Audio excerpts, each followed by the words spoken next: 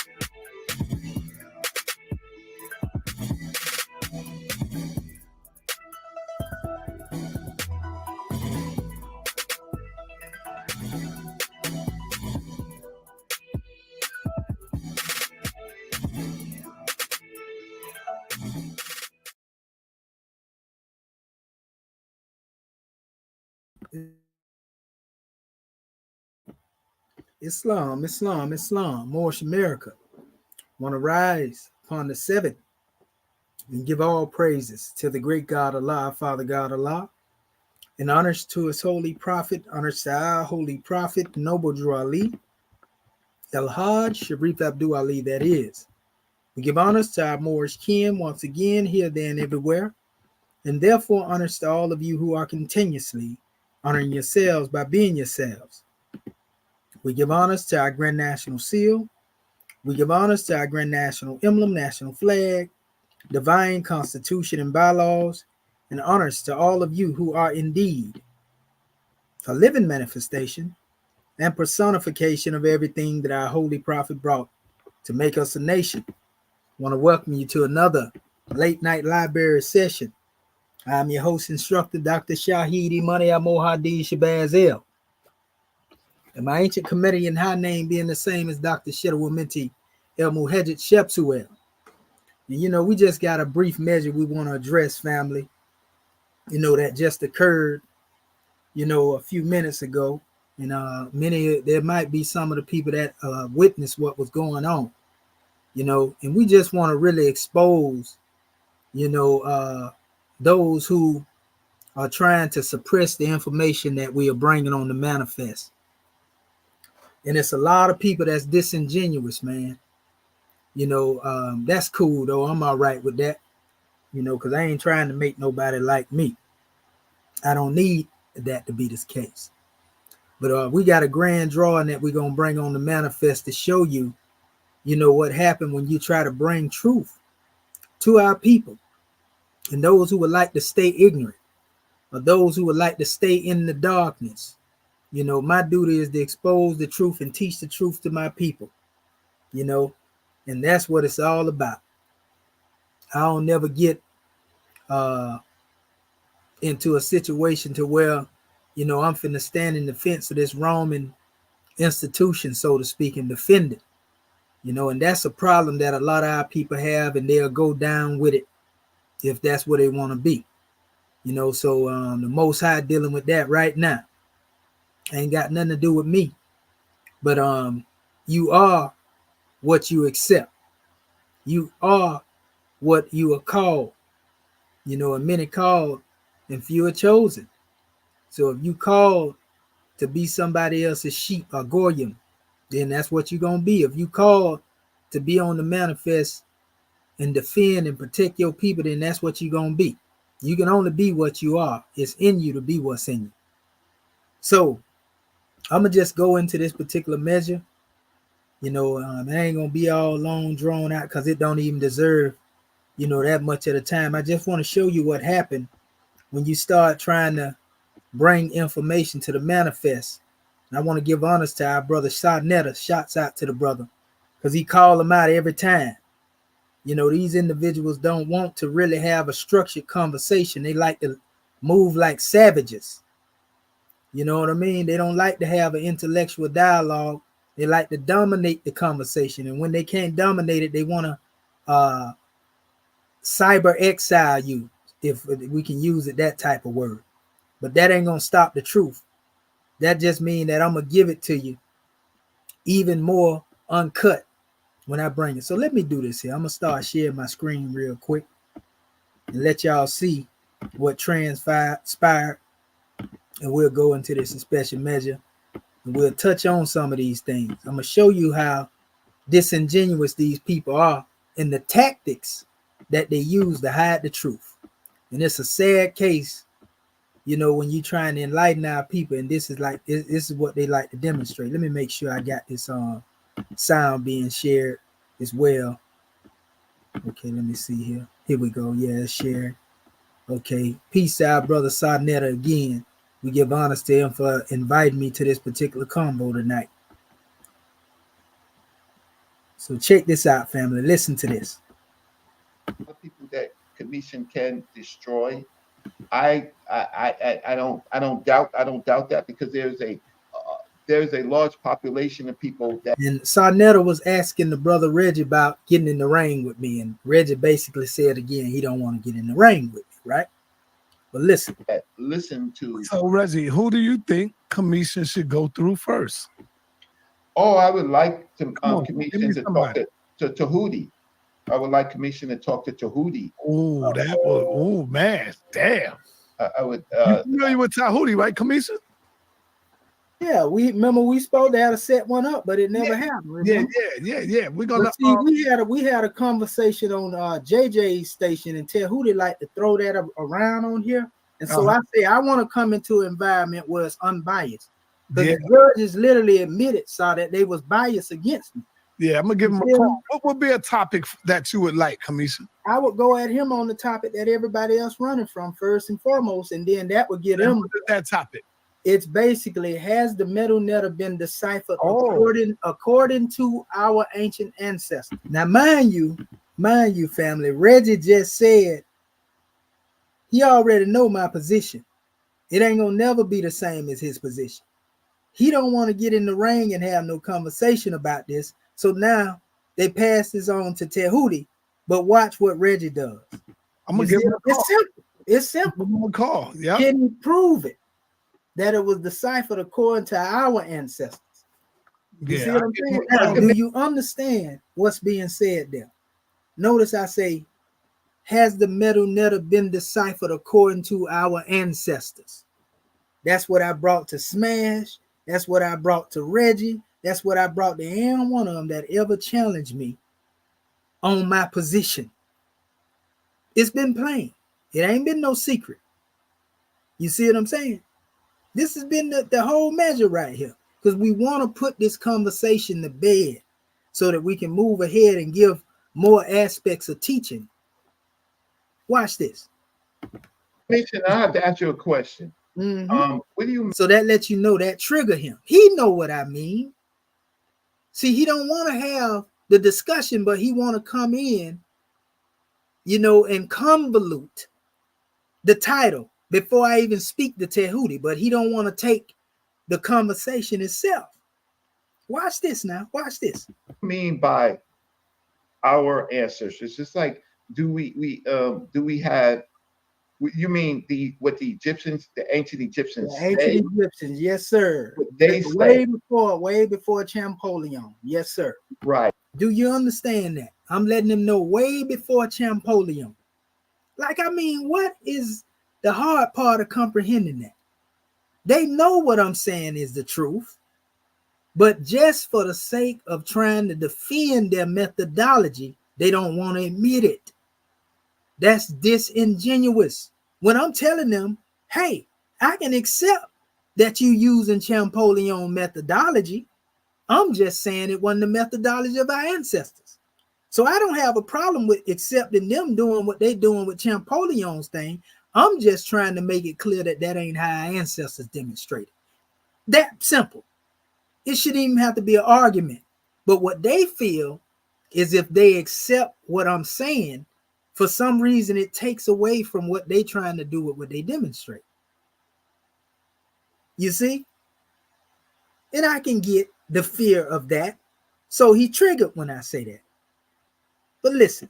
Right. So what, That's exactly what I'm getting what at. they say, Commission, right? What they say, they didn't need decipherment because they were the speakers. So now he said what they say, they didn't need decipherment because they were the speakers.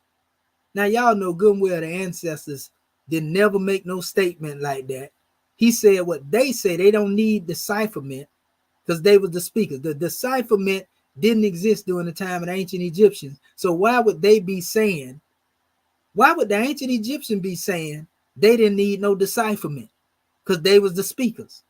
This is what Reggie just said they said. Speakers, so they don't need decipherment. So the people who needed decipherment are actually after the Arabs destroyed the language and the writing. After Rome. Now he say the Arabs destroyed the language and the writings. So at this time they call the language from that time on, they called it a dead language. You see? So now let's look this up real quick.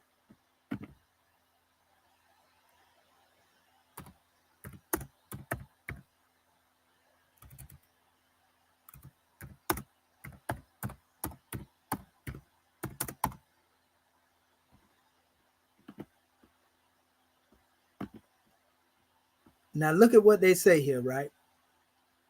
It says Egyptian language, extinct language of the Nile Valley that constitutes a branch of the Afro-Asiatic language, Pylam.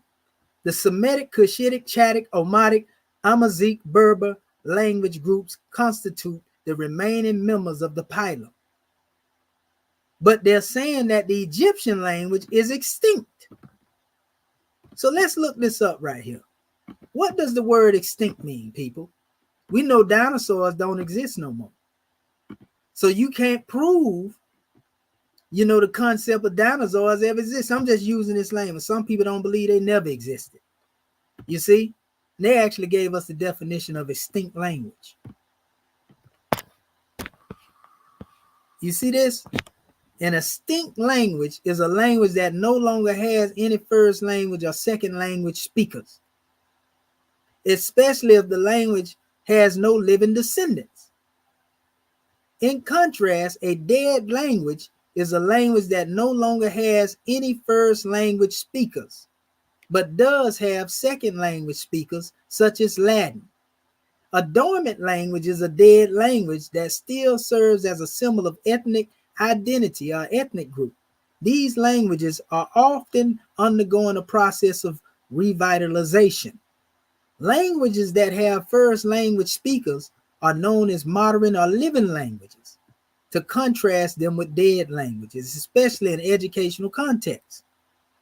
So when they didn't even get an Egyptian, the credit of being a dormant language, that you can get some hope in resurrection. But they said that it's an extinct language. We know some people use the term dead language. So if there's nobody there to speak it, then how are you going to say that even the decipherment that you using now is the proper decipherment, people?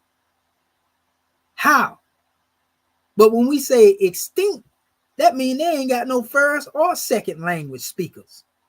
That's what they said the Egyptian language was, extinct language. They ain't got no first or second language speakers. Let's see what it says. Does anyone still speak the Egyptian language? You cannot speak ancient Egyptian. This language of the ancient Egyptians has been dead for more than 1,500 years already. The ancient Egyptians did not write any vowels, just consonants. So we don't know what their language sounded like. So when they get up there and they're telling you that a word means this and a word is saying that, They lying to you when they say that right there. If they say it mean that for certainty. If it's been dead for 1,500 years already, and they said until Champollion came, and he's supposed to decipher it, and so he revitalized the language. If they don't have speakers of it, then you can't really say it's being revitalized. What is the Egyptian language called today? Look at this. This is called Modern Standard Arabic. In other words, Egyptian Arabic. Before this, it was the Coptic. Neither one of these languages, Egyptian Arabic or Coptic, existed during the time of ancient Egypt. They originated years after the Egyptians had passed form. I hate it when they mislead and try to misguide our people, family. This is crazy. And that you have those who only going against the information because this is the Moors giving it to them. That's all it is. Because you hate the Moors, you're going to reject the information. That's an intellectual coward is what that is. And we calling them out. We ain't got nothing but scimitar talk for them. Even though they don't want us to speak, they try to suppress it. They learn the slave master teaching and the slave master methodology very well. So let me go back. Did it. Then you have the Arabs. So the ancient Egyptians, I just want to say the ancient Egyptians are the speakers. The Nubians are the speakers. Even the Hekakasu in the north are the speakers. Libya. You hear him saying they the speakers, right? But we just showed you that the original speakers are extinct. Go back over here now. He said they the speakers, right? Let's go back. An extinct language is a language that no longer has any first language or second language speakers. So how can you come 1,500 years later when it's supposed to have been dead that long, and all of a sudden somebody that don't even speak the language of the ancients, don't even know how it sounds, his methodology is the methodology that they was talking about? Man, that's sham scholarship, family. That's sham scholarship, family. You know, and we can build together, born dog, but they don't want to let me give them the information. I ain't the one even arguing with them. I'm not even the one arguing. I try to give them the information, bro, and they try to talk over it because you got to remember, Reggie believe it's been deciphered. So he don't have the discipline enough to hear me saying what I'm saying and let me give my complete measure. He want to cut in. He don't have that type of discipline. And I didn't have a problem listening to them. I listened to both of them brothers, but every time I got ready to speak, they cut in between my bill. And you're going to see it right here. Watch. Watch this. Beings or speakers of the language, right? So to say, according to our ancestors, I heard that, I just don't, those people are the speakers. So what you mean is agreement from us today. You don't mean agreement from those people because they were the speakers. They didn't need decipherment. No, I actually meant exactly what I said, and let me go into clarification of what I mean. So what I said, when I say deciphered according to the ancestors, in other words, if we look at every language, brother Reggie, like the Phoenicians, they have an alphabet chart, right? We look at the Hebrews, they have an alphabet chart, right? The Arabs, they have an alphabet chart, right? Even there is a more ancient Arabic alphabet chart which comes from the Sabians that predate modern Arabic, right? I'm saying that those who are pushing this would find a chart that come directly from the ancient Egyptians before the one that Champollion created. You see what I'm saying? I understand and that. Nobody can do that. Oh no, I can do that. I want to say why it's important. You know, you see how it make them move. Just look at the actions of even other brothers on the screen. You know, they can't stand when you say that because they want to accept the Greek language as being the language that was used to decipher ancient Egyptian. But if there was no ancient alphabet, if Greek didn't exist back then, you can't trust Greek as the prime translation or decipherment source in this modern time, because it didn't exist. Greek didn't exist 3,000 years ago, 3,100 years ago, the time when the pictorials were being carved in stone. Greek didn't exist then. Demotic didn't exist then. But hieratic existed then. It's simple. Simple. It ain't even complex. They are the ones that's complicating the simple, because they want to defend Champollion's methodology over accepting what's being said to them. And then they go to asking me, well, read it. If I'm telling you that it can't be read, and that's just to make the people in the audience think, oh, he don't know what he's talking about. I'm telling you it can't be read according to the methodology. So why in the world would I be using their methodology to say, oh, it's deciphered? That's ignorant. That's crazy. You asking me to do something that I'm telling you can't be done. And then they went to saying, well, he using the translation of the metal netta. No, I was showing you the translation of Demotic, which they can't read. Demotic is not pictures. But they doing this because they know y'all don't know this. You feel me? They steady talking about read the metal, read the metal. Come on, bro. When I'm telling you these symbols are metaphysical. Watch this. What it do? Mm-hmm. It doesn't say that the methodology that y'all using through Champollion, that ain't a methodology. I'm saying that that methodology, we can't say that the ancients was using that because it was invented after them. And anybody in their right mind would agree with that. No, you know, I'm not in my right mind then, because I can show, I can actually show you. That show you Reggie is in denial. He said no, he ain't in his right mind. He don't want to accept that that's Champollion's methodology. Any other time they admit it, but now it's being pit against that of the ancient ancestors. They don't want to accept that. Their system is more complicated than an alphabet, right? An alphabet is just. Now he's saying their system is more complicated than an alphabet. He low-key trying to tell y'all, family, that them pictures originally represented things. They had symbolic meaning to them. He don't want to come all the way out. I got him saying it, though. I got Reggie admitting that these things were symbolic. He know it. Identifying particular characters with sounds in a short form.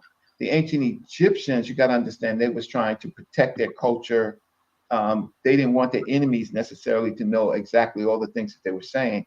So they have a system that's based on nature. See right? What I'm talking about? They have a system. See what I'm talking about? He trying to say that they were trying to keep it secret, so they had a system based on nature. The ancient Egyptians. So if they intended for nobody not to know it, but the priest, but the Nisut, but the Ramesu, then hire somebody else that didn't come up through the priesthood gonna come later and say they got the code and they crooked. See? And it's much more complicated.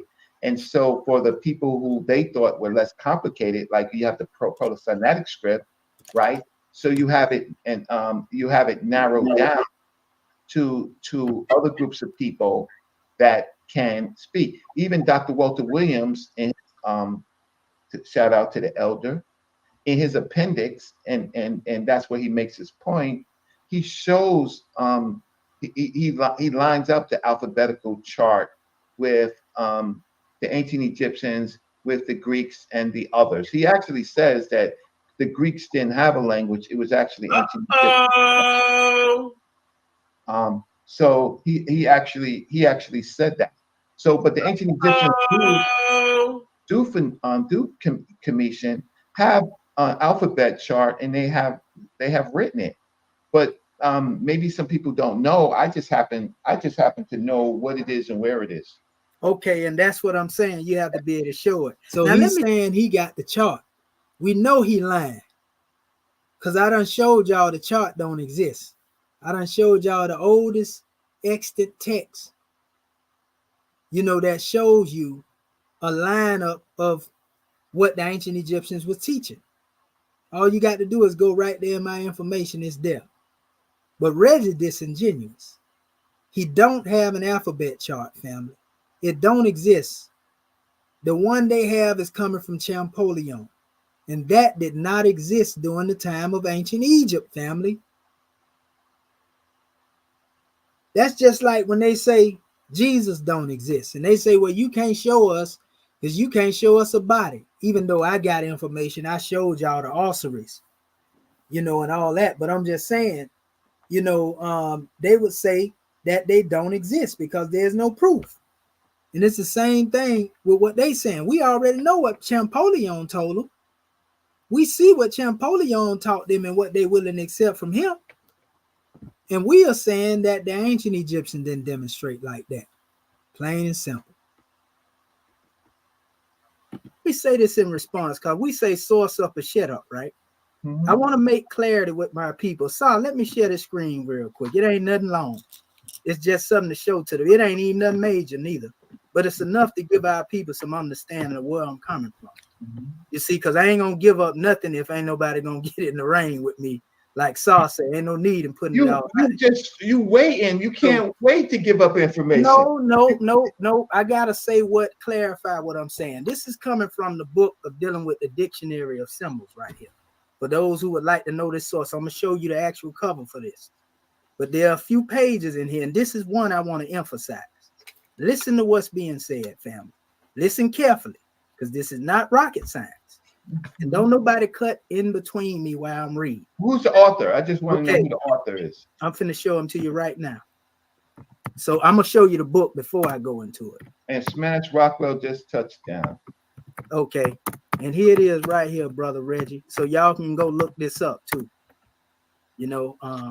Hold up, let me see right here. I want y'all to see exactly where it's coming from, so y'all can get it y'allself. And this ain't even my major information now.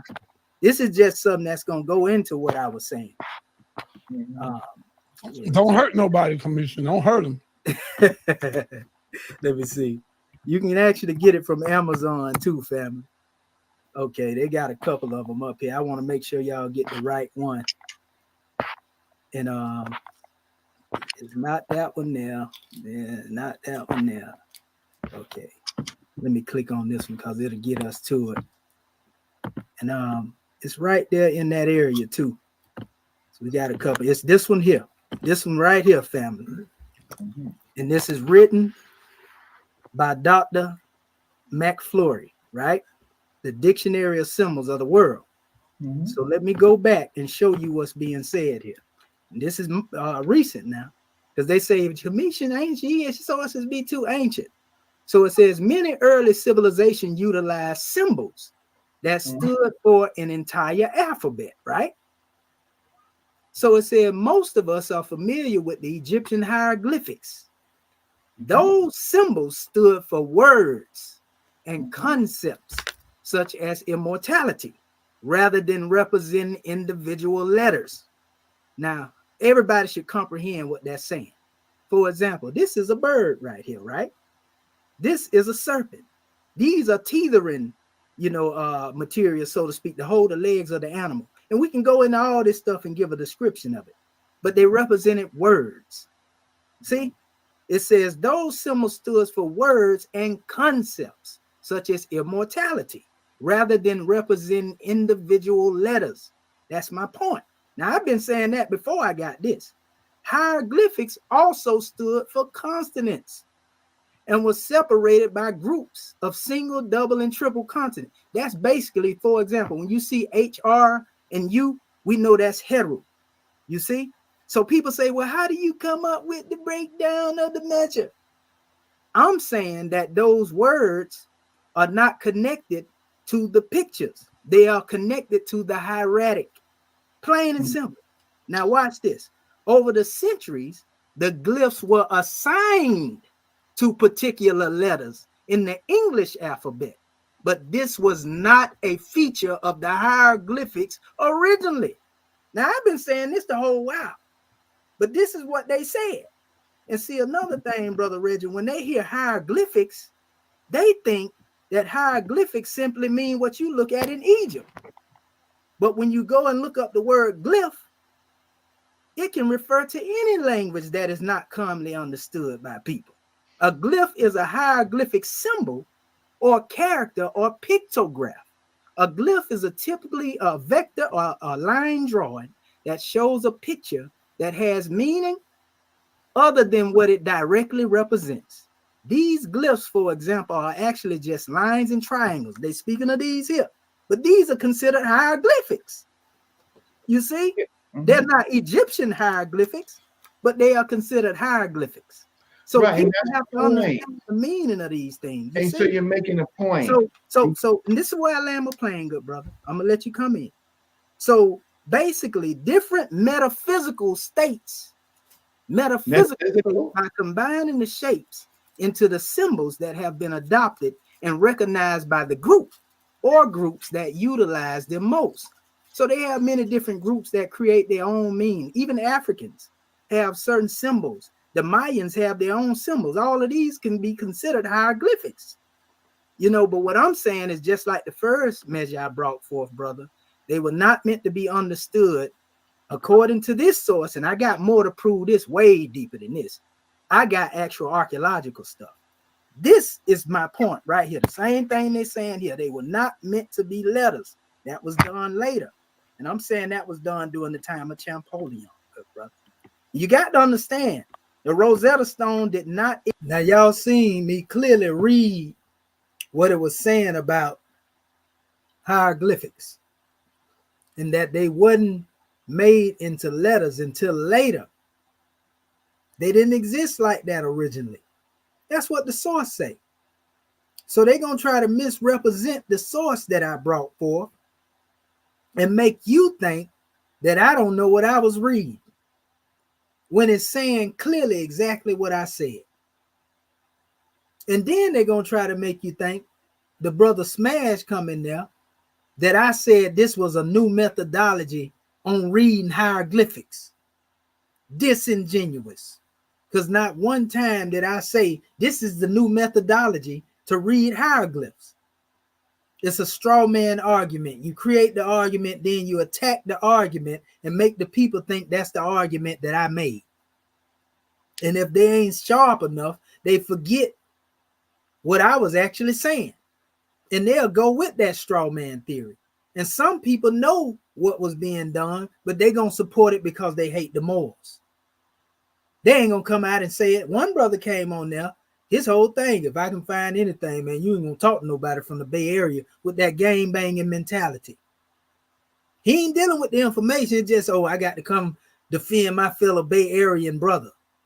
And I got some information to attack the Moors too. No, you don't. And if you got in the ring with that garbage, I'll crush you. Can't nobody deal with this information over here when it comes to talking about the Moors. You might be able to pull that off on somebody else. I wish a member would. Exists during 3,000 years ago. It was created after the ancient Egyptians. That's like me saying, okay, everything was created from atoms, right? And then I come up now and say, all right, we got a new measure right here. We're going to bring life into existence, but we don't really know what happened in the beginning with the first source of creation. That sounds crazy. And that's what I'm saying, brother. I'm just being practical. You know, I understand what you're saying about Champollion and what y'all accept. I'm just trying to get y'all to accept that wasn't the way of the ancients. Can I ask a practical question before y'all? They cannot accept that Champollion methodology didn't originally exist. And anybody in their right mind, you ain't got to be nobody that know nothing about Egypt. If you know enough to know Champollion decipherment came into existence during the 1900s. Prior to that time, they didn't have nobody talking about they deciphered nothing. You know, common sense will tell you, yeah, the brother right. This is Champollion's methodology. But they don't like to point it out. But even greater, when you go into the works of those that exist before Champollion, a lot of them in their interpretations was considered right. And they weren't using no alphabet chart. They were using metaphysics. So if they considered them right without an alphabet chart before Champollion, and Champollion adopted some of their methodology as well, I'm speaking of Horopolo, then how were they right in what they taught without an alphabet chart, sir? Without Champollion's, how was the stuff that they found considered right? Answer that question since y'all know it. Because Horopolo's works, a lot of it was accepted as right until Champollion came in and said, okay, I got my methodology. Horopolo was wrong. He was right in some of what he taught, but he was wrong. See what I'm saying? That don't make sense. If he wrong, he wrong. If he right, he right. All I'm saying. Go ahead, good brother.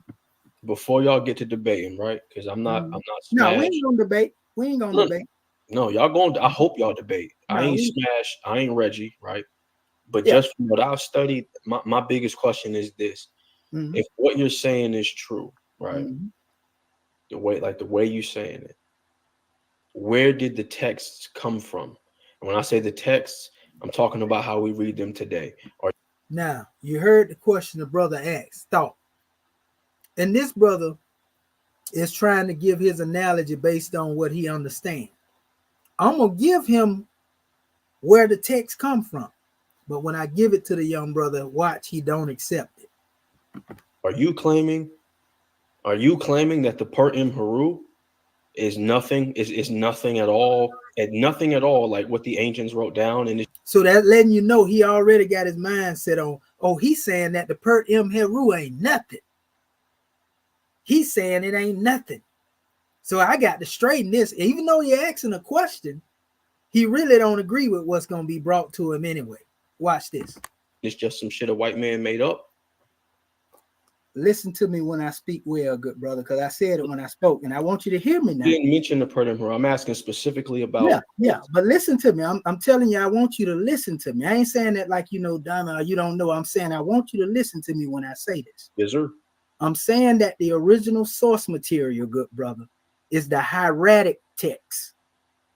And it has been transcribed into pictures. But it was, so he asked me for the source or the original text, and I just gave it to him, right? Watch how the conversation go. I just gave it to him. It was originally hieratic. That's why a lot of these things that we find now pictorially, he just shook his head. He already don't accept what I'm saying to him. Because in his mind, he's automatically hell-bent on accepting pictures as the language. So he don't want to accept what I'm telling him. And that's cool. It's nothing wrong with that, him not wanting, but that ain't going to make what I'm saying wrong because he don't want to accept it. He just don't want to accept it. Originally originated as hieratic, good brother. That's the writing. Hieroglyphics were never meant to be used at. Can you speak hieroglyphics? You see what I'm saying? You cannot speak hieroglyphics. Wait. Can you speak? It's not a language to be spoken. Brother, can you speak Latin? Now you see that? I asked him, can you speak hieroglyphics? And then he said, can you speak Latin? What do that have to do with the conversation, family? Can I speak Latin? He already letting you know he don't want it. He rejecting the information. His mind shutting down. He triggered. And he don't even know what he getting himself into in this conversation. He just trying to support Reggie because he believes Reggie is authority on this. You understand? And we got to stop that, family. This is way out this brother Lee. He don't know what I'm talking about. And I don't say that to be disrespectful to the brother. He don't understand what I'm saying, family. This is over his head. It's over Reggie and them head. They're going to act like they know to the end. I ain't cutting no corners though, bro. Listen to what I'm saying, good brother. I heard what you said. I I literally covered my mouth. Brother, you're listening to respond and not hearing what I say. Hey, yo, hold on, Commission. Uh-huh. It's not can you speak hieroglyphics, brother? That's Greek, man. Look, brother Sa, I'm saying this for a reason. That's what I'm trying to say. Listen, hieratic is the original language, good brother, before Greek. There was no Greek. Listen to me. There was no Greek in existence. Greek didn't exist during the time of hieratic. So hieratic is called metal ray increment. Now, what do I mean when I say there was no Greek during the time of hieratic? Let me show you right here, family. Do you understand? And this is part of the stuff that I'm going to whoop one of them with whenever they jump in the water. This ain't nothing right here, so I ain't really giving up too much. Do you see this? This is the Ptolemaic period. This is the era in time in which the Rosetta Stone was created, which means that the Rosetta Stone didn't exist during this particular era in time. The Rosetta Stone didn't exist during this time. During the Old Kingdom, pre-dynastic, it didn't exist. So if the Rosetta Stone didn't exist and it wasn't created and passed down by the ancient Egyptians, it didn't exist. It came into existence way down here during the Ptolemaic period. Then how can you use that relic, people, to transliterate and decipher something that existed way back during here 3,000 years ago? What is so hard about understanding it? So if the Greek came into existence down here in this time too, because this is around the era when the Greek came into existence right here. It didn't exist. How can you use a language that didn't exist until this time to decipher something that existed way back during this time? Come on, man. Common sense. Common sense, family. It's not rocket science. They're making it harder than what it's supposed to be. And they're being disingenuous. They're trying to lie to y'all people. I'm going to go deep into this right here. I'm going to go into this slide right here because I done put this one out there already. And these are the people who Champollion studied under. Listen to what they got to say. The decipherment of the hieroglyphs and Richard Lepsius. Lepsius was one of the people that tutored, Champollion, so to speak. Him and a couple of more of them, like the Saucy. What does decipher mean? Now, this is my birthday on September the 27th, so I always remember this date. 1822. I ain't saying I was born 1822. I'm saying September the 27th is my birthday. It just passed. 1822. The Academy in Paris was informed that the hieroglyphs had been deciphered. This is when they first heard this, right? These are the words chosen in 1912 and almost a century after the epochal year by Adolf Erman, professor of Egyptology and member of the Royal Prussian Academy, the renewer of Egyptian philology. When he wrote his small dihieroglyphin for the purpose of Goshen series, a popular Goshen series. In fact, on that day, September the 27th, hold up, let me make sure, because I might not be showing this. I want to make sure that our people can see this. I'm glad I came back, family. So let me show you. Nah, we ain't going over there to Smash Channel so they can try to misuse and abuse my presence. They kicked me off the Udden. They done showed me that's what they're going to do. Their goal is to try to make me look discredited, not to listen and sit down and talk. Let me share this whole screen right here. We ain't going over there. We're going to let them keep what they saying until they get in the rain. And here we go right here, family. Let me show this to you. And this is what I was showing a few minutes ago when I was showing y'all earlier. In the Persian period, this is where the Ptolemaic period and all the Greek stuff originated. This is the era in which the Rosetta Stone originated. This was long after ancient Egypt, where they had carved in stone, symbols and birds and, bees and everything else. They had already did this during the ancient times. In that time, Greek language didn't exist. But yet they say the Greek language was used to translate or used to decipher Metanetta. It don't make sense. Even the Rosetta Stone, like I said, it didn't exist. So how can you make up a relic? And when you make that relic up, say that that relic can be used to decipher something that was already in existence, and yet not show us how it connects to what the ancients themselves taught about their language. If you could do that, then it would make sense. But just coming out of nowhere when they say that the language was extinct and they say that it was dead, nah, family, it don't work. You can say that to somebody else. I ain't going for it. So what I was reading here, this is what they had to say, the people that were studying this stuff before Champollion. Says, in fact, on the day September the 27th, 1822, John Francois Champollion at short notice was given the opportunity to provide the Paris Academy with the summary of his work on the decipherment of hieroglyphs. It was like, show me your work, Champollion. So he presented it to him. It says, even before the end of that year, the full version of this report was published in the then popular format of an open letter with an extremely drawn-out title, today referred to in as the Lettre M. Dacier, namely Lettre M. Dacier, Secretariat Perpetually de Académie Royale, des Descriptions, and it says Et Belles Lettres, all that nonsense French speaking, relative al alphabet, des hieroglyphies and phonetics and employees par les Egyptians and per insere sur luris monumentis liris titeris. You got to say all that to say what it is. But anyway, that's what they was calling it in French. It says, here's some comments that these three scholars, these the ones that was dealing with it before him. 1855, Busson. More on him below declares openly. This is their response to what Champollion had presented to them in one of the 5 volumes of his Egyptian stele. Edir Welchegestiki. It says, it's still we confidently maintain. This is what they say.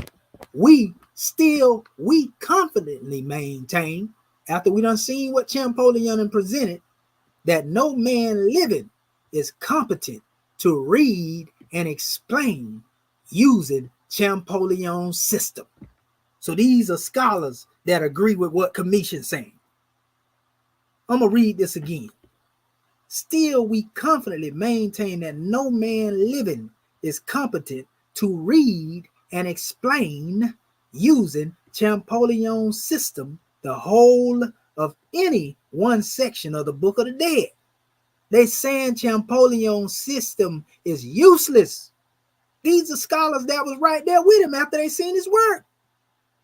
They don't tell you about this though. Only Commission is the one that come forth and to tell you that.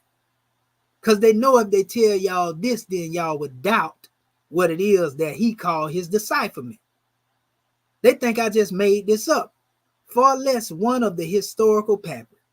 They're saying that, again, still we confidently in confidence we maintain that no man living is competent to read and explain using Champollion's system the whole of any one section of the Book of the Dead, far less one of the historical papyri.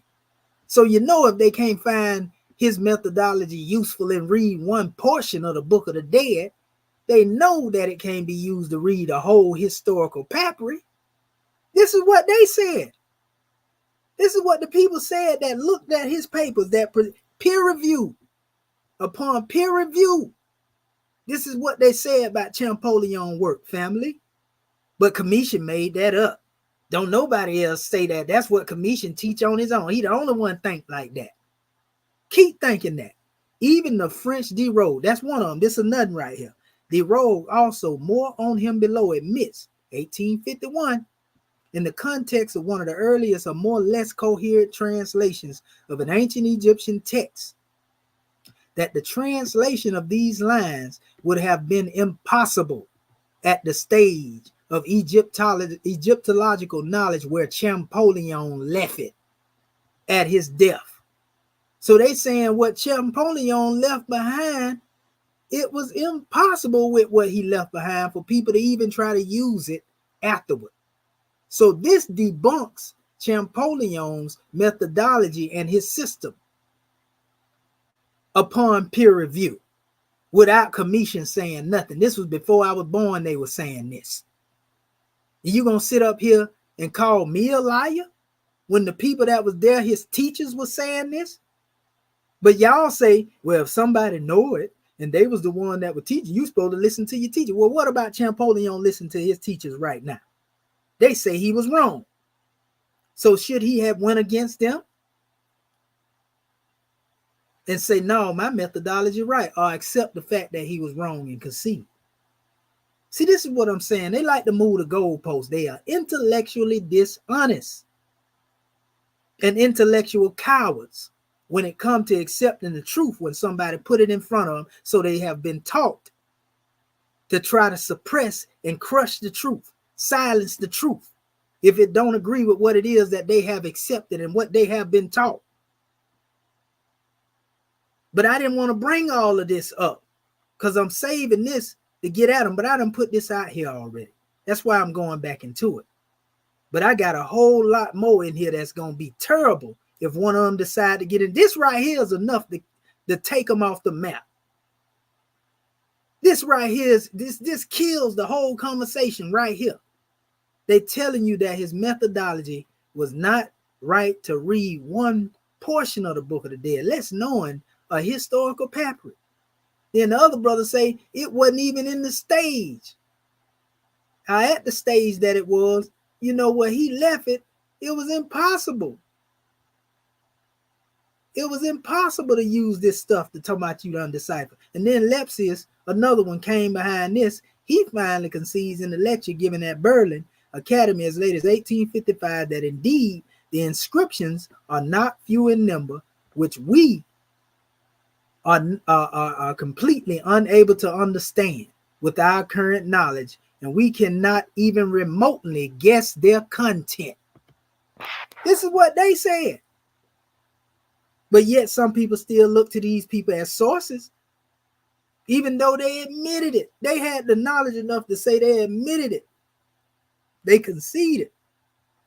So returning to Uliman, in a later section of his history of Egyptology, he cites Lepsius' confession in 1855 that as yet not even the inscription of the Rosetta Stone has received a philological commentary. Only a bare translation guided by the Greek text has ever been given. So by the time Champollion come on, the bare translation guided by the Greek text. This means that as late as 1855, not even the famous Rosetta Stone, the bilingual monument of Egyptian and Greek, which had played a key role in the decipherment of hieroglyphs, had been systematically studied. So they've been lying to you, people. They've been lying to you. I'm going to give you some more. I'm going to give you another sneak peek to just show you. I'm going to go a little further.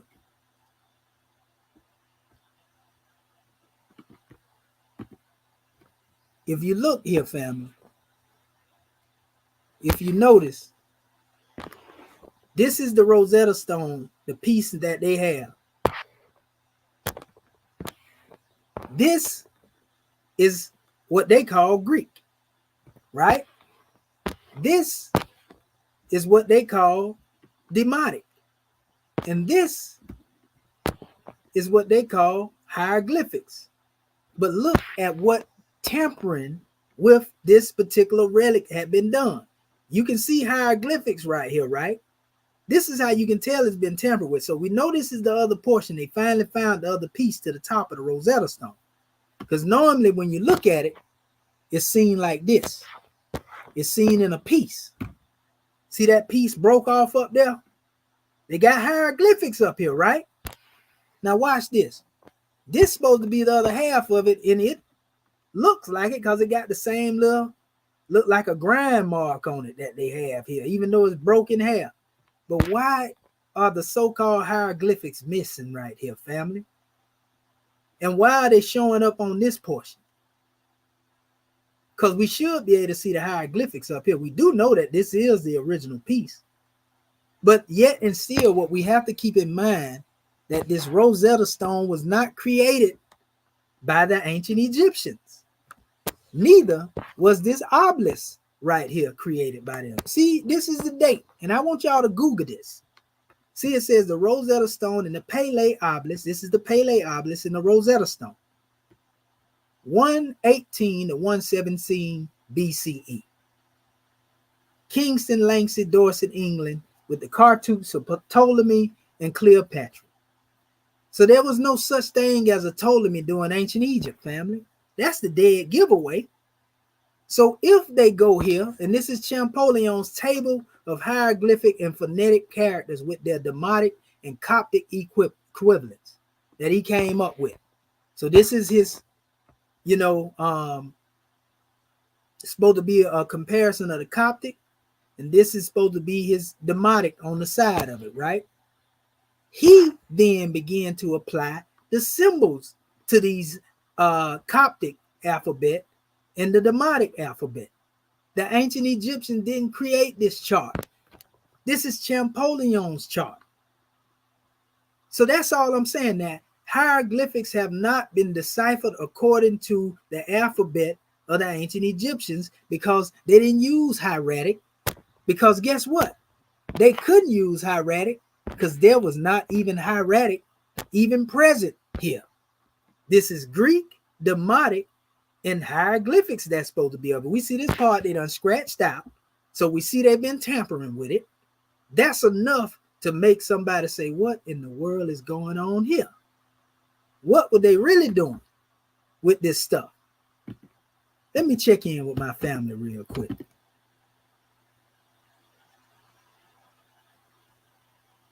Yeah, I agree with you, born dog. I agree. From this point on, it's no reason to have this conversation with these guys. You feel me? It's no reason to have a conversation. Like Saw say, they running.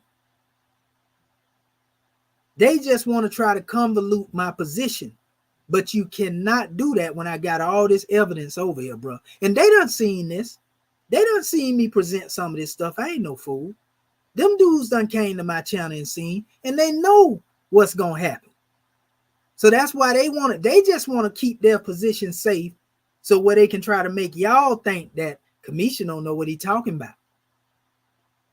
And then they say, well, read it. When I'm telling you it can't be read. See, you building another straw man argument. You feel me? Disingenuous, man. Disingenuous. So I really got no respect, to be honest with you, for them brothers. I don't hate them. I ain't got no respect for them, though. Because I get on there and I try to build with you guys. You know what I mean? And then next thing you know, you just try to control the narrative and then kick me off of the panel. Like you do all the time. That ain't the first time Reggie did that.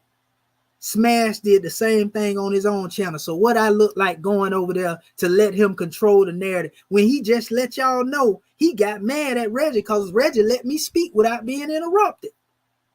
Like I wasn't supposed to even be able to speak. So why would I go over there on his platform to let him control the narrative and try to ban me again? No, bro, we ending that. Until one of them get in the ring and have a scholarly conversation, bro, I ain't got no respect for them cats. No hatred, I just don't respect them. You know what I mean? Because it's foolishness. If you don't want to talk about it, let's agree to disagree. Keep it moving.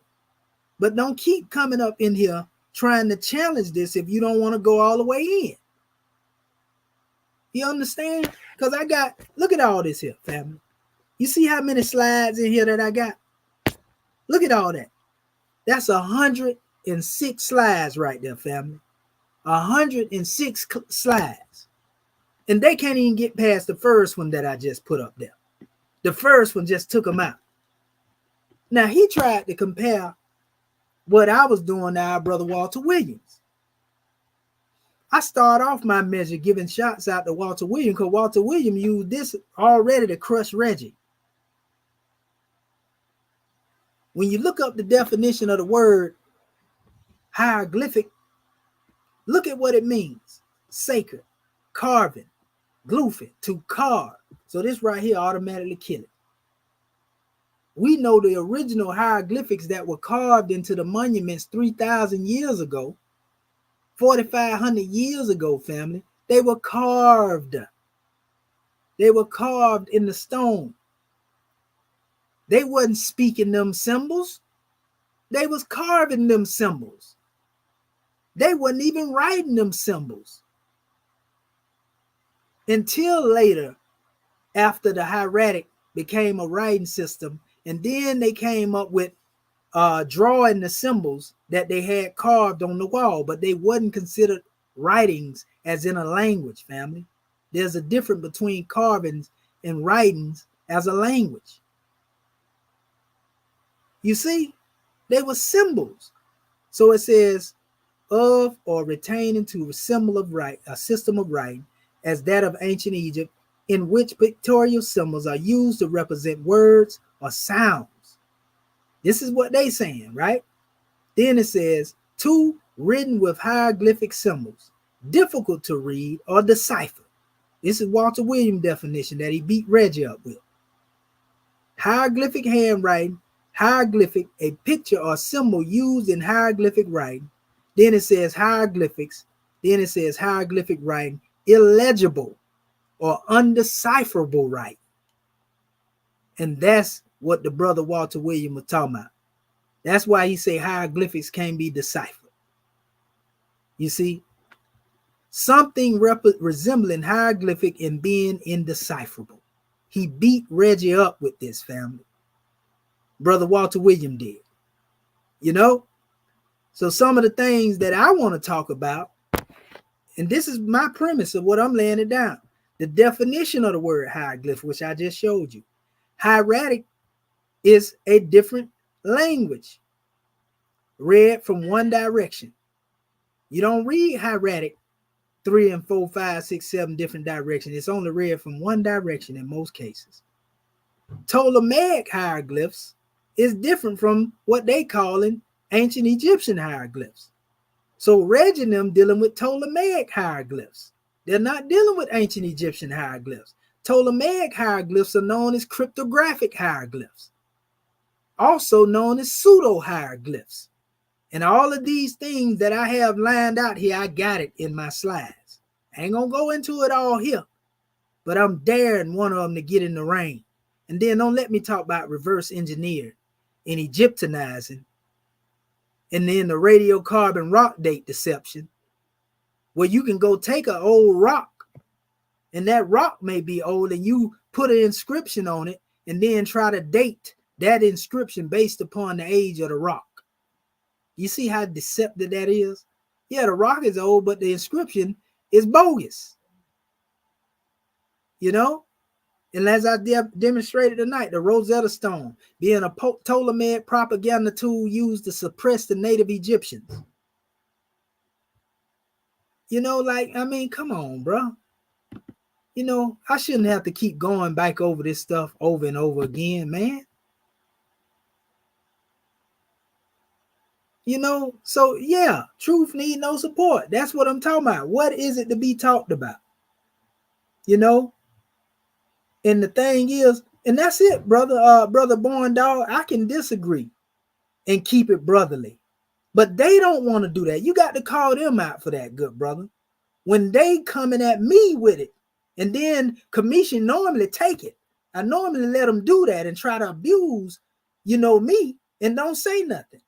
But then when I give them the same fire, you know, then everybody want to holler peace. But you got to call them on that when they're attacking me. You understand? Nobody's scared to come over there. We got history. Soldier, where I went over there and that dude did the same thing, banned me from the panel, bro. How about him come to my channel?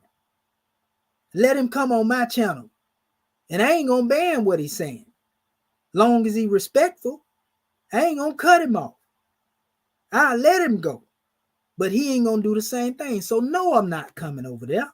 I done already did that with him. And he did the same thing Reggie did tonight, family. Come on, man. We're not finna play these types of games. You know, I just hate for our people to be deceived.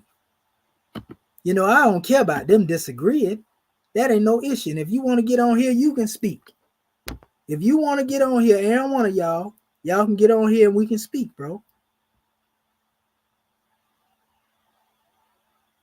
You know, so like my thing is, we're going to let you see how it went. Watch this. That's the language of the Egyptians. Now, I give you prime example. Hieroglyphics are pictorial. They were called sacred carvings, right? They wasn't carving to communicate with people. Like, let me talk to you by carving. They were speaking the hieratic. Wait. First of all, real quick. So, okay. Then y'all see me speaking, and there they go, trying to break in there, right? You see me speaking, they trying to cut in. It's all right when they're trying to cut in. Now, look at this. You see what I'm saying? Kamisha, let me just share my screen. So let's go to the notable Dr. Walter Williams. Let's go to the notable Dr. So now he trying to remove the goalpost now and talk about Dr. Walter Williams. He want me to put my methodology up against him and disagree. Watch this. Ain't got nothing to do with what we talking about. Watch this. Walter Williams, who you agree with. Sharing my screen. Great. Let me just blow it up a little bit for you. Sorry about this. Hey, Reggie, I gotta go. So you're gonna hold it down for another half hour or something? I want to play Lotto. So yeah, for a half an hour. Hold it down for a half hour, brother, or to an hour. No, not to an hour. Okay, half hour. I gotta go. Peace, y'all. Peace, everybody. I gotta go too. So, 8:30. Okay. So this is what the notable Dr. Walter Williams says. You agree with him, right? Do you agree with Dr. Walter Williams?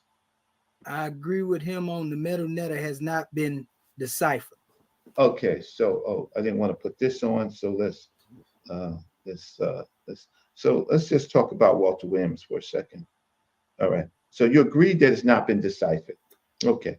Well, Walter Williams, this is what he says. Things to think about concerning Islamic outside tradition, right? I don't know if this is in his origins of Christianity or Islam. This is what Walter Williams does. First, he gives you a chart. Have you seen Walter Williams's chart? So Walter Williams has a chart where he gives no source from, so I guess he borrowed it from somewhere. But he just puts in a chart. It's not cited, but I've seen this chart before. That's not Walter Williams' chart. I got that chart in my slides, and it's not Walter Williams' chart. See, that's how I can tell you, too, Reggie ain't studied them alphabet charts like he claimed he had. So I know it's not his original chart. So he has the Egyptian, he has the Greece, he has the Latin, right? He says it's not been deciphered, but he gives me a chart where he says that it's Egyptian. This is on page 194. Egyptian, Greek, and Latin. He gives us this. Now, then he gives us the Rosetta Stone. He breaks down the Rosetta Stone. He says section 1, section 2, section 3. Let's see what he says. Now, you may not agree with Dr. Walter Williams. You probably can't now because he just destroyed your argument, right? So you have to go and use other sources. But Dr. Walter Williams says the Rosetta Stone shows the three. He came to a conclusion in his own mind based on what he have here that Walter Williams disagree with me. But he ain't giving you the argument of the brother Walter Williams. If you look down here, it says the world first system of writing by the ancient Egyptians, column 1, right? But then he say the metal netter hieroglyphics. Then he said column 2 hieratic, phonetic, right? Then he says column 3 phonetic, and he goes on, you know, and he's labeling this by what they put in this chart. That's what he's doing. forms of writing of the ancient Egyptians. So when he does this, he says that the Greek is really a writing form of the Meta-Neter. He writes this, the Rosetta Stone showing the three forms So of he took this to say that Walter Williams is saying the Greek is a writing form of the Meta-Neter. That ain't what Walter Williams saying. He's saying by him putting this here that Walter Williams is saying that. If that's the case, then he's saying that all the other languages that's mentioned in there too, the Arabic and everything else, you know, or whatever you want to put in there is supposed to be the same thing as Meta-Neter as well. The Hebrew alphabet, see the Hebrew chart up here? In other words, he's saying that this Hebrew right here is still supposed to be Meta-Neter as well, when we know better than that, family. The writings of the ancient Egyptians. Section 1, the Meta-Neter or the hieroglyphics. That, right? We see section 1. Then he says section 2, the phonetic alphabet, right? Right? Which is called the hieratic demotic. That's what he's calling this. And section 3, the phonetic alphabet, right? So he's calling the Greek the phonetic alphabet. So Walter Williams basically says that the Greeks didn't use, it wasn't a Greek language, it was actually ancient Egyptian language. And that's why he can do this chart right here. And no. That's why he can actually do this chart right here. So Walter Williams does not help your argument. Your argument, you can maintain your argument, but you can't use Walter Williams anymore. Because Walter Williams said, and this is because he think that my argument is coming from Walter Williams' information. When I didn't even know our brother Walter Williams was writing like this until he came on the show. I didn't even know the brother was demonstrating this particular degree. I honored the elder and say, well, you was doing this before I was doing it. So the information that I came forward with goes a little deeper, because Walter Williams don't present the hieratic papyri like I present the hieratic papyri. Just like, you know, when the term was labeled hieratic demotic here, I would disagree with it being called hieratic demotic, because hieratic is one language and demotic is one language. And there is no hieratic on the Rosetta Stone. But we ain't gonna try to discredit the elder because of what he said. You see what I'm saying? I ain't gonna do that. I'm not gonna discredit and go against that elder for the sake of doing that. I don't do that. That's what Reggie do. He like to disrespect the elders. Greeks never use. Even if I know he may be in error on something, I ain't finna get up there and try to say, elder, you wrong. You know what I mean? He did his research for his time, and I respect what he did. This is me talking to Reggie, using my own information, not camel biking off of Brother Walter Williams.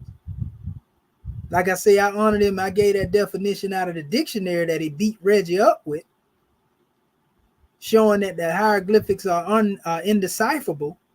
And it made me do more research and find some other stuff in here where I actually have it saying that as well, you know, from other sources to back him up. But I never go against the elder and the work that he already laid. You don't try to move the landmarks of your forefathers. You understand? You do what you're supposed to bring to the manifest. Wrote Greek. That's the Meta-Neter. Either now I would like you to contradict Walter Williams or disagree with Walter Williams, and you should disagree with him because it hurts your argument. See what I'm saying? So Reggie wanted to make me contradict Walter Williams' argument, went way outside of what I was saying and what I was talking about when I'm saying that the hieroglyphics have not been transliterated according to the ancestors. He comes and pull up something for me to go at Brother Walter Williams. And that ain't nothing but deception, family. That's what the European try to make somebody do. You want to pit me against his argument, you know, and think that's going to make me double down on mine. No, that's going to make me say that's the elder argument, but I have my own argument, just like I told him. No, I would disagree with you, Brother Reggie. His argument doesn't contradict my argument at all. He's presenting here in this chart, and I have these charts in my archives. He's presenting here, good brother, you know, how the European came up with their so-called concept of decipherment. But this is all coming from Champollion's methodology. Now you say you want me to show you a contradiction of it. Again, you got to remember what I'm saying, brother. See, let's not. You want me to speak good, brother? You see when I go to speaking, there you go, cutting into my bill again. Now I'm supposed to be speaking. I let him speak, but when I speak, he goes to talking. Watch it. I do, but see, we ain't gonna do you agree that the Greek writing, which can be read, right? This is what he's saying. The Greek writing, which can be read, not necessarily by me. Now notice I let him cut into my bill and I let him keep going. Watch this. Even though he cut me off, I let him go. Watch this. But can be read is the Medu Neter. Do you agree with that? Yes or no? No, that's not the Medu Neter. That's what I'm saying. That's what I'm saying. He says this. So Brother Lee, when I start talking again, just cause it don't coincide with what he want to accept, he want to talk over me. Now watch this. Reggie, right here. The Rosetta Stone showing the 3 forms of writing of the ancient Egyptians. Reggie, are we gonna dialogue, or do you want to speak and let okay, I don't want to dialogue with you when I'm asking the panel. Does Walter Williams write? Brother, we're not talking about Walter Williams. We're talking about me and what I have researched. But I don't disagree with what the elder demonstrated, because he's showing you what has been presented to us for ages. Listen to me, good brother. I will tell you that Greek that's in that particular Rosetta Stone, it come from the Greeks. I would tell you. He doesn't say that. See, I'm telling him what I would tell him. He's still telling me, no. Walter Williams would say this. What I'm saying ain't got nothing to do. Can y'all not see what I'm showing you here? What's going on? He's moving the goalpost, family. And all you got to do is say, yeah, man, the brother is, he is cutting you off, and he is going beyond what you trying to talk about. He trying to get me to disagree with Walter Williams. That ain't got nothing to do with what I put up there on that screen earlier. Rosetta Stone showing the 3 forms of writing of the ancient Egyptians. Section 1, the Medu Neter or the hieroglyphics. Section 2, the phonetic alphabet. Brother Reggie.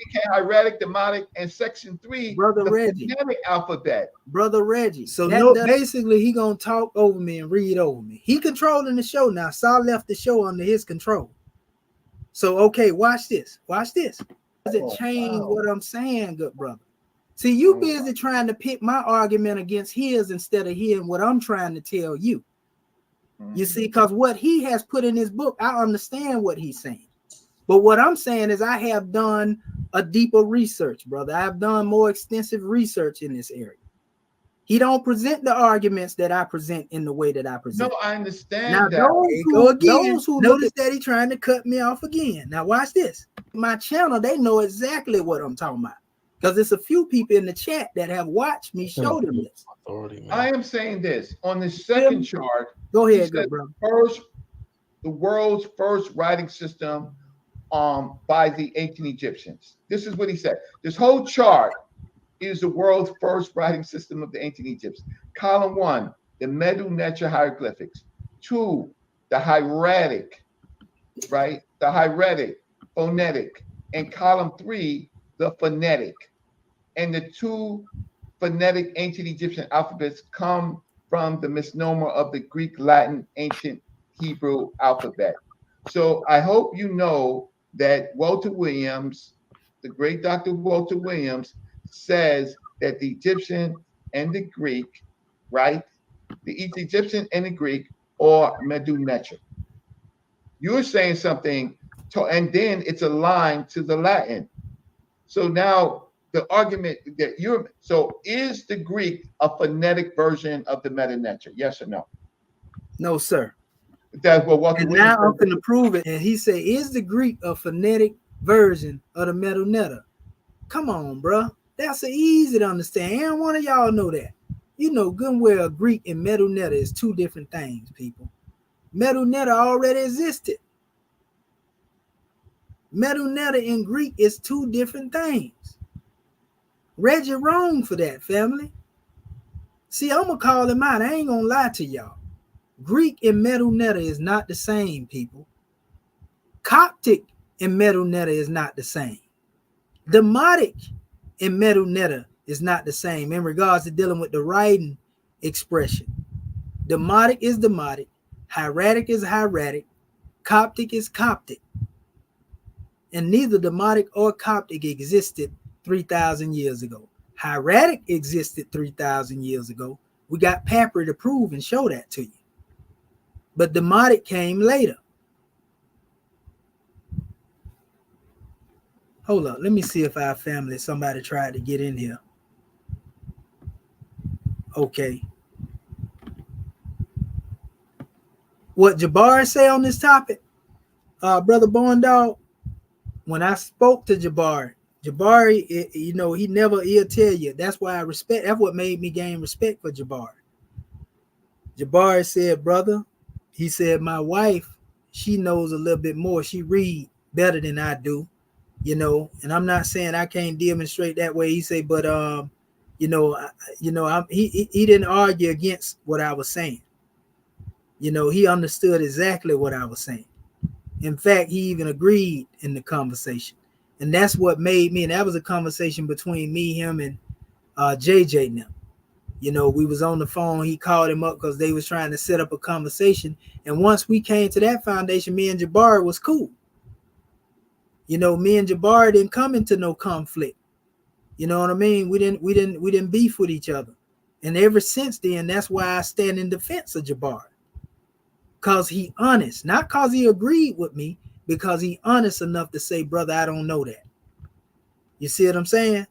So I got this brother here, Chad, tuning in, and all is well, brother. Let me add him to the stage real quick and we'll get back into the bill. Yes, sir. Go ahead, brother Chad. Peace and blessings, my brother. How y'all doing, man? All is well. How about yourself? I'm blessed, man. Yes, man. I'm hearing you and the wonderful brother that you got on, your guest. I just tuned in, but man, the topic, man, truth slain to earth should rise again, brother. I you know what I'm saying? Can you just reveal that? I don't even know what that means. I'm trying to really understand that. That's deep. Sir, the explaining of that, brother, has to do with I had brought up some information, the stuff that I'm pulling out now. And the brothers tried to suppress it. They kicked me off the panel. They tried to talk over me. You understand? Oh, and no. So it's a message to the it's a message to the naysayers, bro. That's all. Saying that they ain't gonna stop what I'm saying. No matter how much they try to deny it and act like it ain't the truth. I got the sources over here. I presented the sources, and you can try to wish them away, but they ain't gonna go away. Yeah, that's what that means. Right. I mean, well, you a powerful brother, and what you say is the truth. And I'm gonna sit back and absorb, man, and just hear the debate, so God can continue to heal me and heal the listeners. That's exactly what I'm more concerned with, good brother. I'm more concerned with the listeners getting the truth. And that's the thing. They just want to make somebody believe that they know what they're talking about. Because a lot of them make money off of this stuff, bro. They making money teaching people, talking about I'm teaching you hieroglyphics and all that. That's why they don't want to accept what I'm saying. Because if they accept that, they feel like it's going, no, you can keep teaching your little Champollion methodology. Just admit that it didn't come from the ancient Egyptians. You understand? It's simple. Right. It's simple. It ain't got to be an argument, but they can't do it. That's so you saying you saying these are extreme, brother Jabari and all these brothers. These are extremely educated and intelligent brothers, and you saying that they you know what I'm saying that they need intellectually. They need help with the truth, or do they need explanation or help? What's going on, brother? No, I'm saying Jabari is one of the ones that admitted that he didn't have extensive knowledge. And when we was trying to set that debate up, he basically said that his wife deal more with the language. And I went into expressing certain things, but he wasn't backing down. He wasn't backing down. He said, Okay. he said that being honest. These noodles And good. so that stopped me and Jabbar from even having to have that conversation. And that's what made me respect Jabbar. Because he's a sharp brother, but he can admit, even Unc admitted that it ain't no alphabet chart, bro. And I respect Unc for saying that. And me and Unc disagree on different things. But Unc will come forth and say, Brother Commission, you right on that. You understand? But these other brothers, they're looking at it from the aspect that we're going to be in opposition, you know, regardless. Some of them just because I'm a Moor. You know what I mean? That's what it ain't got nothing to do with the information. He's a Moor trying to present this to us, but they don't understand. I respect the ancient Egyptians. Right now, just you saying that, brother, on just that firmness of mind and that foundation right there, you get my utmost respect for that. Go ahead. Yeah, but what they don't understand is that my DNA is connected to Ramesses III. Yes, sir. So I demonstrate Kemetically. I'm trying to show them that the way the ancestors dealt with them pictures and symbols was metaphysically. Okay. They were metaphysical, and not only were they metaphysics, bro, but they represent formulas, mathematical formulas. Okay. I'm trying to show them. And so that go beyond just saying that a bird represent a letter A, or arm represent a letter A. You understand? Yeah. Hallelujah. Twisted rope represent the letter H.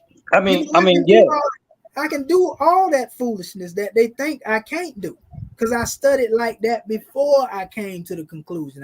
You understand? Yes, sir. Yes, sir. I'm telling you that it can't be read as alphabets. What I look like getting up here reading some as alphabets to you, when I'm telling you it can't be done that way. Do that make any sense? Yes. Yes. You see? So you're not trying to divide with your truth and what you presenting. What are these brothers not understanding? Because it's clear to me, and I'm just learning the basics. I'm trying to get them to understand that our ancestors had a more powerful methodology than what Champollion came up with. And I order their methodology over Champollion methodology. You understand? Because the true methodology of Medu Neter is less complex. For example, if we look at Medu Neter, it consists of people, place, and things. Right? We see animals, we see birds, we see cows, we see hawks, we see lions, all of that depicted in there. Right. Now, when you look at creation, all of these things are part of creation. That's right. So when you read the book of creation, that's the true way of reading Medu Neter. In other words, observation. That's the true methodology of science, technology, engineering, and mathematics before the Europeans start calling it that. Oh, okay. I see now. Okay. So observation of nature is the true way of reading Medu Neter. It ain't got nothing to do with saying this letter is an A, that's a letter R, that's a letter P. You get what I'm saying? Yes. That's profound, brother. I didn't originate that.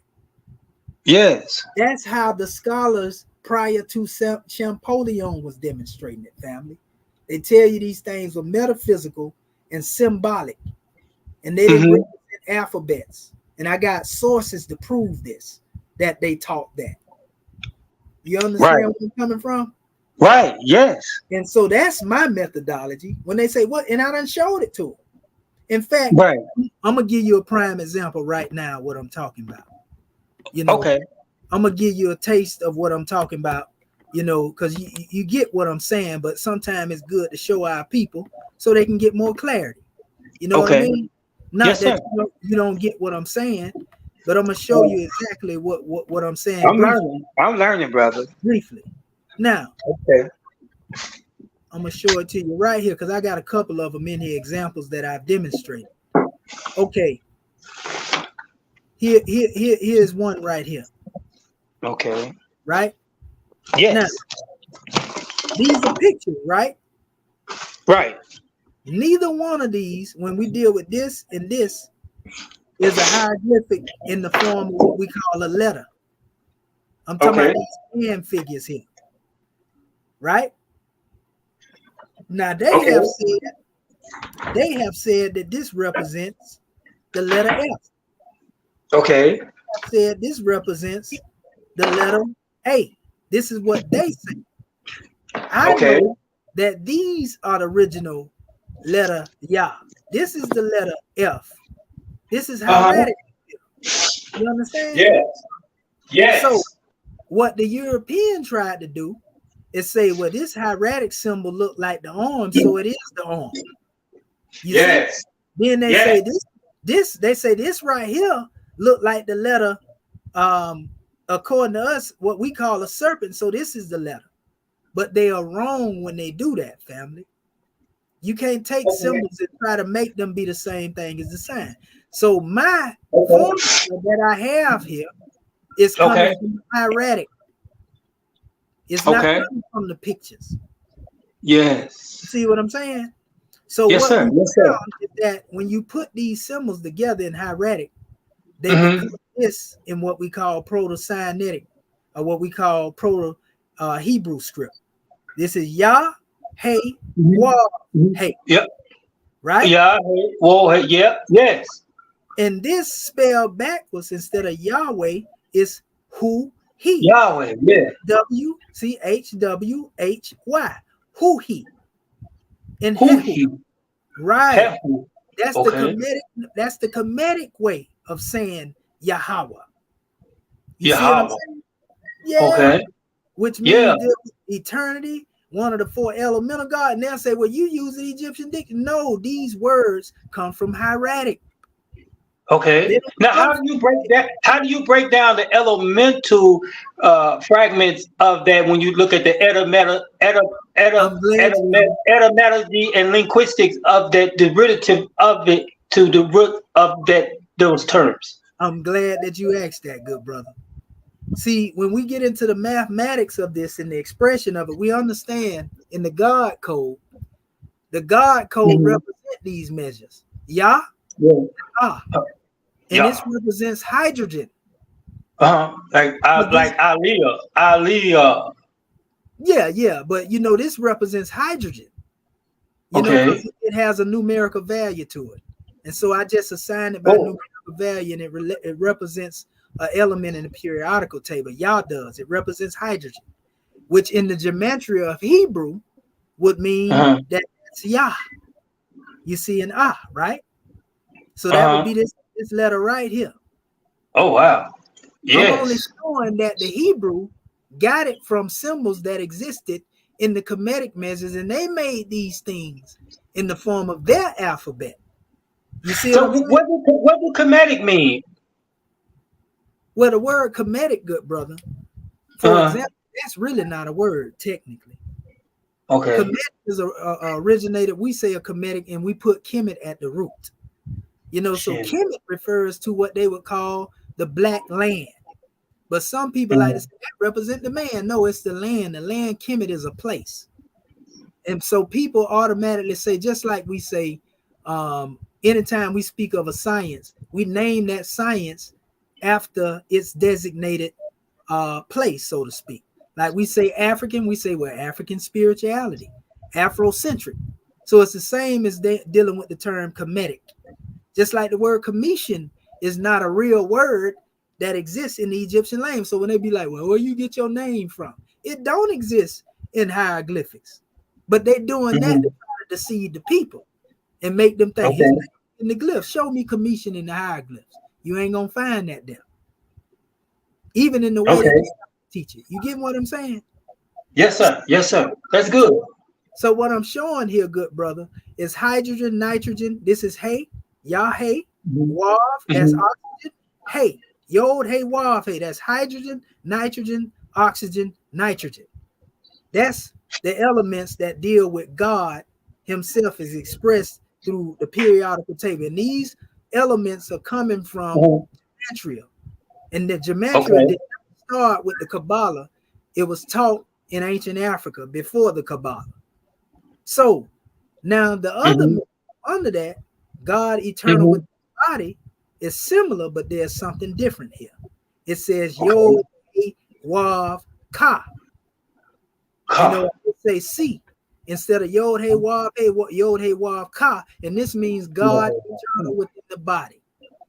So you see that distinguish the being from man is carbon. Carbon is what make us a physical body. But that's right, bro. Us, we have a Yah within us. Yeah. So when you add all of this up, what each one of these represent, there's a numerical value here. You know, that's your atomic mass. You know, and that's how you come up with the numbers that I have here, that I came up with through the atomic mass. You see what I'm saying? Oh, wow. And so that's how I deal with it. This is deeper than just saying, well, that's a letter F, that's a letter A. And I'm saying the ancient Egyptians had this type of knowledge and they was demonstrated. I'm finna prove it to you right now. Okay. Watch this. I didn't show them. Take your time, bro. This is good. Take your time. This is good. This is deep. Yeah, and I didn't go this far with them. I didn't show them this slide because I didn't get it. Now watch this. People that know anything about the pictures, they call hieroglyphs. You see, they call them ideographs or ideograms. Now, what an ideogram is, also called an ideogram, is a written character symbolizing the idea of a thing without indicating the sounds used to say it. Hold on, say that again. It symbolizes the idea. It's a written character symbolizing the idea of a thing without indicating sounds used to say it. See, in other words, original hieroglyphics was demonstrated that way. It was indicated without using sounds. You get what I'm saying? They didn't use it as like, this is the letter A, this is the letter B. The picture represented what it represented. So in order to know what the bird represents, you have to know the nature of the bird. What are some of the characteristics of the bird? It can take flight. So we can say then the bird represents elevation. We can say the bird represents ascension. You see what I'm saying? Right. We can say the lion represents power. It represents sovereignty and strength. So you see how deep this is going beyond saying, oh, that's a letter A, that's a letter R. We going into a deeper measure, and they got away from that. But that's how they. You see? So these is symbols. These are ideographs here. Every last one of them. This represents the sergeant. When you see that, you know that's a sergeant. When you see this, you know that's the master sergeant.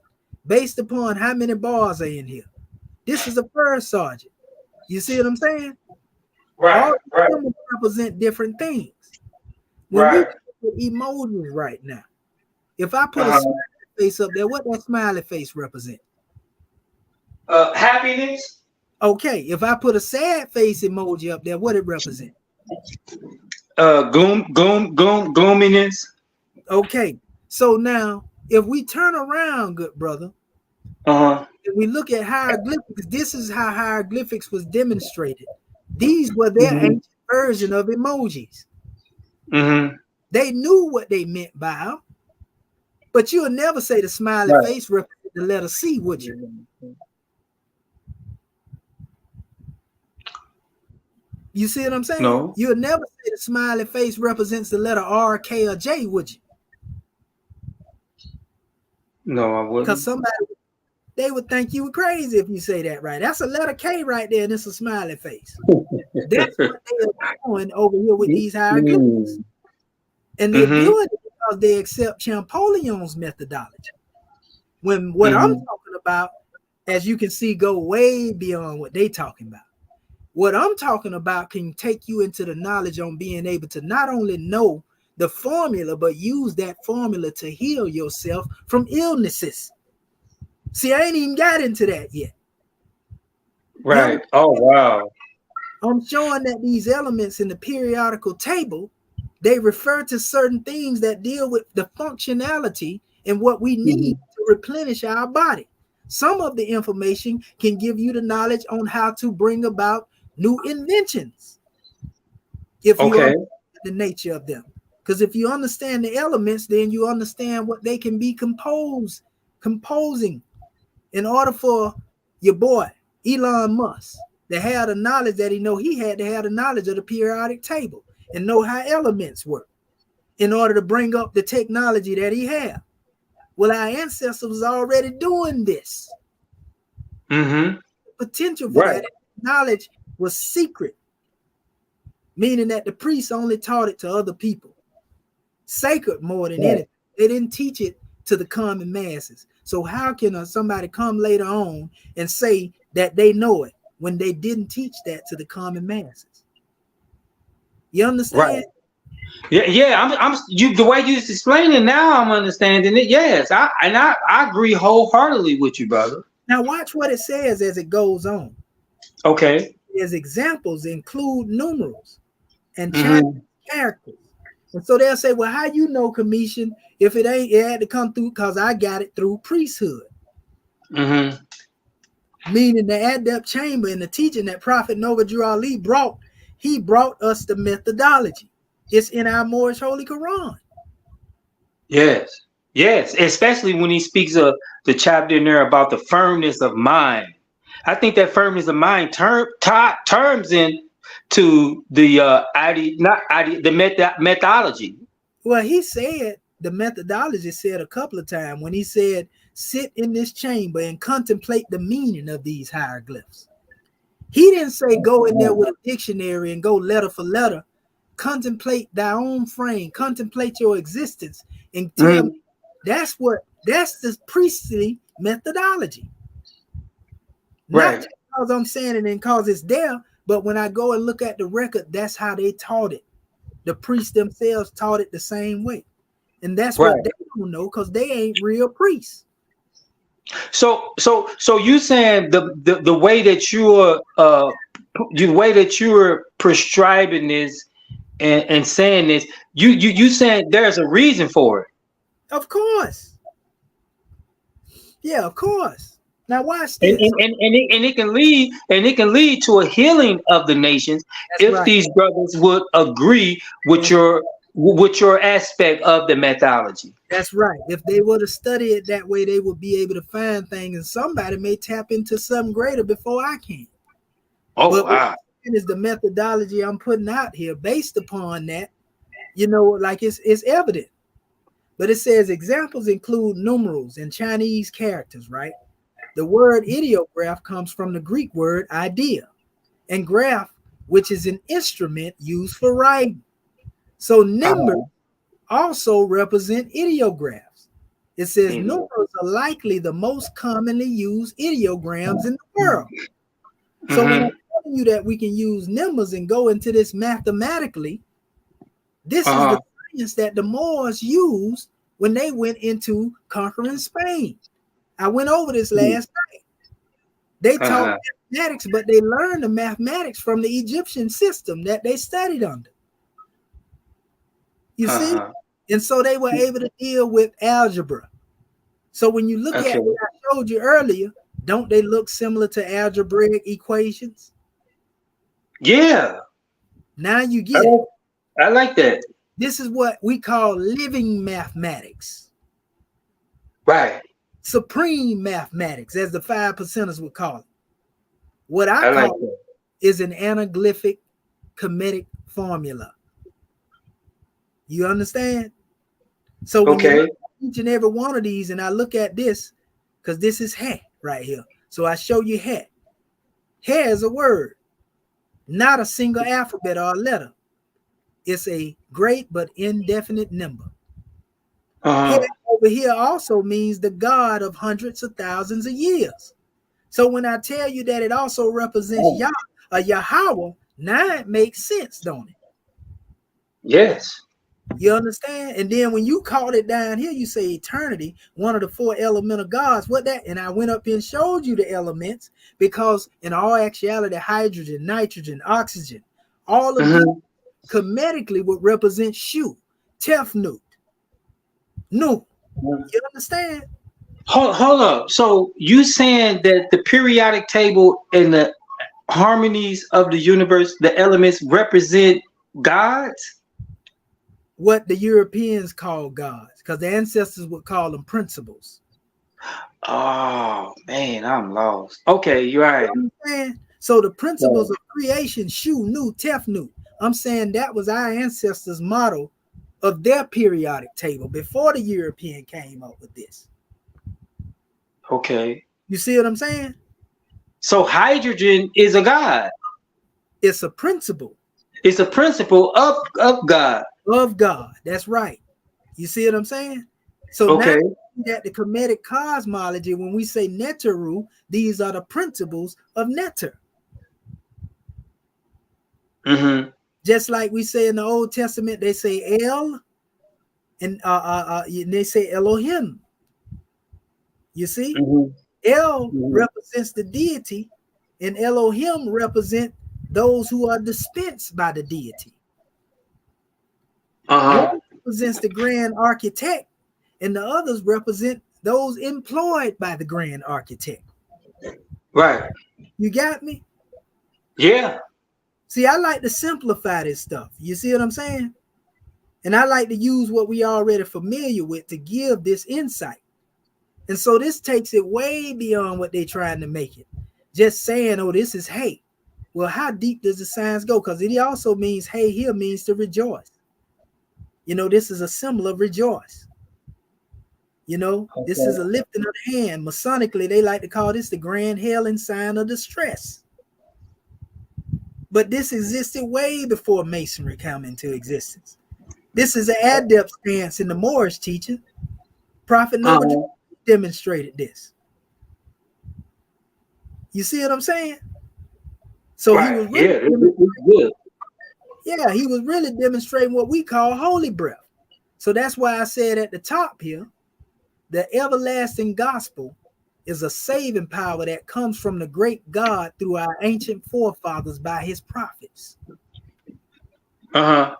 Meaning that all of them, through divinity, connect to the ancestors. That's why we say it is good, it was, it is, and evermore to be. Amen. Who is Amen in ancient Kemet? The hidden one. The hidden one that becomes manifest. And so all of these different measures like hydrogen, nitrogen, oxygen, this is all a manifestation within creation that's coming from the deity. But guess what? We took part in our own creation because we were there too, whether we know it or not. Okay, let me ask you this, great brother. How do you think, based on everything you say, your methodology of creation and everything, how do you think creation came into existence based upon these principles? Well, based upon these principles, good brother, we always existed. Matter is neither created nor destroyed, right? Mm-hmm.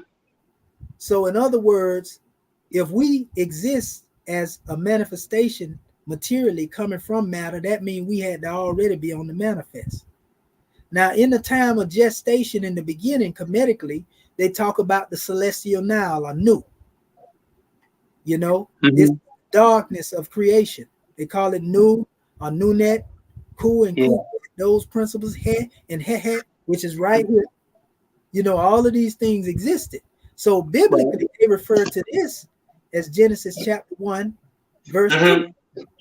In the beginning, God created the heaven and the earth, and it was void without form. That's that darkness. That's the Nu. Darkness was over the face of the deep, and the Spirit of God moved within the face of the waters. The movement of the Spirit upon the face of the water was the introduction of these elements. Oh, wow. Okay. They call it the Big Bang. Right. When he said, let there be light. Right. And the light was separated from the darkness. Right. And therein lies the truth. And that's Amun Ra. That's the hidden coming into the manifest. You see what I'm saying? And so after this comes, you know, this expression. You have Shu, you have Tefnut. You know, you go on into all the manifestation of the element. You know, and then they come into being from a Kemetic standpoint. But I'm just showing the biblical parallel to that. Oh, okay. Okay. I agree. I like that. I like that. Praise God. Go ahead, bro. You know, so you know, that's why I'm saying, like, that's just dealing with the name of the creator. You know, the way it expresses itself in what they call Hebrew, or the way it expresses itself in Paleo Hebrew, the way it expresses itself in hieratic, there's a connection between it. So when they think they're going against the creator, they really going against the same supreme being. Because that word Yah existed in Kemetic tongue before it came into Arabic and Hebrew. You see what I'm saying? Right. So that's what I'm getting at. You know, so this is what they don't understand, but that's a whole nother drawing, family. You know, this is another measure of me even going here. You can't give them this if they can't understand the basic things you're trying to give them. Right. You know, we can go there. So you saying like when I learned in school, I learned A, B, C, D, E, F, G, and that was it. So you saying it's just more than A, B, C, D, E, F, G, like that, right? Yeah. Okay. Okay. They trying to put it in. It's like you putting these pictures in a box. Okay. You see what I was able to manifest out of that. Man. And I wasn't up here trying to translate no text and none of that right there. But I bet you from now on, when you see them words that relate to that, ain't nobody gonna be able to tell you know anything. Right. Because you seen what I just showed you. That's right. So you saying these brothers based upon their misinterpretation of the text is the reason why they have the misunderstanding? Yes, sir. It'll never be understood as long as they keep settling with what they got. I was there with them at one time. Yeah, cause I like these brothers, but I never manifested with them. I draw with you, but I never draw with them. Yeah. You know, the thing is they accept, and you got to remember, they don't even look at spiritual principles. Some of them. You understand? They don't even look at spiritual principle. See, my duty is to bridge. Hold on, you say they don't look. You say they don't. They don't look, and they that deep. They that deep, and they don't look at spiritual principle. Wow, they seem to be that deep.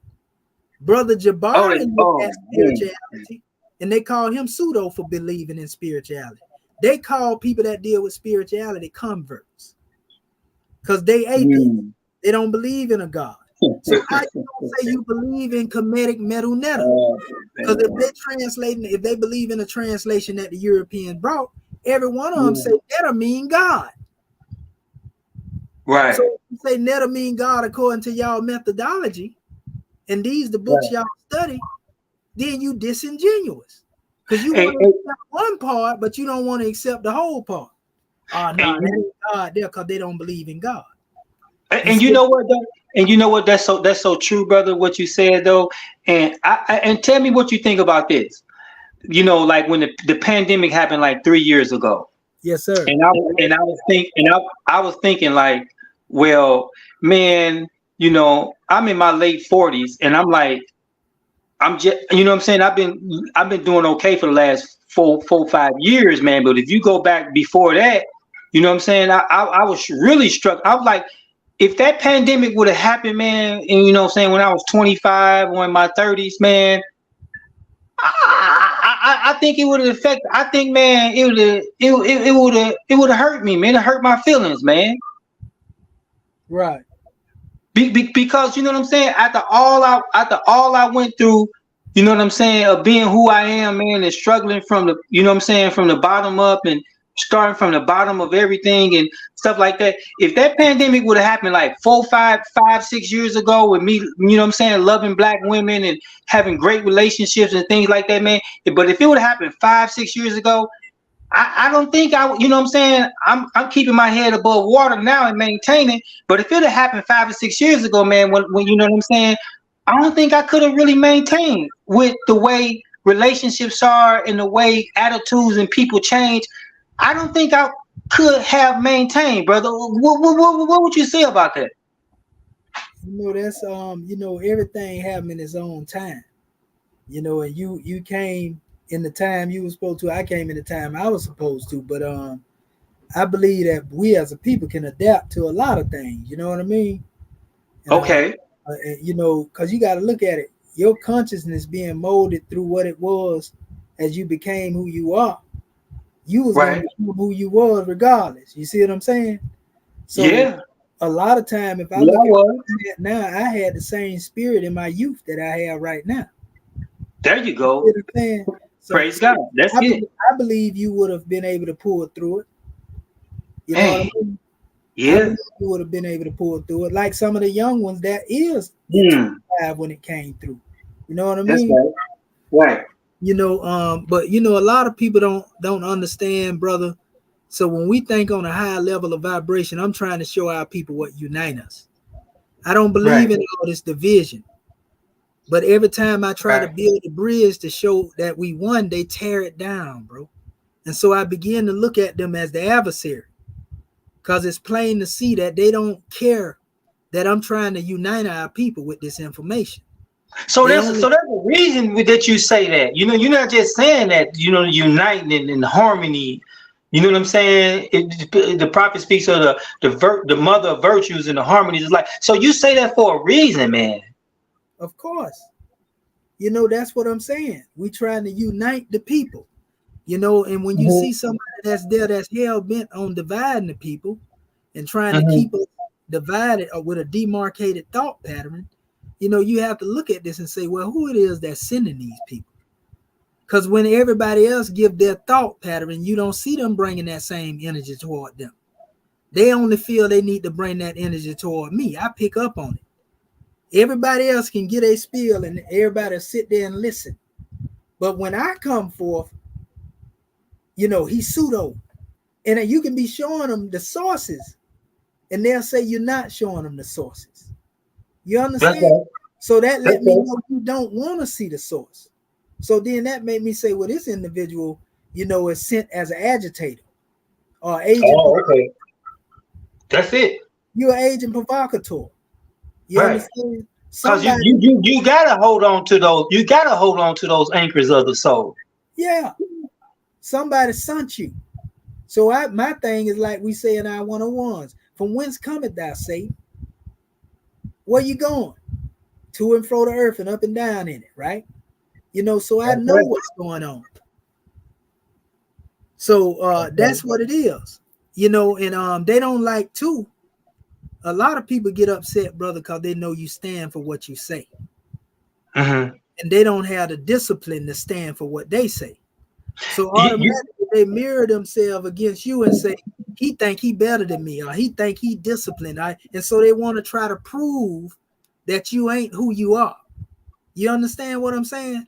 To try to assassinate your character. You know, that's what they do. This is the type of games our people play. And a lot of that poisonous come from Eurocentric tactics. Right. Such as the art of war.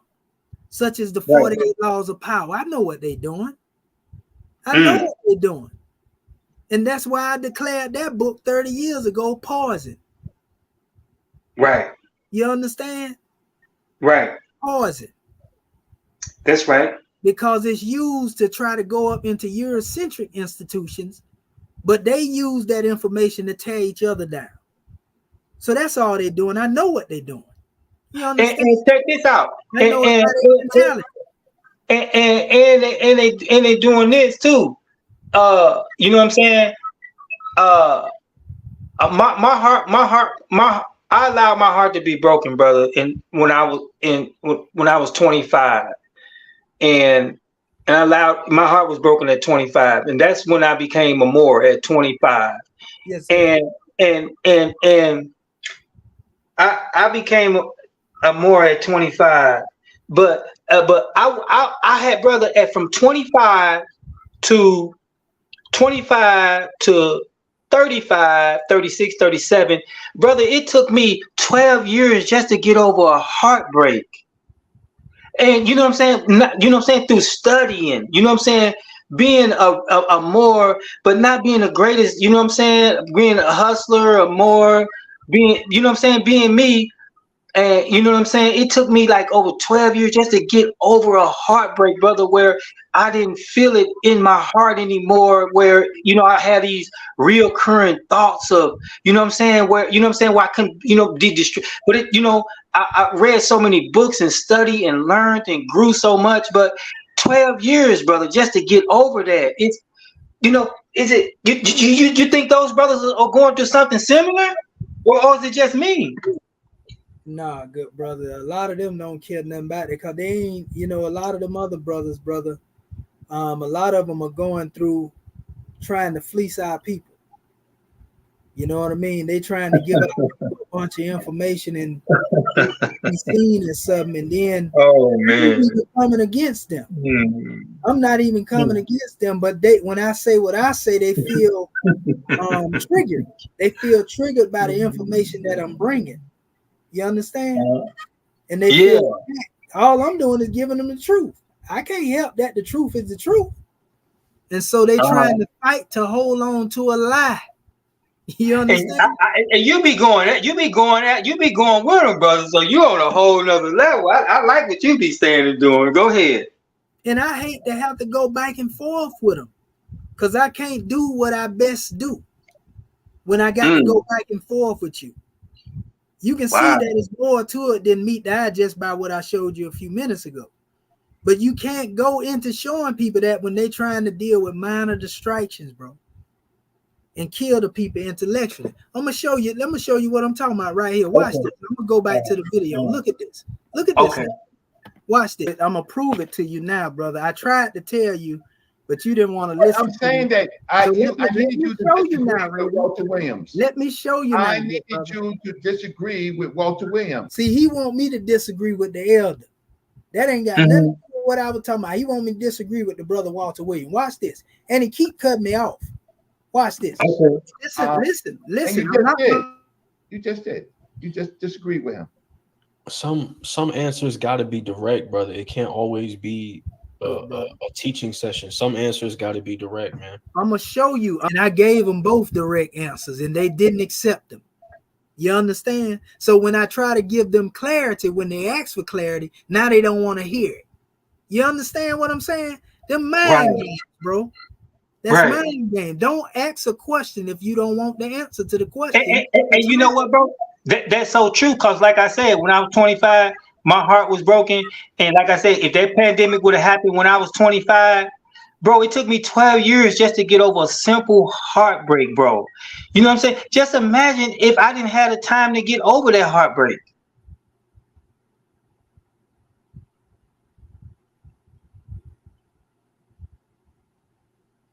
Yeah, I feel you. You know what I mean? So even if they heart broke, bro, then they don't need them. No, I'm just saying, in general. I'm comparing that to them though. If we want to say that their heart was broke, right? Even when we compare, because we talking about them right now, they should be up on the panel, you know, with that energy. Because no matter what I'm going through, bro, I never take out what I'm going through on somebody else. Now you be fair, man. You be fair. The way you handle your debates and the way you talk, brother. The way I you know what I'm saying. I like wow. You conduct yourself in a professional and thorough, great. I like how you do it, brother. Go ahead. But see, that's what I'm saying. That's cause you got to look at it in my circle. The way we demonstrate, bro. Every night for the last 15 years, when I get on a conference call, I listen to my Moorish kin speak. Maybe 2.5 hours, or maybe an hour or whatever. So it ain't no for me to sit there and hear somebody out. That's what we do. We ain't in no rush to give our measure. But the problem with these guys is you can listen to them, give them the floor, but when you come, they don't want to hear what you're saying. They cut into your information and try to convolute it. Watch this. Okay. You want to see the information or not? Are you too biased to even hear what I'm trying to say with you? Okay, I will give you 3 minutes. If you're not biased, you won't cut into what I'm saying. To be honest, you've said this multiple times before on this exact same platform. Of course. We know your stance on the Medu Netra. So that's all right. That's all right. I respect that. I'm not trying to force you to accept this, but that don't make it wrong. I'm not telling you it's wrong. I asked you a question. So I let me I asked you a question and never got an answer. Let me show this source material real quick, fam. I'm finna show y'all. Now, the I'm brother say he never got an answer to the question, bro.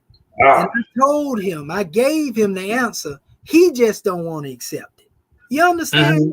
And so he want to play this game. I ask you a question, you won't answer it because you too busy talking. If you didn't hear me answer your question, it's because you too busy talking. And I answered it direct to him. He asked me, you know, about the other texts and where you can get the text. And I told him they come from hieratic. That's it. So if I tell you where it come from, then how are you sitting here being disingenuous and lying and act like I didn't answer your question? You understand the mind games, brother? That's the convolute to come and watch this. Watch this. Do something real quick. Stop trying to teach us. Just show us. Stop trying to teach us. Stop. Okay. Listen, we can make up our own mind. Just show us the information. Stop that. All right. We will. Thank you. Sheesh. Just give me a second right here. And he the main one cutting me off, but he talking about just show me the information, right? Right. And what I want to do, I want to put this in an isolated measure. I had some little internet problems right here, so I actually cutting it off real quick. It's locking my screen up. My screen locked up, and and we ain't finna have this here. So I have go ahead. I have Smash Rockwell, and I have Brother Law. Now watch how the conversation go way left with this guy. I just showed you that Walter Williams said that the Greek wasn't the Greek; it was really the phonetic. So that means it was already based on Walter Williams already deciphered. The Greek is a form of the phonetic. Now, that's not what Commission agrees with, but I just let you know that Walter Williams himself tripped on a banana peel, right? And now that leads, so he got indirectly, but directly said that the Meta Necha has been deciphered because then all we have to do is know that Greek is a form of the phonetic alphabet of the Meta Necha. So with that saying, whoever wants we hear Reggie keep saying Greek is a form of the decipherment of the Meta Necha when we know the Greek language is Egyptian language, brother. If we can say Greek is Egyptian, we can say Greek is Hebrew, we can say Greek is Arabic, and we know that's a lie. Okay. So first, Brother Smash, he knows the subject the best. Go ahead, Brother Law, is good. So he's giving it to you, Brother La. Do you want to say something before Smash? And listen, I'm gonna keep this up to what 8:30. If y'all want me to go to 9, then that's my time. Then go ahead, by all means, brother. I'm actually unloading this truck here. Go ahead, brother. Yeah, you can speak. Smash, go ahead. All right, so I wish I could have chimed in earlier. Peace to everybody on the panel. What's up, Commission? What's up, Reggie? Real Thought. I was interested in chiming in at the point when the brother was reading that pseudo book, right? You see that? Now he ain't even never read the book, but I gave him the book and the information, and he's talking about this information here that I got this out. It's a pseudo book. He ain't never read it, never seen it, but it's a pseudo book because he said so. You see what I'm saying? Okay. So watch this. Watch this. Watch this. Hold on. Did I run him off the show? Am I just that damn good? No. So he think cause my system shut down, I ran off the show. But what I'm doing is I'm booting up my computer, right? That's Brother Reggie, right? Yeah, that's Brother Reggie there, but Smash is the one right here saying that I ran from him because he came on. Literally, I'm booting my computer back up because it done froze up. And I can't move nothing. You feel me? Yeah. Said that before? Yeah, he had to reboot his computer. Nah, bro, that just should be happening with some magi timing, bro. It happens with magi timing. So I'm gonna let him reboot. See how this shit happen? Hey, run from me constantly, man. You see the negativity already. He over there rolling. He rolling his eyes, right? He thugging, right? He talking his head. Listen to they run. They just run. It always happened with consistency. Every time I come, somebody get the hell up out of there. Man, y'all brothers can hear good. It could be that you may know somebody that I don't know you know, because I agree. Every time you come on there and I try to pull my information up there, something go wrong. Oh, man. You know what I mean? Yeah. I'm stalking him now. Now I'm gonna have to stalk him. As soon as he pressed the button, I'm pressing it 10 seconds later. I'll be back. You bet. Let me say something, big dog, Reggie. Let me say something. Because my thing is this, right? And this is with all due respect to Commission Adept, because shit, you can see the profile picture. That was years ago, but I had a big ass afro and that uncle swinging on stage. You feel me? I rep for Kimmy. I love this community, and I've seen people from Sarah Seti to Young Pharaoh to all these other people pop up and say, "Oh man, the Medunet has not been deciphered." They do this every few years, ever since Sarah and Young Pharaoh first did it. This ain't nothing new. So all I want to know is what's the consequences. But if you're gonna say that the Sarah and Pharaoh didn't know what I know, that's the difference between me and them. That has not been deciphered. What are the consequences? And that was what I asked. I said, because the Pertinent Hudu is one of the main texts. It's one of the main texts of ancient Kemet on a spiritual or religious or cultural level. If you're gonna say it's never been deciphered, and that Champollion, what he did with the Rosetta Stone was and it never been okay. Bet. So is the coffin text made up? Are you telling me some white guy that was just finessing the whole world, just made up the coffin text, the pyramid text? This is what's going on. So you notice, good brother, how he's coming to his own conclusion. Okay. Are you telling me that a white dude made it up? No, that's what you saying. I didn't say that. You said that. So basically, it's making him feel some type of way, and he letting us know the way it's making him feel. I can't help you feel that way because I'm telling the truth. For sure. Watch this.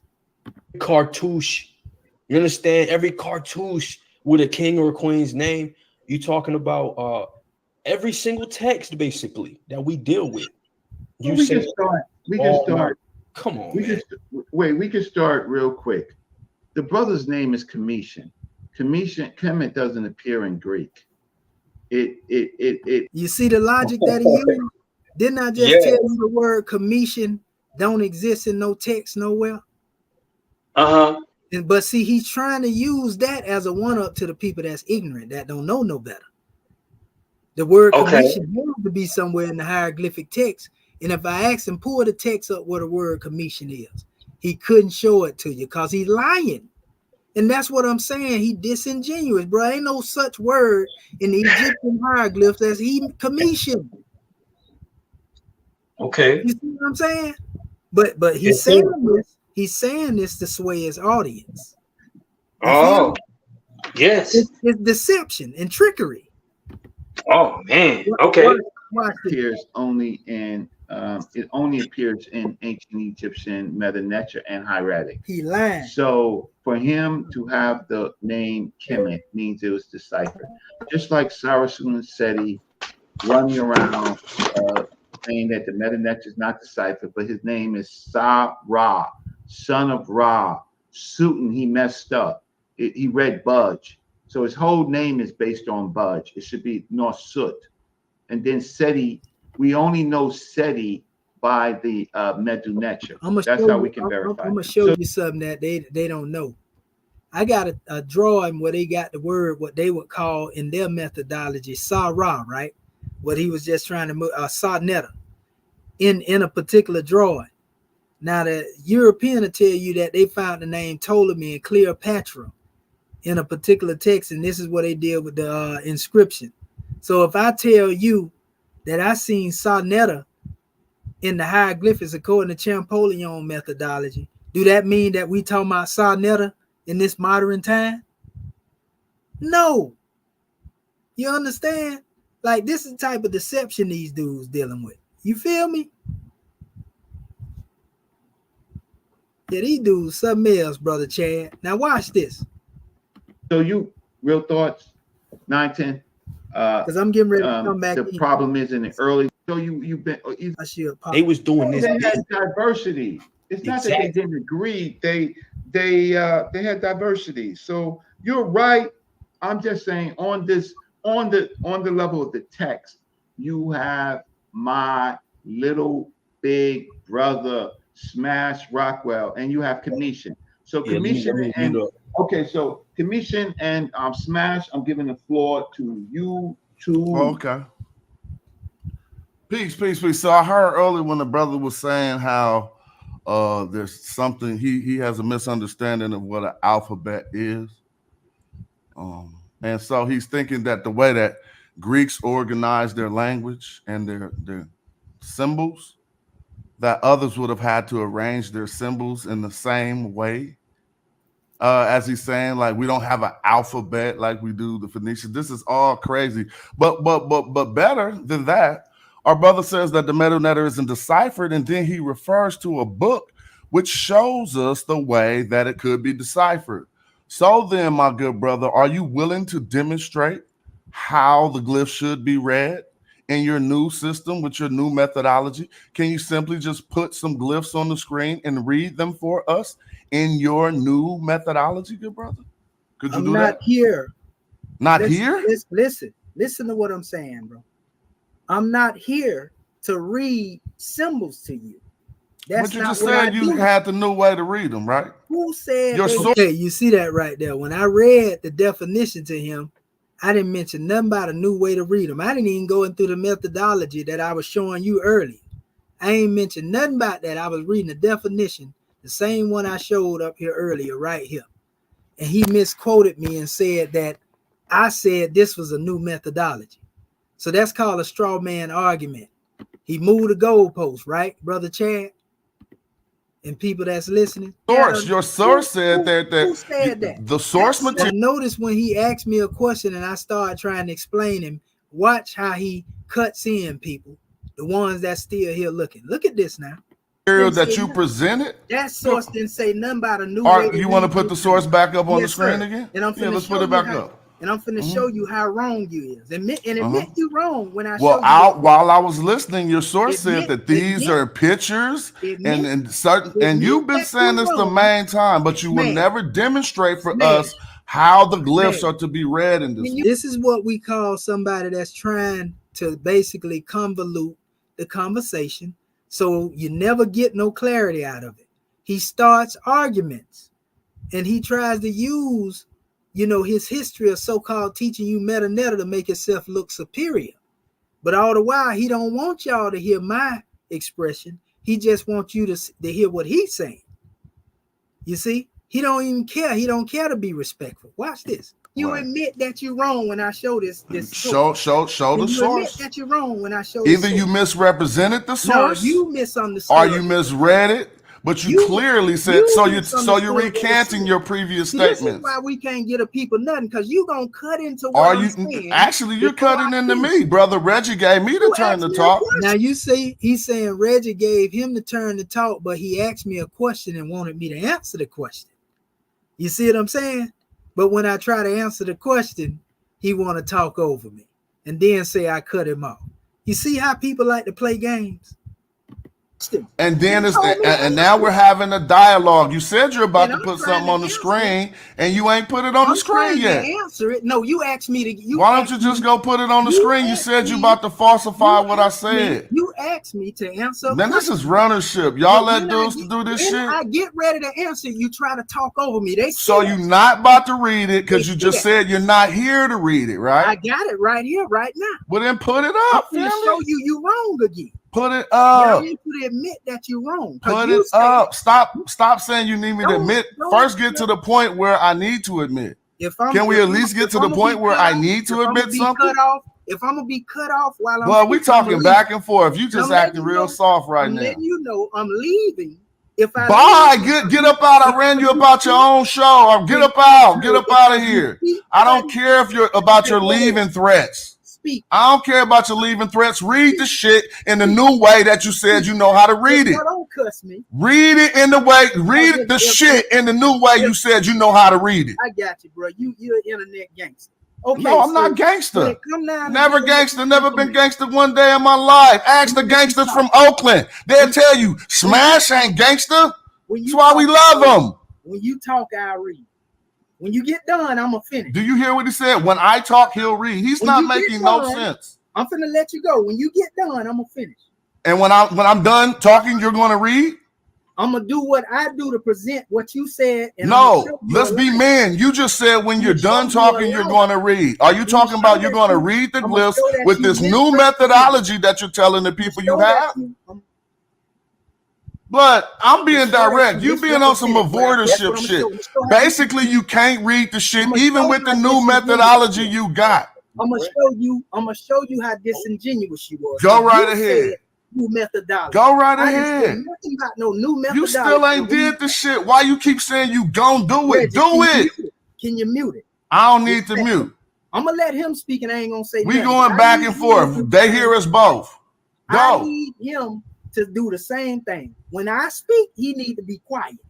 Man, stop acting like a kid. You don't need to cut in what I'm saying before I finish. Everybody hear you, dog. You're not presenting the information. It don't make sense for me to start this if you gonna cut. This is straight classic filibuster. Okay, so I'm finna show it. I'm finna watch him now. Right, just let him do what he gonna do. We gonna watch see when I show this information. He's not gonna do shit. Y'all know that. We do, but you gotta let him show that. I ain't gotta do shit, homie. Fall back. I ain't gotta do shit, little boy. Watch this right here. Okay, so watch this. So you hear the brother telling him, man, let him finish. You know, he don't want it to be heard, family. You know what I mean? And this is what this guy does. And they talking about come over to his channel. Come on, man. I ain't got no respect for a cat demonstrating like that. Ain't no hatred there, but you can't respect that. This man is disingenuous. He's covering up the truth. He trying to hide it. You see? And he want to get on a mic that got a preamp to it now. Mics that I use to record music on to overtalk me. Because I'm just using a regular computer. So all he doing is testing his preamp on his mic to see how much he can loud talk over what I'm saying. And curse and cast ad hominems. You see what I'm saying? Y'all. I guarantee you before I get through finishing reading this, he cut in. Because he ain't got no decorum. Egyptian hieroglyphs. Listen to what this says. Now, I want y'all to see where it say new methodology in here. Many early civilizations. Oh, no, you're not doing that. You see, as soon as I started reading it, there we go. Let him do that? There it go. You gonna let him do that? You said you want me to see where it showed new methodology. You said this shit said there was a way to read it because these is picture glyphs. Go on and read your glyphs and then read the glyphs on the screen. I told you he wasn't gonna let me read it. Then I told you he wasn't gonna let me read what this source said. You could be reading right now. You just acting hella fake. Because you cut me off. You could be reading right now. I'm going to read it. Many early civilizations utilized symbols that stood in for an entire alphabet. Is that true? Is that true with these hieroglyphs? Do any of these stand for an entire alphabet? Yes or no? Keep reading what it says. I'm doing sentence by sentence. Is that a true sentence with the hieroglyphs? Do any of these glyphs stand for a complete alphabet? Reading what it says. No, they don't. Well, then why did you present this pseudo-ass source? Okay, now let me finish. Do y'all see what he doing? Now, I'm reading your source that you act like you can't read. But you're a liar because you stood up here and told the people I was presenting a new methodology. You're a liar when you say that. That's not what I said. You just got through saying the way that you read glyphs. You told people the way that you read glyphs is exactly what this book says. That's why you presented the source. You're a liar and the truth ain't in So what's lying? What did I lie about? What did I lie about? Let me finish reading what it said. You never started it. I had to start reading it. Wait. Okay. I had to start reading it. Okay, so my good brothers. It ain't nothing but some hot fish grease. I'm only watching my good brother. What are you talking about fish grease for? Read the source. So no, this is not how it works. So I'm talking. All right. So let me just say this. Okay, good brothers, I'm willing to go and take this to 9 o'clock. What I will do is I will give them 2 minutes apiece, right? Just 2 minutes, or maybe maybe 2 minutes apiece, right? To talk, right? Right now the show is going to go on to 8:30. I have something I wanted to do. I'll stop what I'm doing if I get some donations. I'm not trying to break you, but look, my time is valuable. So, Commission, I'm going to give you 2 minutes, right? But again, I'm put my Cash App in. I will stop. So that means we got 7 minutes left. No donation. Show ends at 8:30 because I can do what I need to do. So let's go. Okay.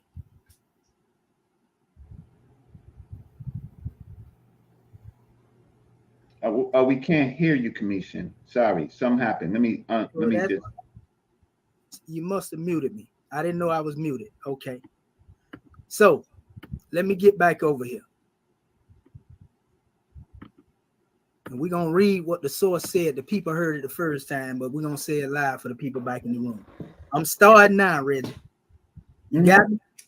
Yeah, Egyptian hieroglyphics, right? Many early civilizations utilized symbols that stood in front of an entire alphabet. This is what he's telling you. Most of us are familiar with Egyptian hieroglyphics. Those symbols stood for words and concepts, such as immortality, rather than represent individual letters. So they're telling you that these symbols didn't represent individual letters. Hieroglyphics also stood for consonants and were separated by groups of single, double, and triple consonants. It says over the centuries, the glyphs were assigned to particular letters in the English alphabet, but this was not a feature of the hieroglyphics originally. So all that other stuff he talking about, a new methodology and a new way of reading it, that was never said in here. And he's a liar, and I stand on that. Now let him come forth, and I got more that I'm finna really cooking with in a minute. Everything you just read was not how you read the glyphs. It would be considered a new. Is it my turn? Okay, now you see this guy still talking about reading glyphs. See, this is his argument to make the people say, well, he ain't reading the glyphs. When I'm telling you that I don't read the glyphs, that's deception, family. That's plain out deception. You see what I'm saying? Y'all see it, family. And now every time I go to speak and notice they was cutting me off. You understand? They was cutting me off. I wasn't cutting their bill. They were cutting my bill. What? Yes, I'm just checking the time. So it's about 8:25. I didn't do the seconds, but you have 2 minutes. Everything you just read would be in an incorrect method on how to read the glyphs. You just didn't even read it right. You said in front of, and the glyph said, and the book said for. You took the source down, so I can't detail this for the people. It said on there that there are ancient languages that use symbols for entire alphabet. Bruh, that's not what's happening here. And you misunderstand it. Now, if this is how you read the glyphs, this is not the method that we use. So this would be a new methodology. What part about that don't you understand? It don't have to say in words, this is a new methodology. If they're explaining to you a way to do it, that is not the way that's prescribed by the scholars, and particularly the way we know to read these glyphs, then that would be a new method. Do you disagree with that, Commission?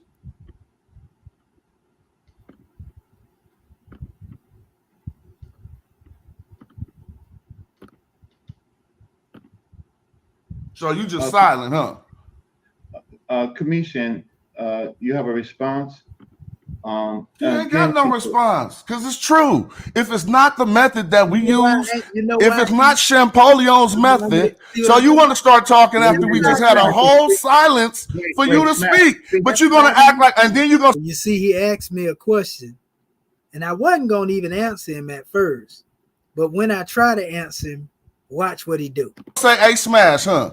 Fuck Wait, that. What Smash. y'all doing? Hey, I'm up out. Smash Rockwell show, the hottest show on the internet now. I hear you, Peace. bro. You don't want to hear nobody speak. You can't. He ain't So he disciplined left. enough. That's He why I didn't left. say nothing. He left you the see, panel. Soon as he left the panel. And the reason I wouldn't say nothing in the beginning, because I knew he was going to try to cut me off. And soon as I said something, he cut me off and then ran off the channel. He gone now. He's supposed to be gone now.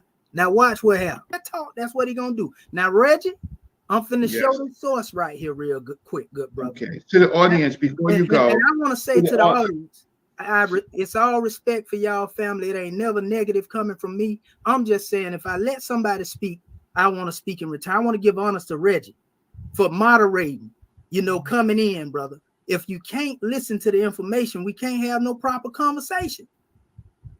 Now, go ahead, brother Reggie, and I'm going to present. Real quick. I just have I am not playing. I have something to do. I will keep the show on. Now, notice this guy here, Black Lion Supreme.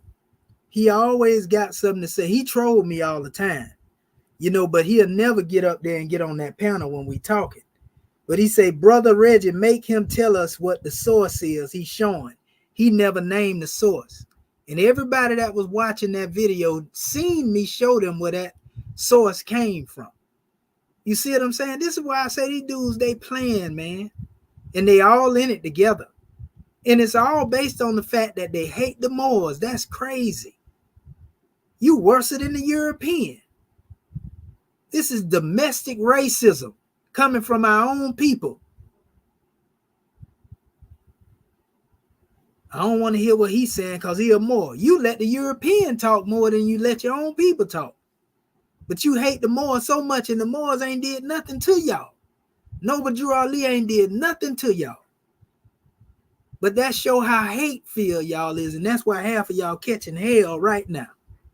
That's why half of y'all going through what you're going through right now, because you full of hatred.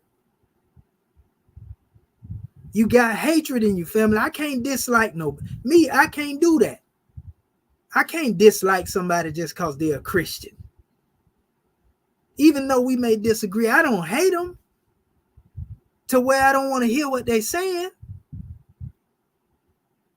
I can't hate a Hebrew Israelite, even though I see how much they oppose and go against, the Islam and talk bad about the Muslims and Kemet. It don't make me hate them where I don't want to listen to them. What's wrong with y'all? That's why I say y'all fake, man. And I know who y'all really rocking with. You rocking with the enemy.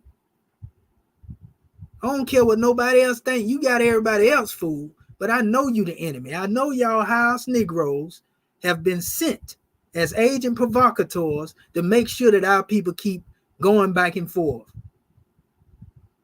You don't fool me. I ain't got no respect for you till you get in this ring and demonstrate dialogue where you got to get up on the clock where you can't cut nobody out. Because if you get in there and you do that in a structured conversation, it's going to disqualify you. And you can't stand under this scimitar and this fire that I'm bringing over here and be disciplined. That's why now one of y'all won't get in the ring. Because I eat you up in the first round.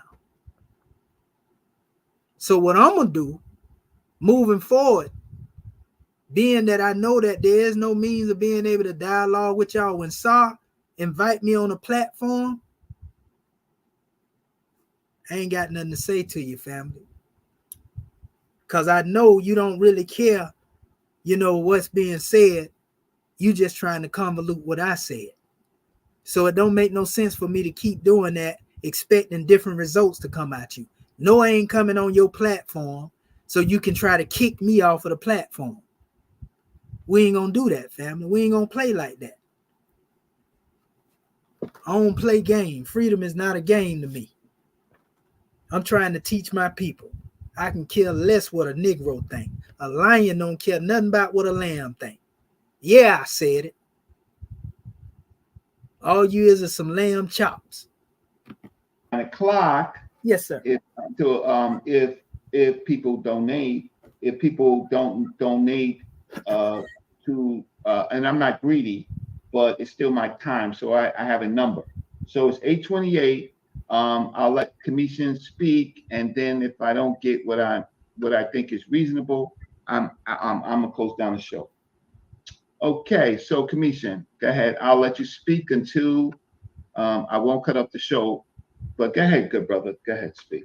Yes, sir. And this brother Black Lion Supreme always acting like I ain't giving no source, brother. I showed the people the source. If you didn't see it, you won't get it. Go back and watch the show. So let me go back here. Let me show you something right here. Because people keep asking, read the hieroglyphic. If I tell you it's not meant to be read that way, what I look like up here trying to read it according to Champolion's methodology? That don't make no sense when I'm telling you it can't be read that way. So anybody fall for that crazy.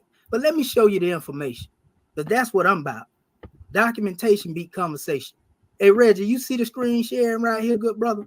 I'm waiting for it. And so to the brother that says, don't give Reggie a dime, unfortunately, I am on Sinetta's show. I can time you out or I can block you. Please apologize, right? Please apologize, because I'm on Sinetta's show. When I block you on Sinetta's show for being disrespectful, then that's what it is. So, and brother Reggie, I want to ask you, because it's probably finna hit 8:30 now. Just give me a few more minutes, brother. No, you are on. You can talk until about 8:35. I don't care. Okay. But after you talk, I'm looking at my Cash App right now. If I don't have no donations, I got you. In the show. Okay, I got you. So this is actually, family, this is actual source here. This is dealing with the Rosetta Stone, BMEA 24. That's the actual British Museum documentation of this, family. So go look that up if you want to see what the Rosetta Stone. All this is Rosetta Stone and Demotic. This is the Demotic portion. Now I'm going to show you something, family. And this is what they will have as their transliteration of the Demotic, right? Now let me come down here to the actual translation of the first few lines, and there's something I want to point out to you, and I want y'all to pay attention to this. And we'll go right here to, let's say, I'm going to get to a period here and make sure we end it on a, well, we'll just stop it right here. I want to show y'all a few things. We can go further into it, but it'll take longer for me to do this. Okay, so let me go over here, and I'm going to go back to the actual area here, and this is in German. So I'm gonna erase this out of here. This is German that you see down there being transliterated in. It's not English. So when you drop this German in here, it automatically go to English. And let me show you something. This is what's being said here. This is talking about the regional year 9, day 4, Xannikos, or Candikos, right? Which according to the Egyptian calendar corresponds to the month of Peret, the day 18 of the king, and the Yoth, who appeared as a king in the place of his father, right? It says the one of the Uraeans, his honor great, who has strengthened Egypt by making it beautiful. It says whose heart is charitable to the gods, right? It says who is above his enemies, who has made beautiful the lives of men, the Lord of the years of Sed, Ta, Tanin, Tenin. It says the king like Ray, the king of upper districts and of 2 lower districts, or the lower districts, and the son of God. And it's breaking all this stuff down, right? And it speaks of the sons of gods who love their father, whom Ta chose. And it says whom Ray, the living one, gave victory. Image of Amun, right? Son of Ray. Then they say Ptolemy, red flag. So we automatically know that this is from the Ptolemaic period, right? So we want to know first and foremost, and when they mention here, they go on, they mention Arsinoe. Who is Ptolemy and who is Arsinoe? Who is Xannikos or Candikos? This is, let's go here first. I'm going to go to Ptolemy first, because that's the most popular name. That's where the document came from.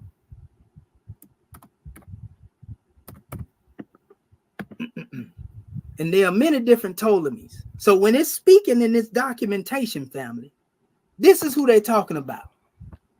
In most of the Rosetta Stone period, this is who they're talking about right here, family. We know that the Ptolemies came in 196 BC, and that's where that is from.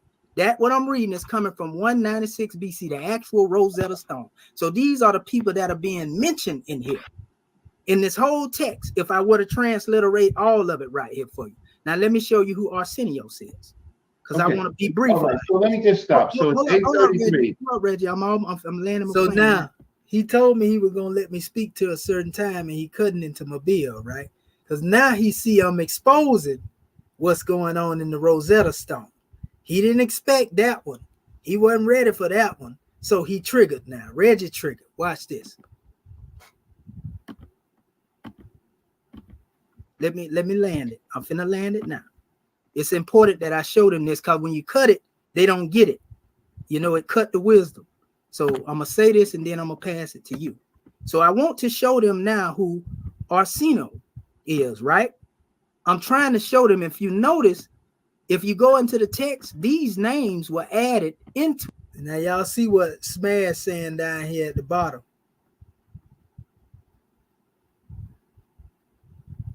He's saying that he let me teach this BS when he got the keys, but he's stopping Smash for addressing this fraud properly.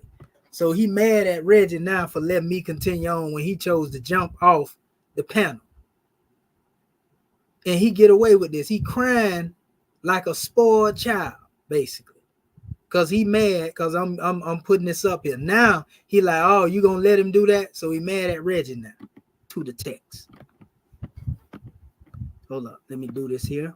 I want to show it to him because you can look this stuff up. Once you transliterate it, all you got to do is go here and Google who this is speaking. And this is why I tell you this is not of the ancient Egyptians. A couple of folks in the back, Commissioner, saying that they want to see the source. They can't I'm see gonna show it to him. Okay. That's the road. Now, Law, he doing what he do all the time. That's why I had to get hold to him the other day. You know, because of that little antic that he do. Now, he know good and well I just showed the source and told him it was the Rosetta Stone. I just showed it to him. He talking about a couple of people want to see the source. I just showed it to him. This is why I tell you they ain't listening. And this is why you always be, you know, an ignoramus if you ain't listening to the information. If I done showed you and I say this is the Rosetta Stone and I show the source to you, and you still ask me for a source to act as if I ain't giving it to you. Come on, bro. Let's stop playing the games. We got to stop this. The Rosetta Stone is the source. Okay, so let me do this. Hold up. So, no, you hold up. Okay, so I'm in a dispute with my brother Smash. I did not stop my brother Smash from speaking. All I did was, you see, Reggie cut me off to address Smash because Smash done got mad because he jumped off the panel. Try to get a little order right on the show. Smash, if you like, please come back on. Commission, the problem with what you just showed is you translated something that was in the Medu Neter, so that means you agree that the Medu Neter has been deciphered. Now, Reggie's saying I translated something in the Medu Neter, so I agree that the Medu Neter is deciphered. When that's demotic. Demotic is called Sekhet Inshet. It's not called the Medu Neter, family. So I'm not dealing with a transliteration of no pictures. I told him it was demotic before I started doing it. So you see how disingenuous he is? Watch him now. Either that or our brother ain't comprehending right. You just did that. You put in a translation. And mind you, he cut into my bill, cut me off, and he got me muted. I didn't even know I was muted at the time. And you showed. So you muted me again. You muted me again, good brother. See, the reason is because you feel like I'm trying to disprove you, brother. Y'all got to let me finish. No. Please let me finish, bro, before you cut into what I'm saying. That's what Europeans do, good brother. They cut me off. Don't let you finish. That's all I'm doing, brother. Just say, let me finish. Listen, I gave you a time. We agreed on the time. Good brother, right? But you cut into it before I can get to the time. I was looking at it. I looked at the time. It was on 33 when you stopped me. I am not going to cry. It was on 33 when you stopped me, Reggie. I looked at the clock, bro. when you cut into it to address what Smash was saying, bro. You didn't have to cut into my time and do that. That ain't cool, bro. All you got to do is let me finish. So please let me land the plane, brother. Is it all right, brother Reggie? Is it all right, brother Reggie, if I land? 3 minutes? How many minutes do you need? 3 minutes is all I need, Reggie. 3 minutes. Can you let me do that? Can you let me do that without cutting me off? Okay. So this again, I showed y'all is Ptolemy. This is Arsenio that's mentioned here. You see, and you can see that these are all Ptolemaic inscriptions, family, Ptolemaic monuments that's being demonstrated here. What I'm showing you, the source that I am coming from, family, is the Rosetta Stone text. This is the Rosetta Stone, family. Go look it up, BMEA 24. I can Google this, but it's gonna take away from my time. I'm not translating Medunetta. This is Demotic. This is called Second Inshat. Second Inshat is not Medunetta, family. So when you come down here into this text of Rosetta Stone, it came after Medunetta, good people. So that's what you have to understand. So what I did, I simply took this particular German version, took it right over here because we don't speak German. I went to Google Translate and dropped the text in there. So it comes from German into English to show you what they say they translated. And I'm showing you the people that are mentioned in this translation and how they look. And I want you to tell me that these people were the ancient Egyptians because the Rosetta Stone was created in 196 BC. It didn't exist in ancient Egypt. Champollion's methodology is based off of this. And that's what I'm trying to get y'all to see. You don't get it. That's all I have to say, brother. All right, great. So I'm going to respectfully ask Brother Smash to come back in. I do think that everybody just first the point, but oh, there it goes. There's the Magi. All right. So I have to give Smash as much time as he wanted, at least 5 minutes, because I cut him off, right? And so he decided to come back on. So Brother Smash, do you hear me? Okay, 1 second. At the stage, sorry. Hey, Brother Smash, can you hear me? Yes, sir. How you doing? I'm all right, Smash. Oh, so I just made those charges. I said you was out of pocket, but primarily because you are the elder teacher, right? Who sat at the feet of all the people you tell us you sat at all the time, and you letting them teach this right here, right on this show, broadcasted all over the world. Without see what I'm saying? See what I'm saying? There it go. It done came up out of him. You sitting here and letting him teach this here. So he letting you know his whole goal was to try to muddy what it was I was saying. He was trying to keep that from being spoken. So he had no intent when he was on here to listen to what I'm saying. He's saying it right now. Listen to what he say, people. Listen to him now. What he say to Reggie. Listen to him. So we got it. Back on. So Brother Smash, do you hear me? Okay, 1 second. At the stage, sorry. Hey, Brother Smash, can you hear me? Yes, sir. How you doing? I'm all right, Smash. Oh, so I just made those charges. I said you was out of pocket, but primarily because you are the elder teacher, right? Who sat at the feet of all the people you tell us you sat at all the time, and you letting them teach this right here, right on this show, broadcasted all over the world without mounting no contention against nothing he's saying, but actually stopping me because I'm mounting a strong contention against what he's saying. I didn't stop you. That was, but you said you didn't stop me. I accept that. I'm because I was hot and I misread what you said when you cut me off. But you know that's why I said you out of pocket, because you really letting them run amok with the glyphs. So let me just deal with it the way it should be dealt with. We know no matter what a person tells us about how the glyphs should be read, that there are ancient terms that still, ancient places, ancient toponyms that still remain to this day called by their ancient names of what they were called in the glyphs. I can pull up and cite ancient directions that'll tell you how to get from one location to another in the hieroglyphs. And if you follow those directions today, you will arrive at the destination location. And specifically, I'll cite Tunip to Aleppo from Ramses II in the Battle of Kadesh.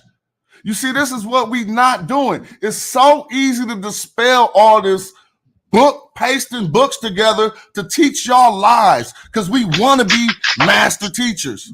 Keep talking about the measure or some weird ass language. Ain't nobody came to you said shit about the measure. You just trying to be something you ain't.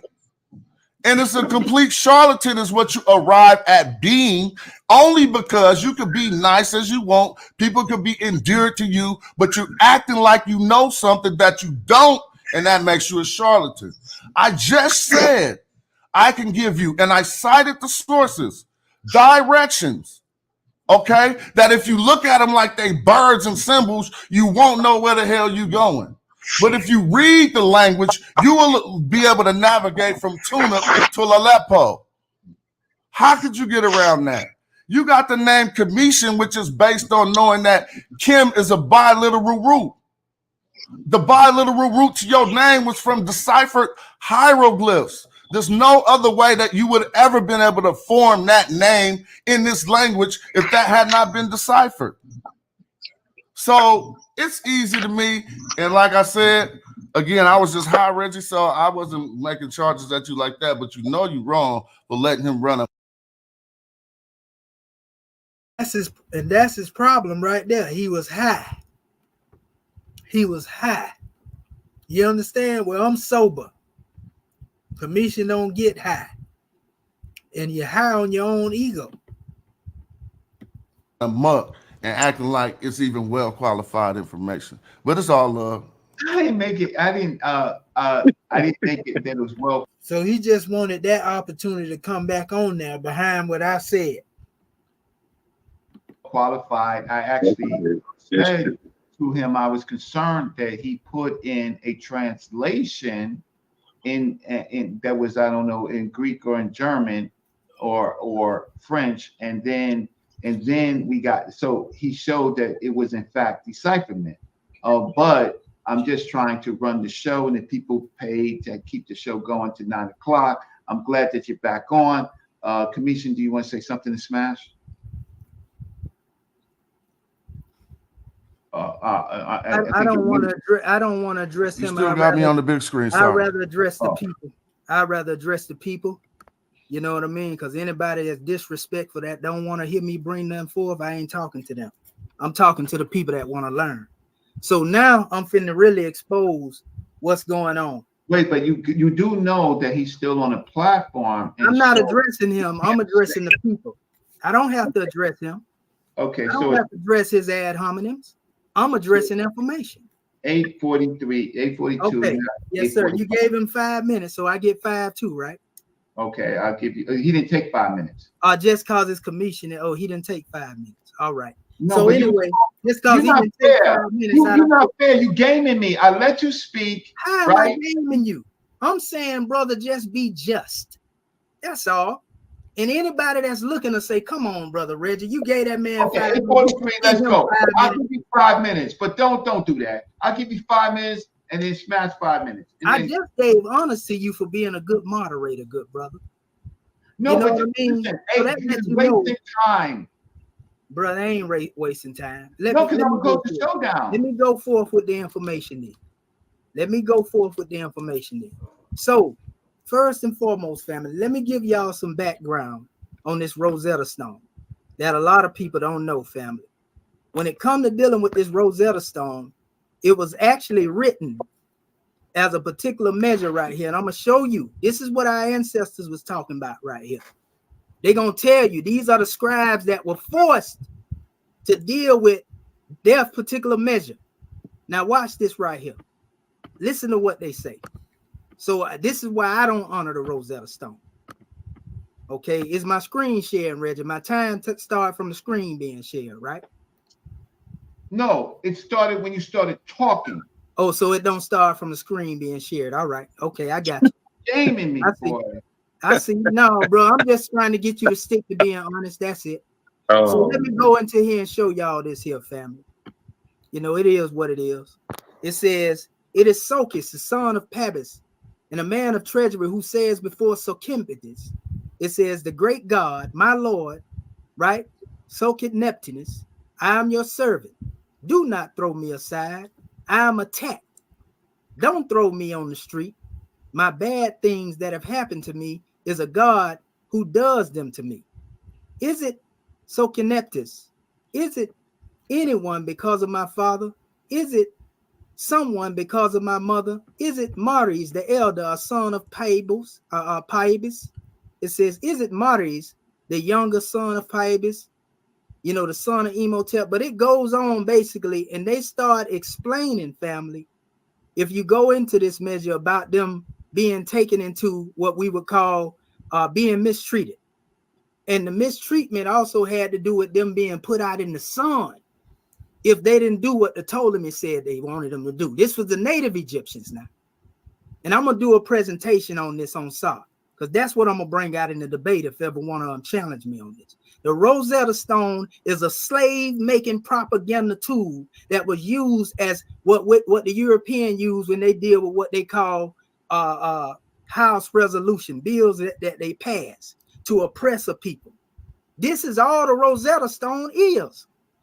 So why would I take something that was created for propaganda to oppress my ancestors and try to put it up as something to use to transliterate what they wrote when they saying they was forced under the rest to write this stuff? Because I got that in these documents. And all of these different papyri here, family, that's demotic right there. From every time period. Commission got them right here. I got information showing you the Rosetta Stone show how people was being enslaved. The native Egyptians were being quailed and oppressed. So y'all keep running with that Rosetta Stone. If you want to debate me, get in the ring, because I'm going to show you what's really being said. I got the demotic right here. All of it from the Rosetta Stone. There you go. Okay, so Smash. Yeah, it won't take long. I just noticed that he didn't address anything I said about you can find ancient terms that lead you to locations named that to this day. If you was reading glyphs by the way that they said in that book, you'd never find said location. The brother making charges like I was calling him ad hominems. I really don't do ad hominems. A charlatan is a person acting like they know something they don't. Know means knowledge. This is all pertaining to knowledge. You really acting like you know something that you don't, and you trying to prove it.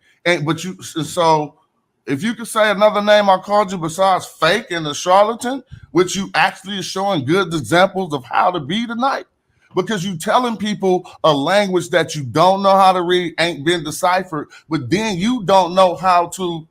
You're telling us a new method on how to doing it, which you say ain't a new method. Right, but then you don't even know how to read it that way. Who this is, right, if you take it, excuse me, if you take it anything that I'm saying personal, charlatan don't apply to your personal life, bro. I'm not saying you fake as a man or fake in the streets. You misrepresenting your knowledge right now, and the name for that is a charlatan. So that's all that was, bro. Okay, so I have some other guests coming on. I want to first I want to thank Gregory for keeping the show down. Barn Dog, but definitely peace, brother. Barn Dog, he did the heavy lifting, keeping the show going. Tanya, thank you so much. Mac Tip, thank you so much. Sakina Ra, thank you so much. Nance, thank you so much. Terrence, thank you so much. Carl, thank you so much. All right, so there's some other people. I'm trying to be fair. I can make a lot of comments, but I do want to thank the people. So let's just do this. I'll give Imhotep, who came first? Okay, so Imhotep is new. There's Brother La. I'll give Imhotep L 2 minutes. Go ahead. Yo, Reg, I just got in. I really don't even know what the topic is, man. You know, this is my first time, tuning in. So I'm really unfamiliar with how to, post anything. So, let somebody else go, man. That's wonderful. So how you doing, Rich? How's everybody else doing? Yeah, we making it on this Friday. Thank you so much for coming in. Okay, so Cedric Ortega, right? He my brother. He getting back into good graces with information. He said, "How do you just read a translation to prove how it's from, yet want to deny it's?" So you just read a translation with the this guy Cedric Ortega just upset because I slapped him around with the information a few days ago on evolution. So we expect him because he clicked up with them and it's the same thing. But they still asking a dumb question because, and this is a dumb question that they shouldn't ask. Because if I'm telling you that I'm coming from a demotic text and you saying that I'm translating something that's dealing with metal netta, the two ain't got nothing to do with the other. We talking about demotic text. And like I said, these guys like to play games, but you finna see how it end right here. Watch this. old way, but you say the old way don't. Commission said the old way don't work. So I don't understand. You read it with the old way, and now he's saying I say the old way don't work. Now damn time I asked them, do they have an alphabet to prove that their methodology that they demonstrating on the Champollion is right according to the ancient ancestors. So that's the old way. You see what I'm saying? That Rosetta Stone is not the old way.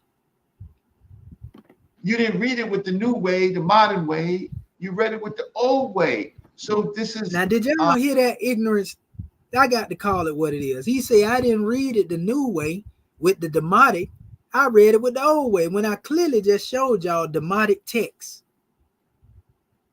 He's saying I didn't read it with the demotic, and I told you it was demotic when I first read it. Come on, man. Y'all can't keep letting them get away with this, family. Y'all got to call these dudes. They the charlatans. And you notice as he was making all them disrespectful comments, I didn't respond to this guy at all. Smash. Now time did I cut him off. Y'all can't say now time, even though somebody lied in the comment section when they kicked me off the panel and say he got kicked off because he was cutting people off. Liars. Liars, family. Now in the end, I give them smoke. And I gave them respectful smoke. But I let them know that I don't want to hear nothing they talk about unless they willing to get in here and have this conversation and dialogue. Other than that, I'm going to keep it just like I did with this guy here. I'm going to ignore him. And also, I'm going to go to the extent to where I don't even want to talk to you. I mute out. Even make my departure if I have to. But I don't want to have no conversation if it ain't structured. Because the only difference between a debate really technically ain't nothing but an argument between two fools. But I don't care about no fame and reputation. And I know that I ain't demonstrating on the level of folly and being a fool. I'm trying to teach the people that want to learn. And if that mean that ones want to try to go at ones and classify and label you a charlatan and pseudo and all that, I don't care nothing about that because I ain't got nothing to prove. I ain't winning no trophies. You understand? Yeah, I ain't looking for no accolades. I'm just looking to bring clarity to the people that want clarity. I'm not here to fleece my people. But a mastermind would never screen itself for the sake of reputation and fame. So we definitely ain't gonna never be running. We don't turn down no call outs. And if individuals ain't strong enough to see, one get out here swinging this scimitar of consciousness, then all I can say, that's on you. But I got work to do. I'm here to uplift fallen humanity. This is the problem with the logic. So who just finished? So Smash just finished. So Commission, it's 8:50. I'll give you about 2 minutes to respond. Yeah. if you want to respond. Tell us why you read. I'm gonna respond. Pull it back up. Can you tell us why you read it the whole way and it's not deciphered? And I'm not reading anything. I'm showing you the methodology that they have used. I'm using their methodology to debunk the foolishness. And all I got to do is simple. This is coming from the source. Do you have my screen sharing, Reggie? Yeah, I'm waiting for it to come back up. Okay, well, let it come back up. Yeah, I don't see when I'm showing you this, I keep telling you, just because they created it as a methodology, don't mean I accept it as a methodology. So but you read it. Hold up, will you let me finish? But no, I don't understand. You read. Okay, put it back up. You say you're gonna give me 2 minutes. As soon as I start talking, you cut into it. You see what I'm saying? See what I'm talking about? That's why Reggie, I gave him honors for being a good moderator earlier. But when he get triggered, family, he don't want to, he get in the same mindset. He feel like since your boy called him out, he got to do what he want him to do. The silent. He asked me to say something now, but when I start speaking, he cut me off. Every time. Anybody that looked at this video as in this playback, y'all know these dude lying, man. And like I said, I ain't got time to be playing these type of game. I came on the platform because Sarnetta called me to come on here. You understand? And they always do this when Saw leave. You feel me? I'm keeping time. I'm when I make a statement, I know I'm cutting in your time. Okay. But put it back. I'm finna put it back up. Tell us though why, because above it is transliterations. Tell us, and you read it, so you don't agree with what's written. Do you see it? I'm finna show you the source, right? Yes. Do you see it? This is the Papyri of Berlin right here. People in the box, type this in. The Berlin Papyri, P13640, if you want to know where it comes from. This is just a portion, right, for example. So all you do, this is not rocket science, family. This would be what they call their transliteration of this, right? This is in German. It is the translation of this. So all you have to do is copy the translation that they have here and take it over here to Google Translate, put it in there, and it's going to translate the German into what's being said. And so when you do this, it's telling you what's in it. So I'm showing you that the people that's being spoke of in here wasn't part of ancient Egypt. They were Greeks and Ptolemies. So what I'm saying is that the ancient ancestors did not deal with this. So when I say have the metal never been deciphered according to the methodology of the ancient ancestors, that means I'm opposed to what they're talking about. I'm only showing you what they're saying here to show you who these people are. And I showed you this is who they are right here. Are those the ancient Egyptians? No. So why would I trust what they talking about? When the Rosetta Stone was used to oppress the ancient Egyptians. It was the decree going against the native Egyptians because they felt like they was trying to get back in power after they gained power. So I'm showing you the Rosetta Stone is not promoting Kemet, it's dealing with the detriment of Kemet. So why would I honor that? And so that's what made me say, well, go back to the ancient Egyptians and show me where they was using the Greek alphabet. And you can't, because the Greek alphabet didn't exist. Demotic didn't exist. But the hieratic did exist. And that's what I'm talking about. Okay. So, these are not the people. Go ahead, Brother Reggie. Okay, so I'm gonna give it up to okay, there's California Bear. So La, do you have something to say before I bring on Smash? I can't hear you. You're muted. So, do you have something before I bring on Smash? I'm just basically listening and watching, and Smash just says something that's very profound. Everything he's saying about the heretic and everything else. And the only reason La agreeing with Smash, because everybody seen me put that scimitar on him because he loved them Arabs. He loved them Arab Muslims. You see, and I spanked him letting him know he was Arabized, because he always liked to call me a kafir, an unbeliever.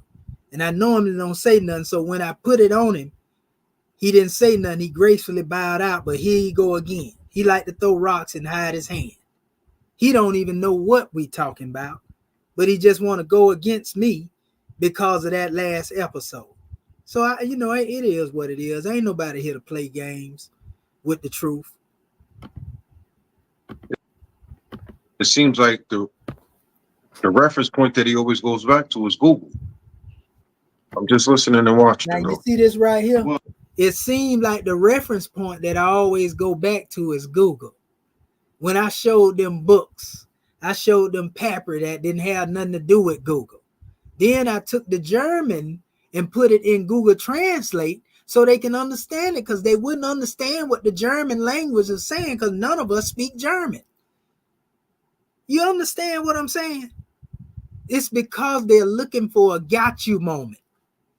They ain't even trying to hear what's being said. They're looking for a moment to say, see, look, I told you, and everything else I'm saying going right over their head. Well, he did show a source, but the problem was he showed a source with transliterations, and he read the transliterations from the Egyptian source, so the meta-netter must be deciphered. So there is Zoo. If you can make a statement before Smash. I'm just watching. Okay, great. Zoo, do you have a statement before Smash? I'm just trying to get in people. You're muted. You muted. I'm gonna let Smash go ahead. I mean, okay, wonderful. Yeah. Okay, Smash Rockwell, you have the floor. I mean, at this point, it's just a matter of being stubborn, or what we call old school, hard-headed, stuck in our ways, or not wanting to actually. I mean, I'm listening to what he's saying. I guess he's not listening to what I'm saying. Like, if I could demonstrate, he actually speaking of himself. He's stuck in his ways. That's why he don't want to accept what I'm saying. Demonstrate that there were ancient directions. Let's listen, everybody. Ancient directions that could get you from one location to another, and that you can follow those directions today and still get from that location to the destination location. And both of those locations have the same names today. That's like, that's not convincing enough. I don't get it. It shows you that it's deciphered, because we still got the same names today on these cities that they had in the ancient directions. Why should we go past that? Kamisha, you following what Smash is saying? Good brother. Y'all ain't getting what I'm saying. Damn, Kamisha, I'm just asking you a simple question, brother. Listen, brother, don't take it. So you see, as soon as he asks me a question, I give him the answer, right? Now, he triggered. You understand? He asked me a question. I give him the answer. He don't accept it, so he already ready to start. So this basically everybody coming in there to try to get their little rocks off of disagreement, right? Watch this. Offensive, like I'm coming at you. I'm telling the truth. Y'all ain't getting what I'm saying. I'm telling you that I'm telling you that the methodology that Napoleon used, good brother, was not the methodology of the ancient Egyptians. See what I'm saying? You understand? See the other brother coming in here now. Did you understand what he said? You understand what I'm saying? They're trying to force their interpretation of what they think, because they love what the Romans taught them, and they want to deal with that. But I done made my premise clear at this point. Y'all done seen it, because I done used the hammer repetition so many times. It done came out the same way. No matter how much they try this in the past and in this present video, it don't go the way they want it to go. So you'll see how this ends. Watch this. Agree with Smash. That's why we need to debate about it. Now what I'm gonna do. Well, hold on, because I asked you a question. Hold on, real quick, Elder. That ain't got nothing to do with what I'm saying. When you say we use that etymology, number one, brother, you're not showing the etymology that you're using. So how are you able to draw any meaning from the text? Period. Second of all, I do kind of take offense when you say that we're using the methodology that only Champollion used. And that's the truth, bro. Hold on real quick. And he openly admitted that he get offended. And I hope you still in here, Zoo 221. You get offended when I say that y'all use the methodology of Champollion. It's the truth. If you ain't using Champollion methodology, who methodology you using? And I hope you in here, I'm talking directly to you. Who methodology you using? If you defending what Smash say, if you ain't using Champollion's, who methodology is you using? And if you want to set up a conversation, you can set it up and me and you will deal with it. Other than that, man, you just talking too. Finish. That's the truth, good brother. Finish. No, it's not. So you shouldn't be offended. You should say, brother, thank you. Don't make me share my screen, brother. Share your screen. Because I got my PowerPoint over here now that I was finna go into the debate with. Do you know who Shareholder Europe is? I'm finna show you something. I know exactly who they come to. All right, so this conversation is over. 1 second. Yeah, y'all want to shut it down now when I say I'm gonna pull up some. No, we're not gonna shut. You keep playing. You keep playing me. I'm playing. There's other people that's been waiting. It's obvious, bro. Y'all biased. No, it's not obvious. Biased because that's what you want to teach, bro. No, it's not obvious. I'm looking for a natural cut. You don't want to California Bear. What do you have to say? Y'all want to get in the rain? Get in the rain. We're not doing this. Okay, watch. Okay. Bro, you can mute me out all you want to, Reggie. You very disrespectful.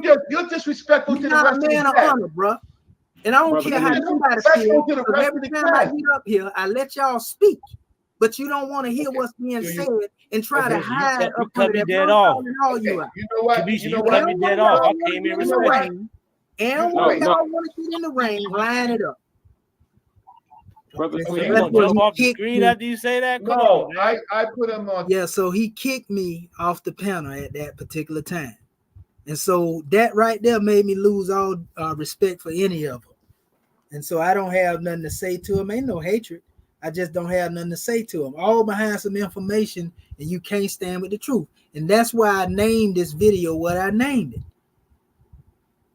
A message to the naysayers. The truth crushed to the earth will rise again. No matter how much y'all try to suppress what I'm saying, I'm standing on business when it comes to this information. And can't now one of y'all do nothing with it. I know you don't like it. Suck it up. But one thing I can tell you, when it's said and done, I guarantee you my people have the truth. And you ain't gonna be able to sell that snake oil metal netta that you've been selling to the people. I'm purposely going all the way in now when it comes to dealing with that aspect. You know what I mean? If it's smoke, then I want all the smoke. So with that being said, family, y'all already know what it is, man. We over here teaching the truth, and it ain't no hatred. We definitely ain't mad. We ain't angry, none of that. I just know who the enemy is. And that's what I'm calling them out to be, because that's what they made themselves to be. You feel me? You feel me? Yeah. And I'm going to drop this right here just in case somebody would like to say anything. Because like I told you, this wasn't going to be too long. It didn't take a whole lot of time. My bad. There we go. If you want to hit the link, family, and give your measure on what y'all seen, tell me, am I crazy? Is these people over here trying to keep this truth from coming up out of here? You know, anybody, you can come up here. If you want to feel like you want to oppose something, you can come with an opposing opinion, but don't come on here with all that cussing. I ain't got no problem with you disagreeing with me. I don't have that type of complex because I'm sure of the information that I present. People that have complexes is people that are not sure. They insecure about the information. And that's why they don't want to hear. And those who have been seeing this and watch me do this a whole bunch of time, family, every one of y'all that have always seen this, family, you know, y'all done seen it happen the same way every time, especially with that dude Smash. You see what I'm saying? And I want to give honors to all of my family here that seen it, because y'all done seen a lot of the information. Y'all have seen a lot of the in-depth information when I get into these subject matters. So y'all know what it is they haven't seen. You understand? Y'all know what it is that they haven't seen. You see, I ain't even went there. And so I'm just waiting. Like Saw said from the beginning, he like, man, y'all keep running from this brother. You know, it's obvious y'all scared. You're making up excuses. So if y'all don't want to get in the dialogue, then why do you keep coming up behind me when somebody else asks me a question and I start speaking on things? Why do you come in with your opinion? Because you ain't got nothing to stand on. So I want to give honors to my brother Anti-American American. I want to give honors to my brother Mari Bontis. I want to give honors to you, even you too, Zoo 221. Just keep it real, bro. Stop being a follower, because that's what I look at you as, brother. With all due respect, you're a follower. You look up to Smash them. I don't look up to them. You look up to Reggie. I don't look up to them. I've been studying, bro, for 30 years. Before YouTube, I've been teaching my people. The Most High been using me as a tool to uplift my people. You know how many drug dealers and thugs and killers that the Most High allowed me to touch 30 years ago and bring them in? I don't even talk about it. So I know what I can do when it comes to teaching my people. So many are called and only few are chosen. So I got work to show. I got a track record. Half of you individuals won't be known years from now for doing nothing for the people but running your mouth. Show me how your methodology and what Champollion taught you has made you a better man. Show me how Champollion and what the European and their science and their scientific literacy has made you something to where you can help uplift your people. Show me. I can show you my track record and what I'm doing and what I've been doing. And it ain't even about that. But you gonna respect me. Believe that. Rodney Mizzy, want to give honors to you. Born Dog, give honors to you. You know what I mean? Creator of the Boundless Universe, we love you. Honors to you. You know, Sat 12. You know, the little scout, we give honors to you too.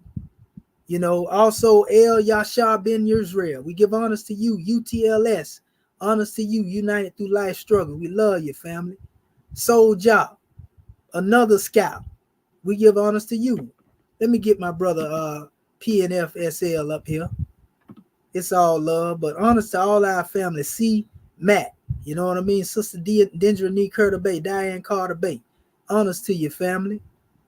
You know, honors to all of y'all, man, that really want to see our people free. Honors to you, Noble Brian. We love you, brother. Believe that. All right. Brother P and FSL, how you doing, brother? Yeah, all is well, brother Kamisha. Yes, You sir. know, I say approximately, I want to say a good strong 2 years I've been keeping up with you. But I know you've been around longer than that. And I had caught you in Grand Sheik to Harker Bay going at, you know, and that's when I got a whiff of your abilities and what you knew. So, you know, you definitely is a juggernaut out here. And we ain't none of us perfect. None of us. So ain't no, you know what I'm saying, denigrating each other and, you know, trying to act like, you know, it's a competition. But anyway, let's just go back to the hieratic script, the cursive script, the so-called Egyptian script, right? So that's where you bust their head and they got a swarm and that proved that they really don't do the research because you really shocked everybody when you made us look at it. And let me just make these 2 points right quick. When you look at demotic based off tonal, based off pronunciation, similar to Mediterranean, it's Mediterranean, because we know we looking at the word mare or mer, which is, well, you know, a word for water, large body of water. So the same way can be looked at demotic. It's another word for demotic, or like saying lay, because day and lay is interchangeable. So we're just looking at the word lemotic, right? So this cursive script is also a product of, you mentioned Greek, which is actually coin language that could be also attributed to Algonquin. Because I'm one of the researchers who really connect Egypt with America. I'm on that tip. I'm not, you know what I mean? I'm going for the origin of America, not we started over there. So if we're gonna say Egypt is Missouri or Missouri, and the prophet stated that Missouri is your homeland, we have the source of King Missouri, who was the king of Moab. No other place on earth is more suitable for the location of Moab than America. Now let's go in. We got the Malachite man or the Moab man who was 140 million years. Whether you want to say that Moab is being used in that context or not, but it's still the fact. Then we got the Mojave Desert, right? And then we got the actual Moab petroglyphs, the Moab man petroglyphs in Colorado, right? So now we got the research that Egypt is America, Grand Cairo, Little Egypt, Cahokia, down there in Illinois. You see what I'm saying? So we putting all that back up in here. Now when we go get to researching Anishinaabe and Ojibwe, right? And all of this, and Missouri, the Mandan in this area, the so-called Mende connection, Geechee Manitou, and we really, really, really do this research. You see what I'm saying? We see that we're at home with it now. Last but not least, we got Mashriki, which is Eastern Arabic. Then we got Maghribi, which is Western, right? So we putting two and two together on who are the Westerners and who actually brought this. Phoenician, Latin, all this culture and language is leading up to us, the Americans. And I ain't mean to be long winded, but I got ultra research on the Americans and how they, are covering up that we are actually a juggernaut race. And it's on the Cleopatra's needle. On the Cleopatra's needle, it is documented that the Mexicans ran into Africa on the Cleopatra needle. A lot of people don't know that, and they not ready for that. But I just wanted to open up and share all that with y'all. And thank you, brother, because that one video, little do you know, that's how I accumulated all of this information because of you. Okay. Well, let me respond to you, good brother, because I heard you speaking of you believe that we began in America, right? And if you Or look at the Western Hemisphere. You feel okay, me? that's what I'm saying, but not Africa. You made that definitive, right? And Yes. you say you look at my videos, right? And in my videos, I teach that we indigenous to the planet. Right. And there's a reason why I teach that. And if we go back into, because I deal with a lot of scientific literacy as well. Do you know the oldest bones that were found that deal with an actual hominid? Not Homo habilis, not apes and none of that right there. The oldest human finding dealing with human bones. Right. Where was that at? Oh, you're not familiar with? I was just wondering, did you know it? Now, yeah, because you say a hominid, and now we dealing with erectus, Homo erectus, and then you got Neanderthalensis. Yeah, Then you say the hominid. So right. I'm not really certain about the hominid. Okay, I got you. And what I'm referring to, good brother, because when you talk about the oldest Homo erectus, they were known as the Atlanthropus mauritanikus. Right. Are you familiar who the Atlanthropus mauritanikus is? No. Atlantis in Mauritania. Right. I hear the words in there, but I'm not gonna speak on it if I don't know. I heard about it, but I'm not. Most definitely. I got you. And so what I'm showing is that this is in the region of what they today call the Richat structure. Oh yeah, right. So that's the Ibero-Mauritanians, right? That's right. The Ibero-Mauritanians come later though. Okay. See, the one that I'm speaking of, Atlanthropus mauritanikus, they even go back to speaking of 700,000 years in time. Right. But they, in the modern time, they called one the Jabir Uhud. But the Atlanthropus mauritanikus is what they used to call it before they start calling it what we call Homo erectus. Before they called it Homo erectus, the term was Atlanthropus mauritanikus. And so when we come up into dealing with the one who came 350, 350,000 years ago, the most modern that they have found, this one is known as the Jabir Uhud. This is the oldest human, that they speak of, and you can look that up, and Google it. Now, when we come to the like 25,000, 20,000 years ago, yes, we're dealing with Ibero-Mauritans. You see? So you can see how far that name Mar or Mauritanian go back to, because when we talk about Atlantis Mauritanicus, that's dealing with the ancient inhabitants of Mauritania. You see what I'm saying? But when you come in the Ibero-Mauritanian, you still haven't reached modern Mauritania yet. But we know the Ibero-Mauritanian, like you said, deal with those who are borderline between what we call the Pillars of Hercules, and what we call some people call the Mountain of Gibraltar, the Mountain of Zaid, so to speak. Some people call it that. But anyway, so your ancient people were found there, and this is deep because we have history that deal with Atlantis and one of its fallen, so to speak, during that time. Now, it is said that there was a connection between the continents between this time. So we could see the West as being a part of that portion of the furthest west of Africa. You understand where I'm coming from? Right.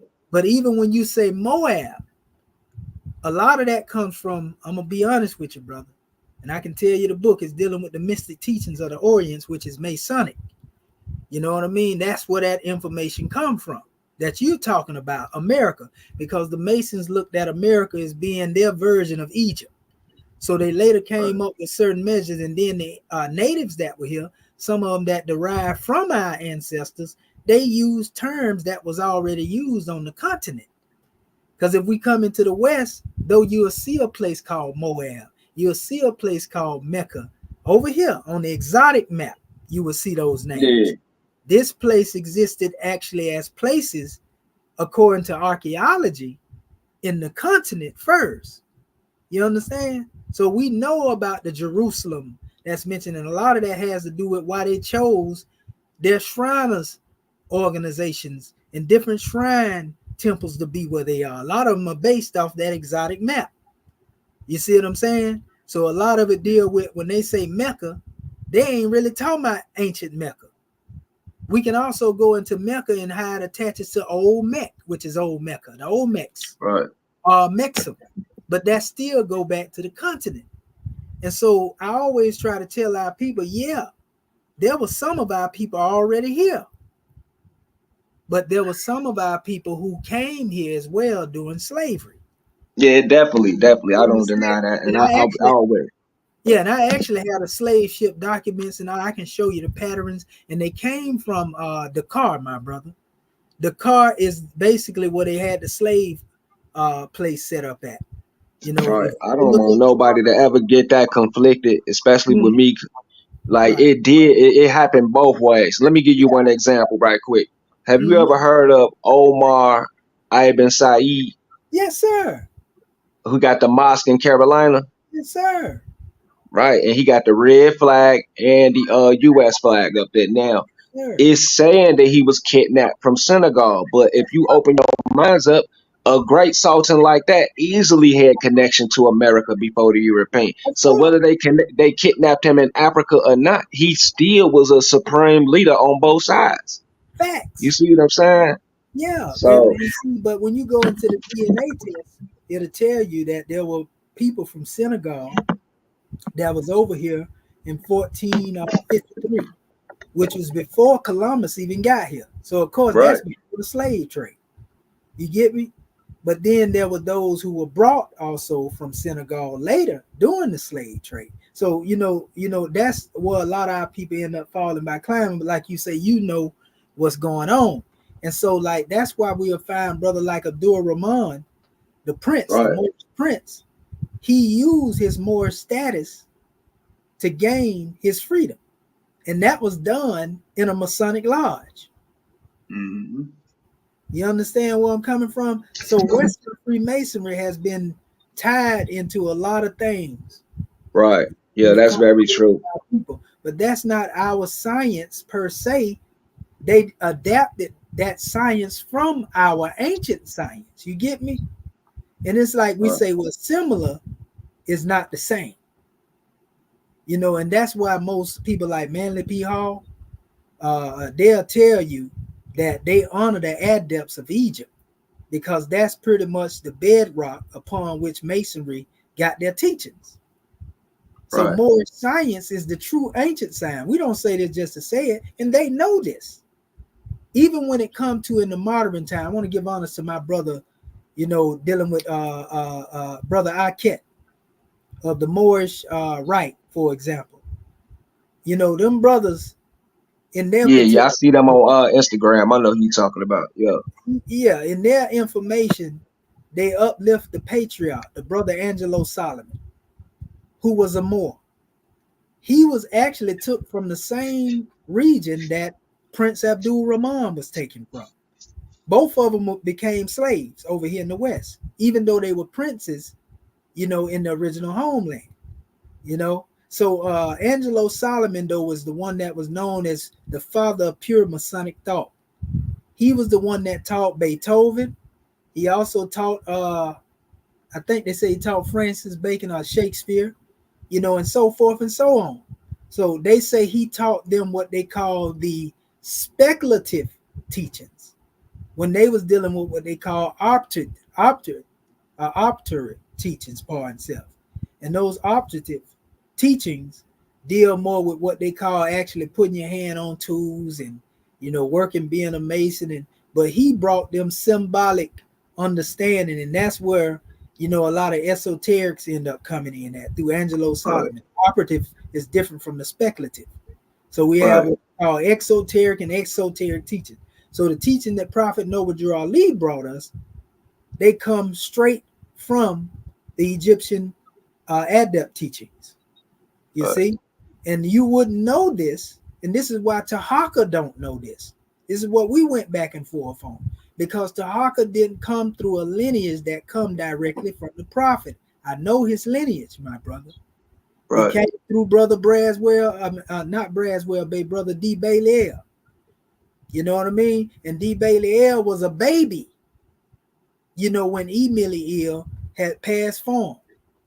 So he came up and picked up a whole different thing, and he wasn't privy to what my chairman was privy to, because my chairman was taught directly by adepts that was made by Prophet Noble Drew Ali himself. My chairman is the reason why we have them colored pictures of Noble Drew Ali. And the only reason he could give the colors is because the Prince of Peace, our German Bay good brother, who was right there with the Prophet, that was his teacher, told him the colors that the Prophet had on. And he the reason why the Prophet has a headstone. Because you know the Prophet stone they put at his foot. It was the chairman Clifford Jackson Bay and a few other good Moors who actually, that's why if you go visit Noble Drew Ali grave, he got one at the head and one at the foot. Because they had put his headstone at his foot, good brother. You see what I'm saying? And they had built a big old mausoleum for the reincarnated prophet, John Gibbons L. They did what they were supposed to do for the prophet for John Gibbons L. So this goes to show you how far the Moors had got off track. So the chairman also took care of the wives of Prophet Noble Drew Ali, Sister Pearl Drew Ali, you know, Sister Christina. They was in the chairman's boarding home. He cleaned them sisters up when they went out into the street, brother, you know, and start living like some of we see our elders go into. The chairman was the one that took part in doing that, brother. You know, so they need to put some respect on his name, because he a real adept. And he was the one that brought them degrees back in the Book of Fire, the exhuming of a nation, and that's why the MST of A was mad at him. Some of them that went there, oh, he giving up the adept secrets, but we don't keep secrets over here. You understand? We keep it secret. Because it ain't in the possession, it's the use of a thing. I can give you a handful of diamonds, but if you don't know what it is, you ain't going to do nothing but put it up in the closet somewhere. And so, you know, that's why we don't hide the truth. That's why I'm exposing them now. You know, Reggie and them, I'm going to give you something, bro. A lot of people don't know Reggie, La, and a few more of them dudes is Masons, bro. Right. And they feel like what I'm saying to the public shouldn't be spoken. I know who they is. I got recordings where they get into this. So see, that's the part we ain't got into. So that's one of the reasons why they're trying to keep this information from coming out. Because they can't talk this freely as I can. I ain't took no oath. Nah, and it get them some type of authority over primary thinkers, which is another form of slavery. You know what I'm saying? Exactly. That's what Prophet Noble Drew Ali said. He said, if you ain't careful, more your own brothers will take you back into slavery. He said Masons and preachers would be the last to accept what it is he brought to them.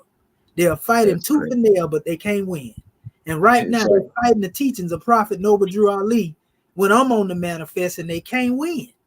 Right. No matter how many times they done tried to come assassinate my character, just shut them. The people, they see it now.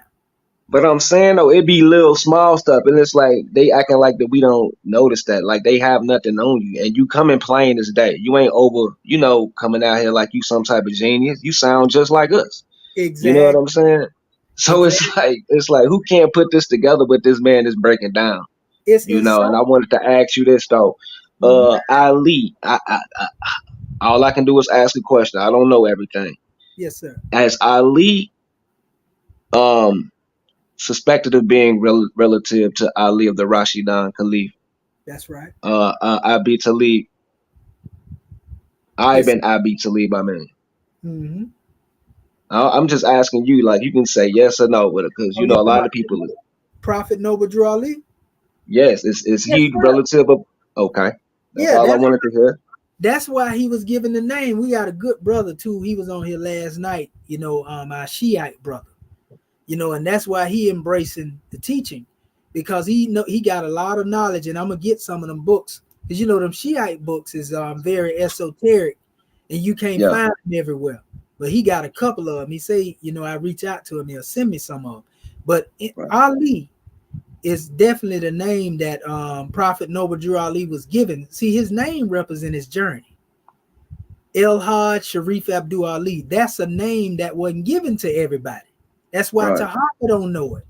It was passed from mouth to ear to the adepts. That's why the prophet said, Moors, I was given a high name over there.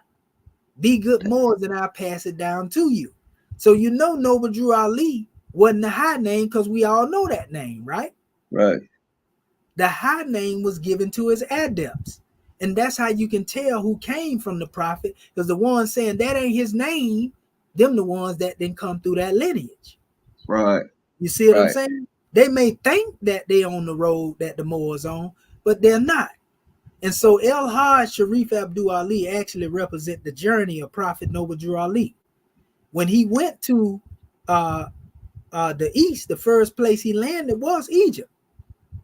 You see what I'm saying? But then he ended up going into Mecca, and this dealt with his El Hajj portion.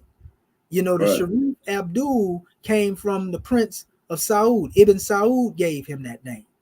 And then the Ali portion came on his way back home when he touched down in Fez in Morocco and so forth and so on. Right, I got you. Islamically, when they give you a name, they don't just give you a name because it sounds good.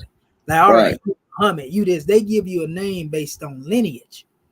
And being that they believe that we come from Ali, which if you were to trace the line of those who come from the Sudan and go through the Sahel into what we call Dakar, Senegal, they are considered descendants of Ali. Just as those in Morocco, they call them the Alawite dynasty. They consider to be descendants of Ali.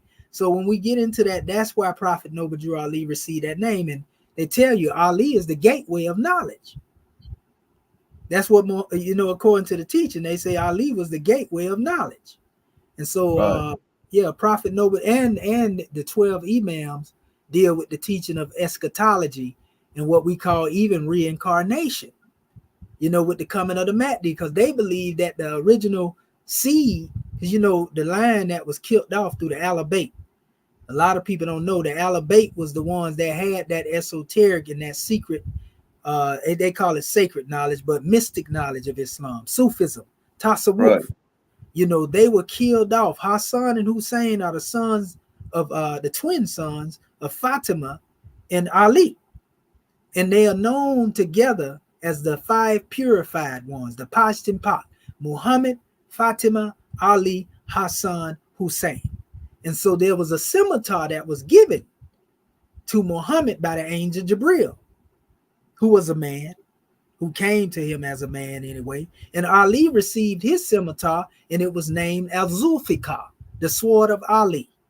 You see what I'm saying? So when you look at that Pashtunpak, or what we call the Alabate, they represent the 5 purified ones, and they are protected by the scimitar.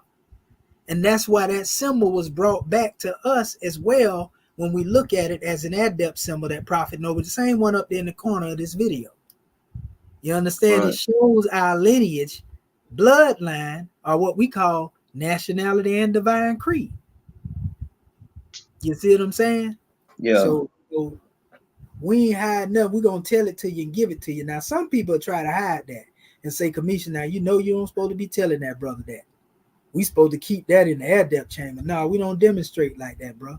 Yeah, I'm glad you brought that up. I was going to ask you that because one of my cousins, he just, went through the ADAP, and he was basically like, I ain't going to tell you, I'm going to let you experience it for yourself. But I feel like the way we breaking down, it should be no problem with revealing that type of information. Like, what's so secretive? You know what I'm saying? So, and you know where your real adept chamber at, good brother? Where that? It's above your neck. Right. Facts. That's third heaven. That's what they call in ancient Kemet, the second Aru.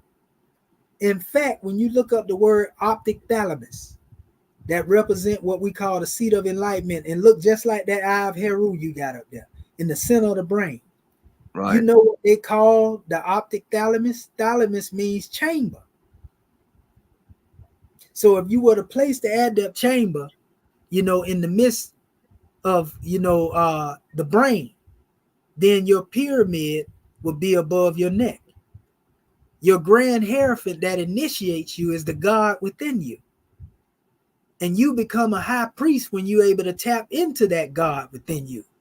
And you become one with that supreme being and become a conduit through which God works. That's what Noble Drew Ali demonstrated.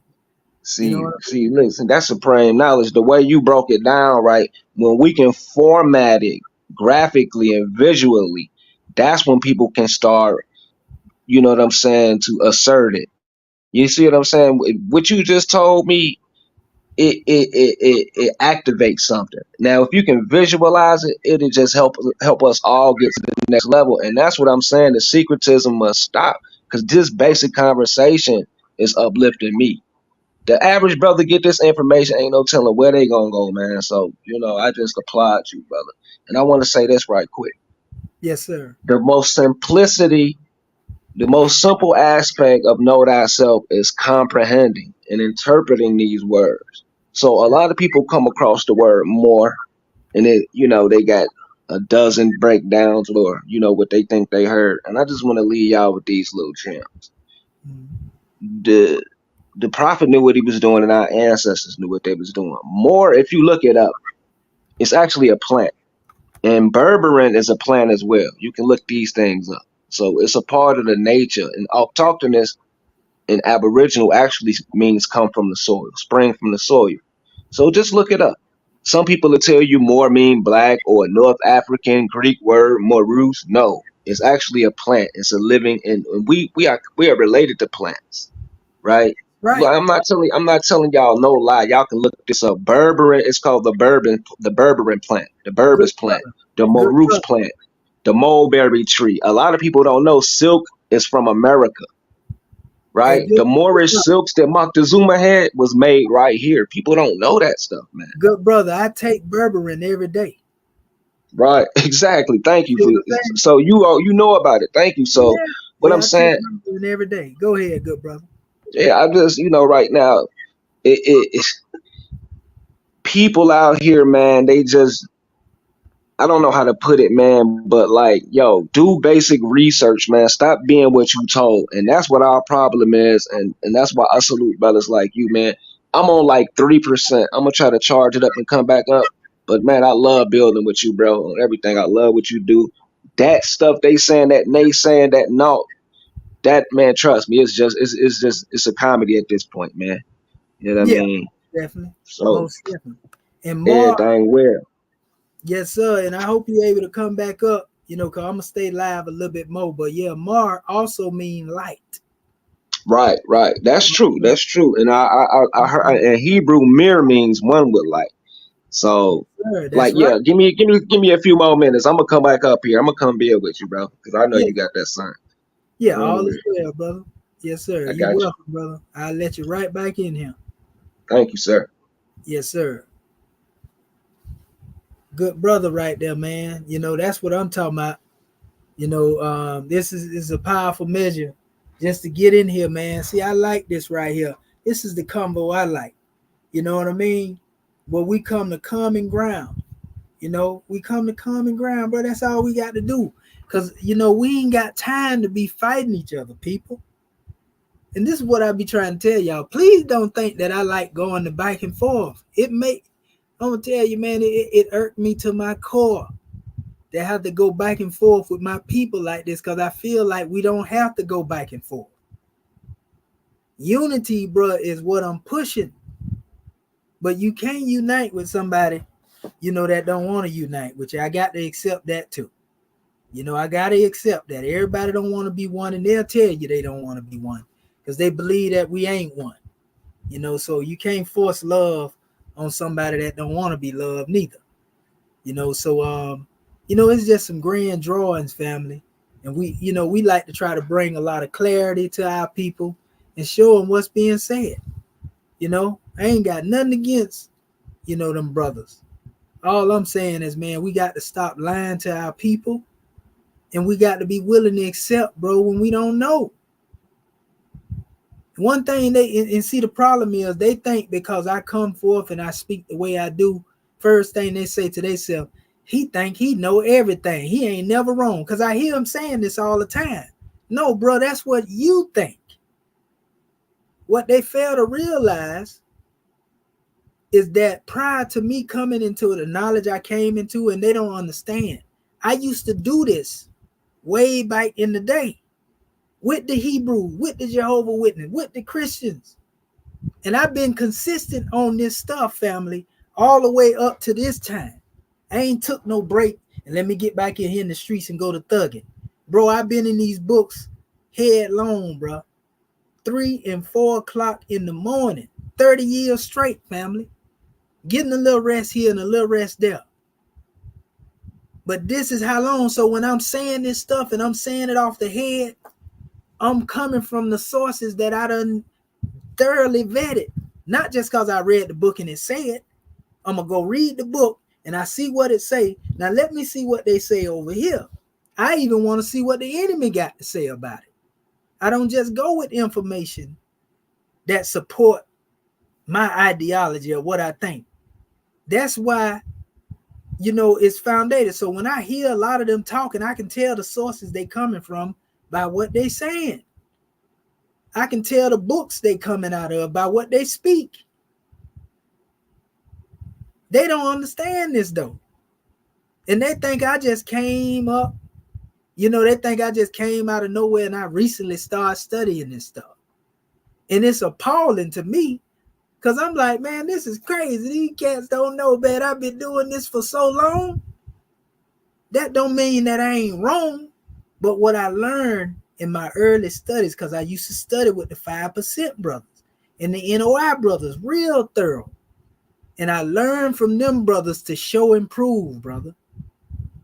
So that means anything I say, I got to be able to back what I say. So a lot of time when I'm saying something, I'm coming from a source. And if you want it, I'm going to give it to you. But don't act like I didn't give you the source after I show it to you, people. That's disingenuous. You feel me? So it's about showing and proving. And a lot of them, though, they can get up there and talk and go and show me an part in there where one of them dudes pulled up a source to bite what they were saying. I want to ask my audience out there, Brother Born Dog and Creator Boundless Universe, did y'all see them dudes pull up a source and time to rebut what I was saying? Did they pull up a book or anything to rebut what I was saying? No. They were just giving their opinion on why they think commission wrong. Yeah, they was just yapping their gums. And that's what they always do. If I were to pull up all these videos and show you, matter of fact, while the brother trying to get his phone right, I'm finna really expose him real quick. Watch this. I keep an ace in the hole over here. So I'm finna show y'all what really be going on. Okay, let me go to my clips because I got a lot of this stuff saved in my archives. Everything we be done went through, a lot of this stuff right here, old conversation, Kamisha don't put them up. You know what I mean? So watch this right here. I'm gonna let y'all hear. Reggie real quick. Watch this. What that video at that I had Reggie up in here? Y'all definitely got to see this one right here. Okay, it wasn't that one there. It wasn't that one there.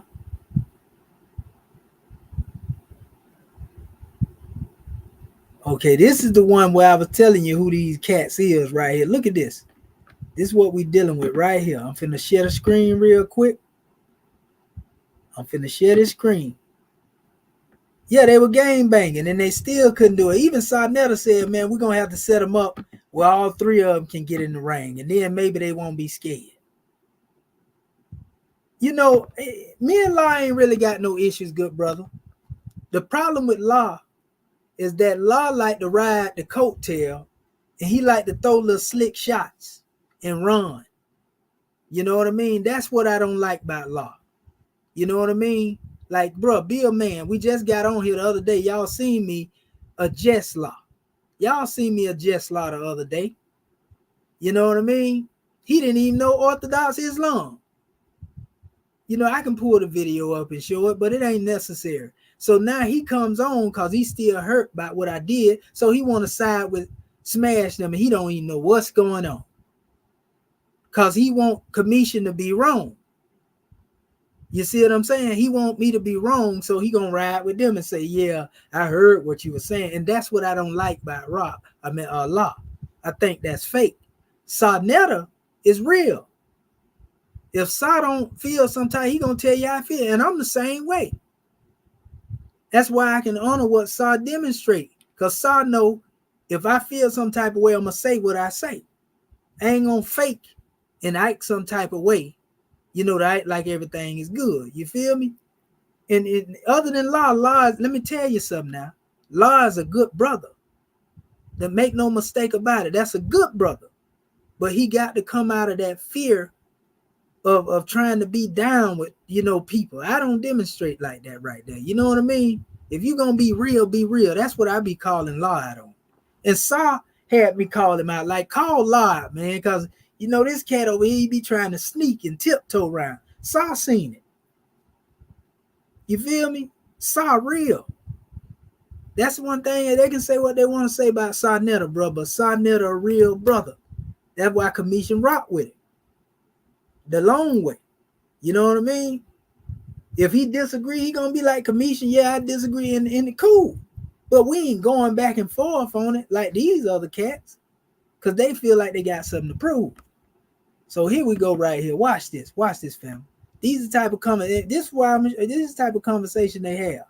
And this was actually after it was a brother that, you know, had been looking at some of my videos and he went at them based on the information. Watch this. Watch this.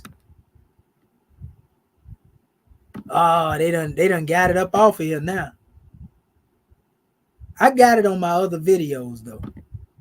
You know what I mean? Yeah, they done deleted all of. They done got solder removal. You know what I mean? In these, I got videos where I exposed this information in it, but they done got that one up out of there. Let's see that they get this one off of there too.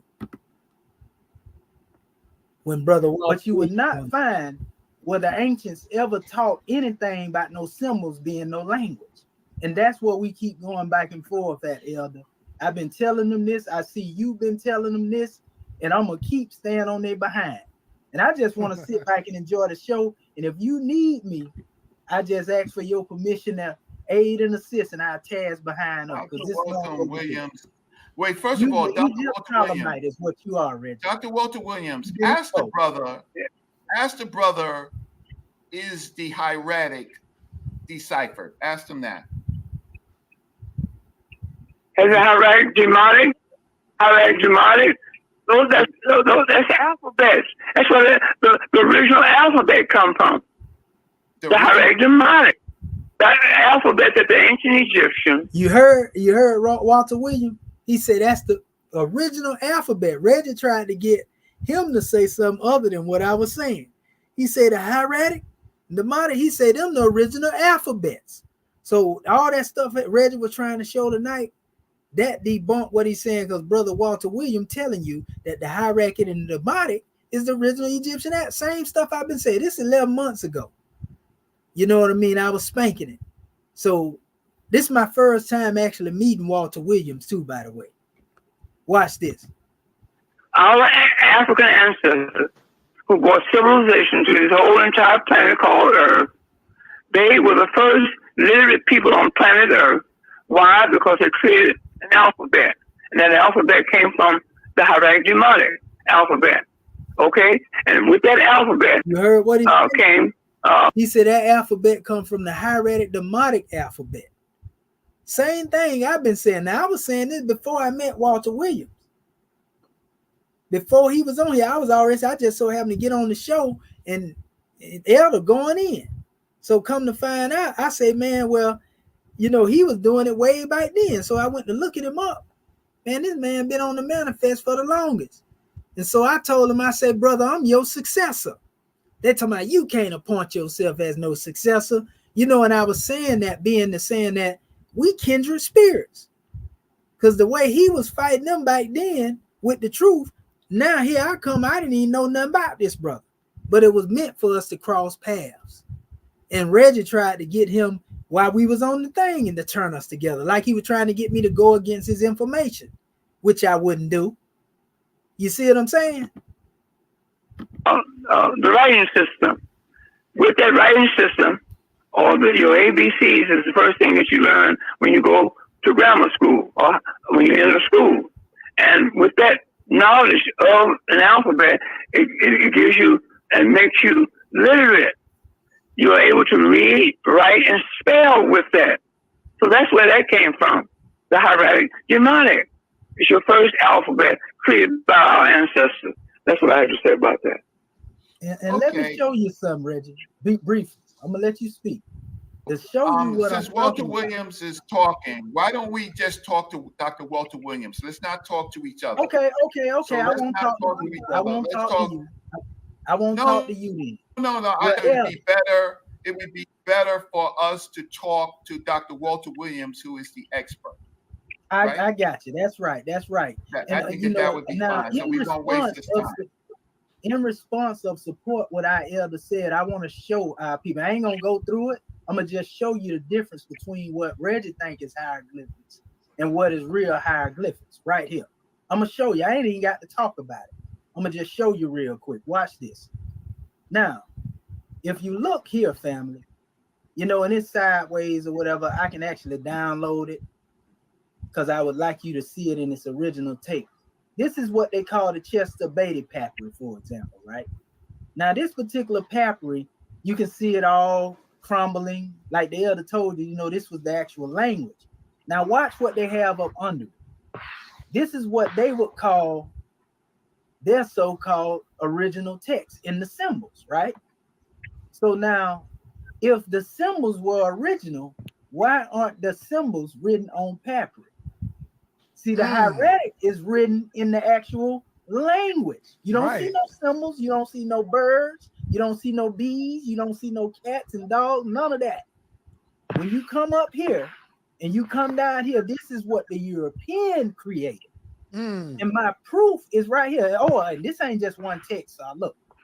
And this ain't just the only one. The book of Tahotep, the Maxims of Tahotep, is written in the same language, hieratic. They call that the oldest book in the world. So that killed Reggie right there. And No, he it claimed doesn't. all of the Can I people speak? saw it. Now, Can I hold speak? on. at that. Commission Adept. Yes, sir. I might have to disagree with you on this because you said that this is what the Europeans created.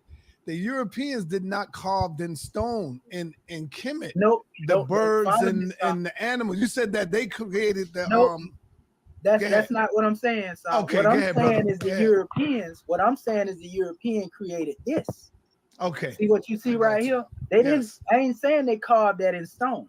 I'm Yes. saying they created this and said that this was the true text, but this can't be if this is the true text. Right. You see I what I'm got you. saying? I see what So you're if saying. we were looking at these two and the comparison between these two, which one you would say was original, my brother? The one that's on the that one right there. Facts. And so Yes. if we got all of these down here, right? And I got like 100 books with these papers in it. Different stories that done so-called been translated, let them tell it. I got all of them over here, right? And if you keep looking at all this, why are not those who claiming to be Kemetic teaching the people this? Okay. Since Can they I- know Kemet. Can I speak? Why for a are they second? not transliterating Sinetta, this? can I please speak for a And Reggie second? can't All read right, it. because I want to get back to Professor. go This ahead. is his show, Go y'all. ahead. Okay, so I want to speak to that issue just real ahead. quick. Okay, so Professor Walter Williams, Dr. Walter Williams, Yes. Depth is making an argument that the hieratic can be read.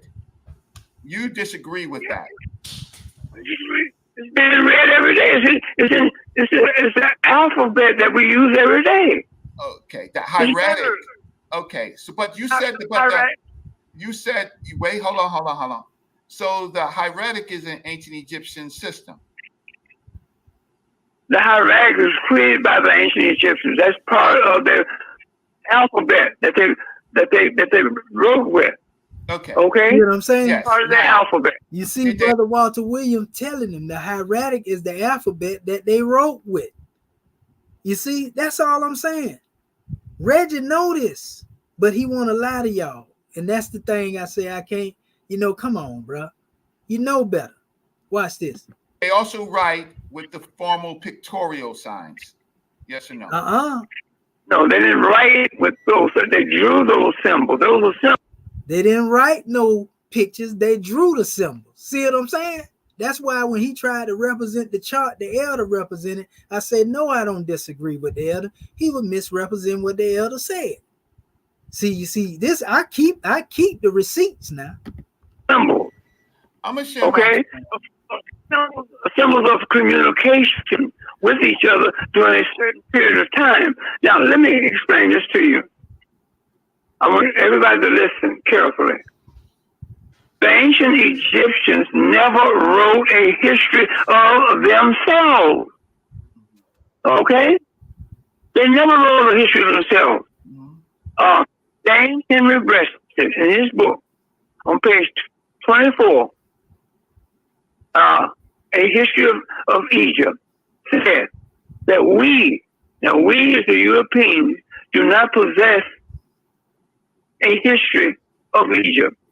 We, as the Europeans, do not possess any knowledge of Egypt. They said they don't have no knowledge of Egypt. Okay, they don't possess none. They said that the purely, he goes on to say, the purely history that was presented by Manetho can hardly be called history. And the word purely, P-U-R-I-L-I-E, purely, means trivial, silly, and childish. Okay? And you get another book, that was written in his book. You go to that book, it came out in 1905. Now, George Rawlinson's book that was produced in 1875, in his book, A History of Ancient Egypt, he goes on to say that the same thing that I've been saying, that the ancient Egyptians never wrote a history of themselves. So all this, I'm going to tell y'all some things too. I'm going to give it to you blood raw. Like the story about Asa, that we hear about him being chopped up. A lot of people don't know that was not in any form of papyri. You know, that's actually a story that was told outside of a lot of the Kemetic texts and made up. But that's a whole nother measure. And it's a couple of more stories similar to that have been attributed to the ancient Egyptians that what? So when the brothers say the ancient Egyptians never wrote a history of themselves, you know, he on point when he say that, you know.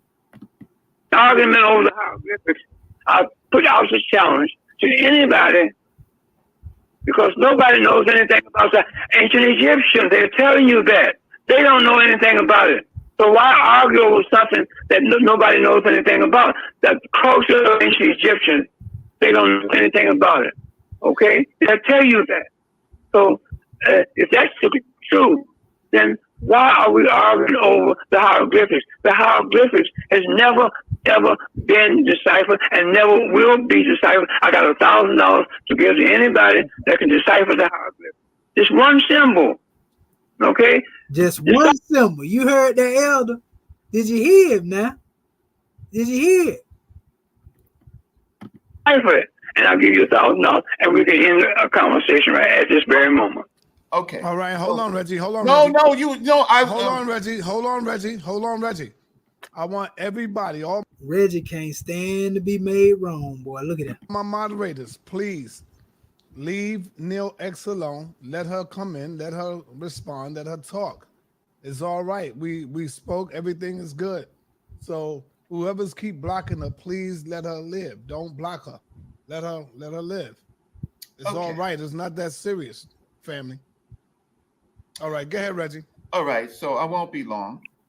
So the Medu Neter is called the words of God or words of divine, the sacred words. That's what the decipherment in the So now, Reggie will tell you he don't believe in God, but you just heard him say that Medu Neter mean the words of God. So are they right in translating the word as God? Neter? Reggie would tell you no. But yet everything else he want to say he reading outside of that is right. You know, we have a saying over here in the Moorish paradigm, if the prophet ain't right, the government ain't right. So if the translate ain't right, the translation ain't right. If everybody's saying that the word neter, James P. Allen, Allen Gardiner, E. Wallace Budge, Gaston Maspero, we can go on and on with it. If all these people, E.A. Waite, all of them saying that the word translated as God, and Reggie saying that it don't mean God, yet he still say what they said is accurate. Come on, man. Come on, man. See, I see through all that right there. You can't fool me. translations say. Wait, let me Who finish. said that? Who said that, Reggie? Let me Who finish. said that? Now tell me who said that. Who said it, Reggie? Who said it? God damn it. Oh, it started, of course, with Champollion to Lepsius and on. Hey, y'all So, heard? but let me finish. No. Why am I That's interrupted? they. You see, they, you going by what they. Tell me about facts. Give me proof of what you're saying. That's all. Okay, so can Dr. Walter Williams, can I please talk, sir? You can disagree with me after I finish. Okay, so I want to say to the audience, the language system has different scripts. So one of the scripts is the formal system, which is pictorial. The other one is what you call language, Reggie. Let me Reggie. finish. No, listen, that's not a language. You won't let me. No. I'm gonna let you finish. Mind you, pictorial symbols are not. It's not a language. Okay, understand that? It's not a language. So don't bring no language in here. Language is used to explain the symbol, but whatever language you speak. Okay, but don't put the hieroglyphics as being a language. Say it another way. The characters have both or a semantic value, meaning a pictorial value. And you said semantic. You use the word term semantic. Why are you using that? The symbols. Hey, Apostle, funny. I just noticed Apostle was over there playing a harmonica. I didn't notice that before. Let me finish, because I'm talking about Dr. Walter Williams. You're speaking about semantic. Dr. Walter Williams, can I please finish? Yes, but he's trying to correct you. No, but he's not when correcting you're wrong, me. he got to correct you, brother. No, he's not correcting me. He's responding. So can I please talk? Go ahead. Thank you. So the characters have a phonetic value and a semantic value. The semantic value is the pictorial. The phonetic value is the sound value. Symbols make sounds, and they are classifications, and those sounds make words, and the words combined with grammar is a language. We're just talking about languages. The alphabet of the United States or of the British has characters, and they make sounds. And you put those sounds together and they make words, and then you add other elements, and that creates grammar, right? That is with all languages. All languages start with symbols that make sounds. Those sounds make words. Those words become languages. Now, to commission adept real quick. Reggie, you have to understand the meaning of the symbols before you can put a sound to it. If you don't understand the meaning of the symbols, how can you put a sound to anything? I don't disagree. So, but then let's move off of it then. Let's move off of it, Reggie. Okay. Move off of it. Thank you. I'm just going to share my screen. Hey, if Reggie would have listened to Dr. Walter Williams, if he would have honored the elder, we wouldn't even keep having this conversation over again. You know what I mean? Right there, family. So if we were going by the expert in the community, well, who do the expert agree with? On both levels. The expert agree, like I said, hieroglyphics ain't no pictures, dealing with no letters. Also, the expert agree that hieratic and demotic represent the actual language. Me and the brother disagree. Me and Reggie disagree.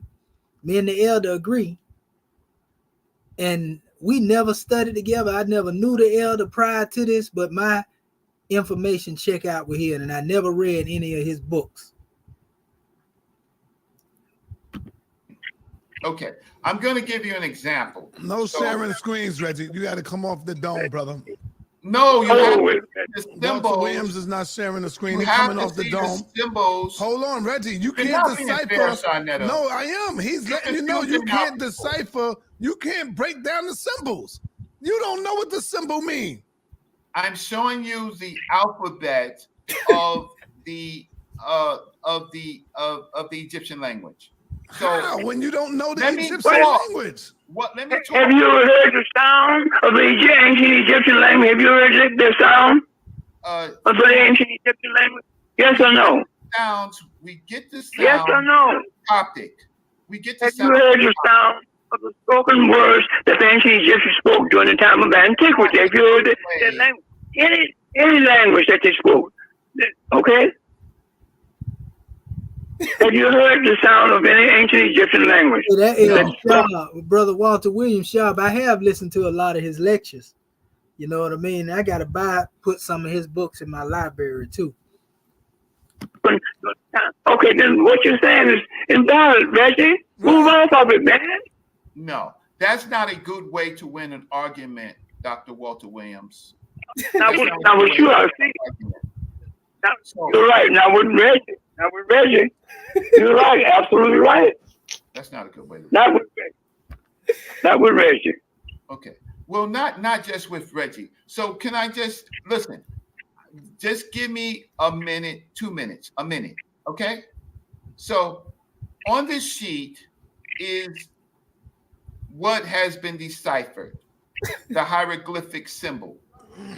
Next to it is the hieratic, which is the handwriting version. And here is the proposed sound that it makes. And this is a description of the object, right? And this is in linguistics, the sound value. So in the ancient Egyptian language, it has been deciphered or proposed to be deciphered, because you don't agree, that these symbols have this relationship. Now, you don't have to agree, right? But there's billions of dollars invested in ancient cultures, right? And ancient Egyptian culture is one of the most valued of the cultures. And the decipherment of the Medu Neter also helped aspects of the decipherment of the cuneiform, the phonetic, the Phoenician script, or the Moabite script, or the Reggie, ain't no cuneiform, brother. I keep telling them that. Okay. Let me tell you, Reggie. I'm gonna end this. We're going to end the argument. In my book, I got an alphabet chart. Go to my book, The Historical Origin of Islam. You see a good alphabet chart in there. Both books. Now, where it says Egyptian, I give you the first written communication in the very extreme left corner of that section. It says Egyptian. And then you see the hieroglyphic symbols coming down. Mm-hmm. Then there's the second and third section is the hieratic demotic. But that's what he was showing. Reggie was trying to show out of Walter Williams' book. That's what he was trying to show to me. Same thing Walter Williams to tell him to go in the book to look at. See, now we done caught him. Check what Walter Williams say about his chart. That has nothing to do with those symbols over there. Okay? That's showing you, I'm sure. See there? He say that alphabet chart, the one Reggie was showing, ain't got nothing to do with them pictorial symbols in there, family. So you see how disingenuous this man is? But this is why we keep this information in the records. Because they ain't going to tell you the truth, man. We exposing them tonight. Oh. Showing you that the first form of communication that was being produced in ancient Egypt. So you got to understand that. And number two, Reggie. Yes, sir. Is that you got to understand that the ancient Egyptians did not write a history of themselves or leave a history of themselves. They didn't do that, Reggie. Now, I'm through talking to you about that. Please don't come and confront me about no hieroglyphics, about no Moabite stone, or no Phoenician, none of that. I don't explain to you, but your ego will not allow you. I told you about Ptolemy. I said, don't pronounce the P with the, instead of pronounce Ptolemy with a T. Leave the P-O. They don't pronounce that. It says Ptolemy. You say, oh no, Ptolemy. You see? So that's why I found out that your ego was so big that you can't learn anything. Yes. You don't want to know anything. You want to argue. That's right. It's not going to work with Walter Williams, Reggie. So it's over with for you, as far as I'm concerned, in having a conversation with you. Oh, man, that boy. Right. So goodness gracious. So y'all see our elder beat him up. Our elder beat Reggie up, man. Hey man, come on, this is crazy. You know, it's so like, I mean, hold up. Let me show y'all. We got receipts to go for days. I'm gonna show you some short clips. You know, because this ain't just started, man.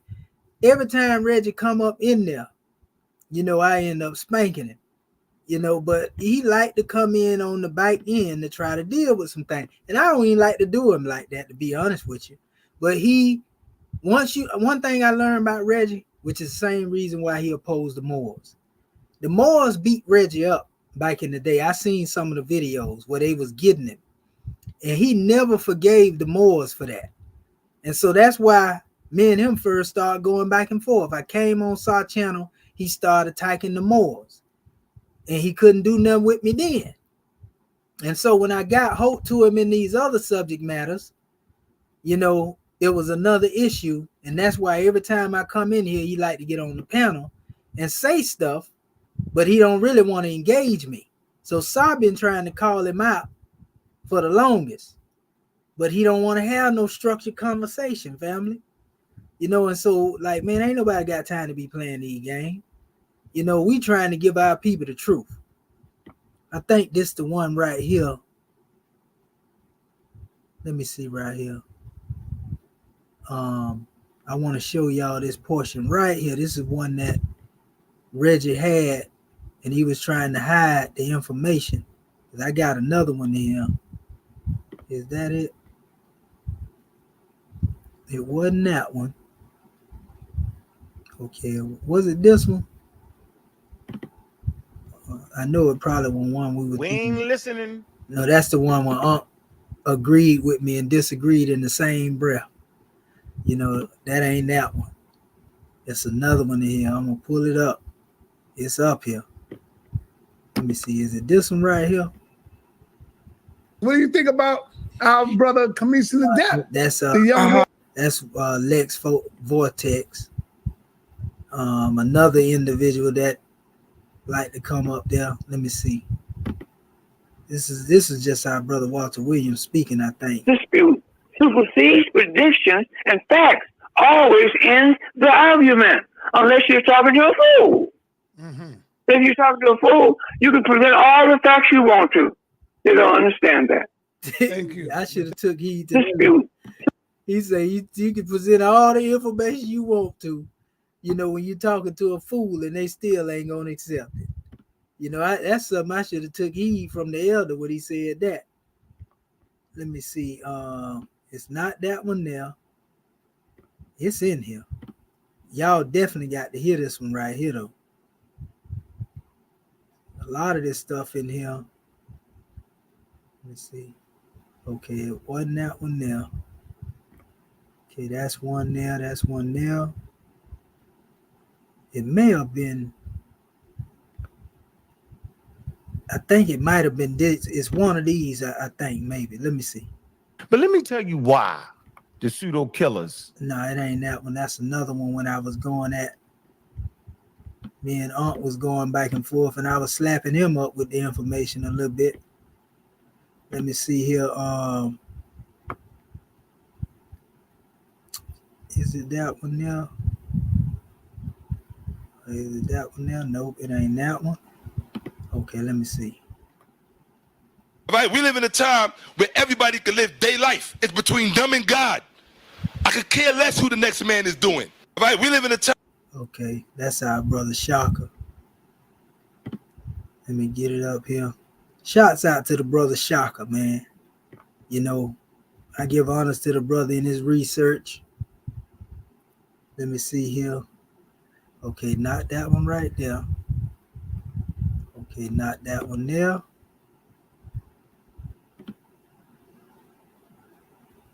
Okay. Was it that one? Let me see. Was it this one? Oh, he done took that one off of there too. See, a lot of these old things, I can see that and I guarantee any amount of money that's Reggie that done went in there and took this stuff up out of here. Because he trying to hide the truth. But he don't know I still got a lot of this stuff.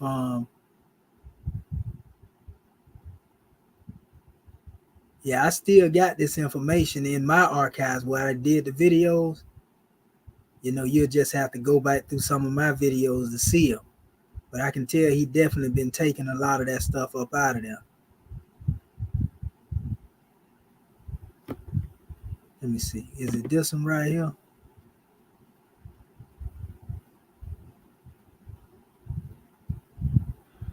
Here we have the symbol, y'all. This was that time when I was exposing Smash and he lied about a letter. And then he went back on his own show and then admitted that he was wrong. But you got to notice some stuff. Here we have the symbol, and it says it don't say what I said. I said it's Emmy. See what I'm saying? He said it was I was Emmy. looking through this dictionary this morning and seeing this. Oh, I got hella mad, bro. See, and I couldn't get this to play on one of the channels like I did tonight. You know what I mean? But he literally went back and admitted, but when I tried to pull it up to show that he did it, it wouldn't pull up for me. I was like, what? They wrong. What's this? I was like, oh, somebody gonna look and try to say that I was wrong about what I said about the Emmy. See what I'm saying? Because I told him it wasn't Emmy. I told him it's what they said it was. And he was saying it was something else. But, you know, we had a conversation on this right here. But that's what I'm saying. He dude don't even want to admit he wrong. He found that he was wrong himself and didn't want to accept it. Now let's go over and look at his corresponding sounds. You actually see that it also starts to look like the H, but if you got to be real bad to confuse it with the symbol that's right, because a lot of them. So now they're saying it means own. A lot of them symbols don't look nothing like what they trying to make them look like, and when they look just like them, like this here, for example, when that looks similar to that, that's what you call cursive hieroglyphs. But when you get into the actual hieratic letter and compare that hieratic letter to this stuff they be doing over here, you see they don't look nothing alike. Don't look nothing alike, family. Existence. But notice this one is in parentheses. You know, so that's one where Smash caught itself out of pocket. And I couldn't get it to play, but let me see. Let's see, that was that one. Let me see. Where's the other?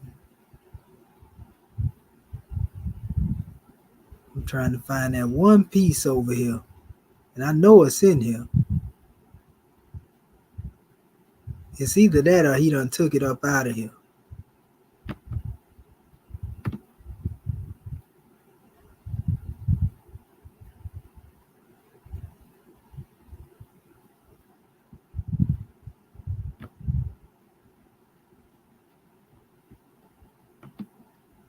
Let's see. I know I was showing something on Champollion right here. Look at it first. You got two things in this slide right here. You got one that's supposed to be called their hieroglyphics. Notice it's not in abjad order. Right? Yeah, that's when I was exposing Champollion. Okay, let me see.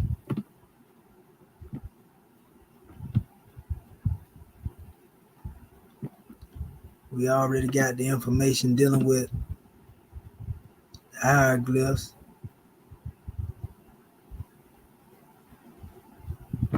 Okay. I got so many clips in here, people.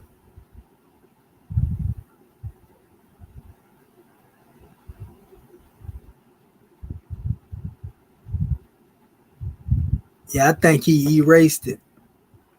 Your boy Reggie took it off of there. But what it is, I have a video and I got it recorded on one of my channels. I have to pull it up when I go into some of my other information. But I actually have it where Reggie was admitting. He literally admitted that the he admitted that the hieroglyphics were symbolic.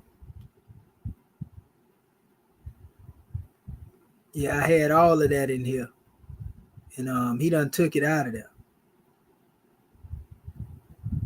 I don't know what he did with that clipping. Let me see. Was it this one?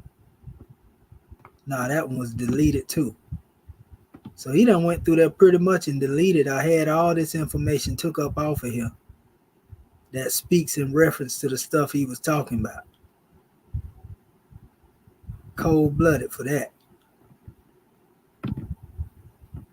Even that one gone. So this is how they do it, family, you know. History being erased. You know, it done been deleted. But a lot of it I had already cited anyway. So I think, let me see if I got it in here. This one of the things I was demonstrating on. So So the that issue, coincides with this. Go ahead, brother. the issue that people have. No, that ain't it either. I'm gonna have to go in there and dig them clips up and clip them off of my video. That's what I'm gonna have to do. Yeah, I'm gonna have to go through there. I'm gonna have to get them videos. What do you think about how I have to get them and then clip them off and then So every time I get up here, I clip them let off of y'all my video. But yeah, man, this y'all see what it is, man. Yeah, Champollion is the individual they claim that basically supposed to decipher the glyphs. You know, that's who they say deciphered the glyphs. You know, and that's who methodology they use. And so when I be beating up on Champollion, showing that he wasn't who they say he was, they be trying to defend him. You know what I mean? So that's where a lot of that be coming from. But I got a lot of videos. I see they done. I didn't even know they had and took a lot of that stuff off of there, man. When it come to dealing with the information, that's crazy that they actually went up there and took that information out there. And I actually had published. I put a bunch of them up here. Let me see if they got them up here. I'm gonna see. I'm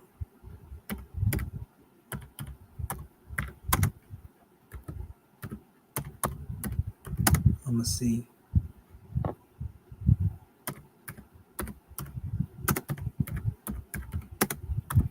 I'm gonna see if it let me pull it up here, because I may have the original copy of my demonstration up here. If they'll let me pull it up. No, it ain't let me pull it up there.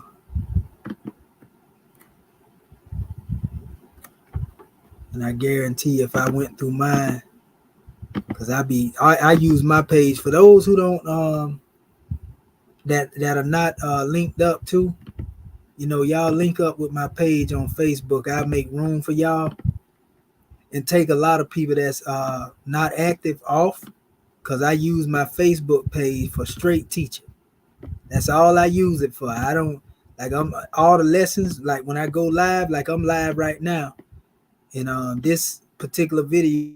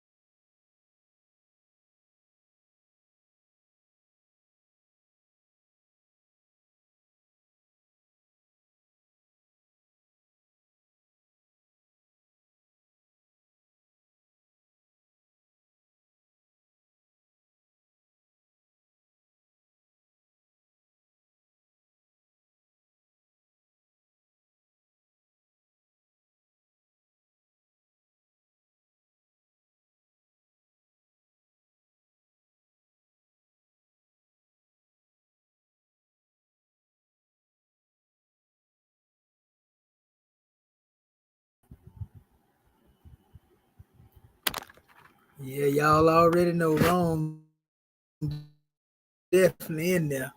So yeah, but what I'm gonna end up doing is I end up pulling up a lot of this stuff too, because I see that they every time I cut on like my other apparatus and I start trying to go through it, it's like it's freezing up.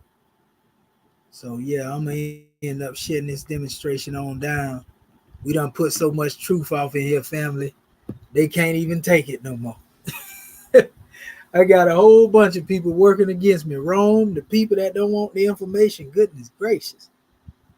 So yeah, it's a powerful drawing, family. I don't know if our brother's still there. Let me drop this because he might have let his phone charge up. If he is, we can dialogue with him a little bit more. Y'all see that? You see that barn dog? Bro, my system one night and it's crazy, bro. Till I start going crazy on these late night library conversations. Yeah, I start going crazy on these late night library conversations. They like, we got to put a stop to this right here. But that's all right. What I'm going to do, because I put 2 terabytes on this thing.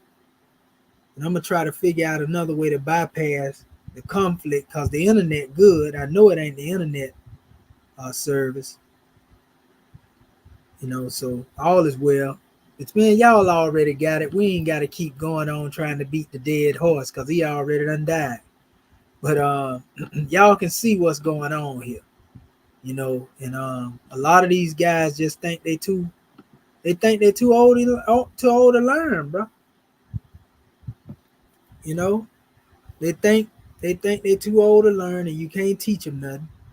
And I ain't trying to, make them be wrong or nothing like that. I'm just telling them we all need to come together, that's dealing with Kemet, because that's what I'm doing right now. They don't know it, but I'm getting ready to start producing books. That's what I'm finna put a lot of my energy in instead of going back and forth. So y'all can have this stuff in hard copy, man. We actually working already, on our own transliterations, of a lot of books. We're gonna translate a lot of books, for the good of our people. So we're gonna get into a lot of the ancient papyri. That's why we have our classes, such as the ears class. Y'all get a chance, check into the ears class every Sunday morning, where we get in and we demonstrate on the different languages, so it's here, family. We just encourage y'all to keep getting this knowledge, wisdom, and understanding, and utilize the knowledge to unite. We don't have to utilize this knowledge to be in opposition to each other. And that's another thing, too. I had mentioned when I was on Sa Channel, when I was asked a question about the sisters debate, and I was trying to emphasize to our people when we use the term common ancestor, a lot of people don't know that the term common ancestor refers to organisms in general. So there's an organism that deal with going to the essence of what we call protoplasm. And if you look up the word protoplasm, it means the first man form. And this is why I told Sa, that I don't agree, with the European measure of when they talk about what they call the primate. And then they try to say, well, the humans, are primates. And, that's what they classify us as.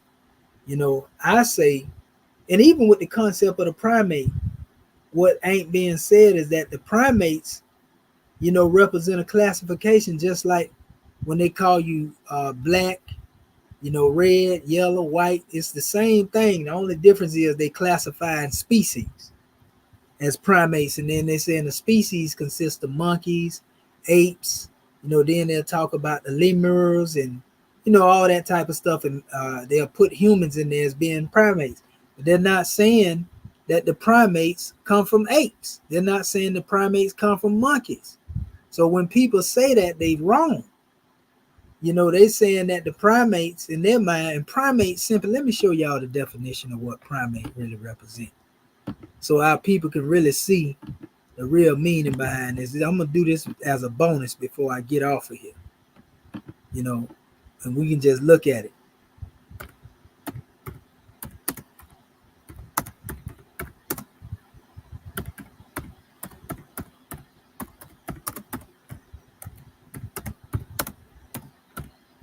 And this is just to show you the general consensus on this information. There you go. You got an archbishop, a chief bishop. Let me see. We're going to go a little further into this right here. Okay, y'all see this here? Definition: biological order that comprises prosimians, monkeys, apes, among which humans, right? So they are categorizing all of these as primates. That don't mean that the human come from the monkey. That don't mean the human come from the prosimian. That don't mean that the human evolved from the ape. And this is what they getting the misunderstanding of.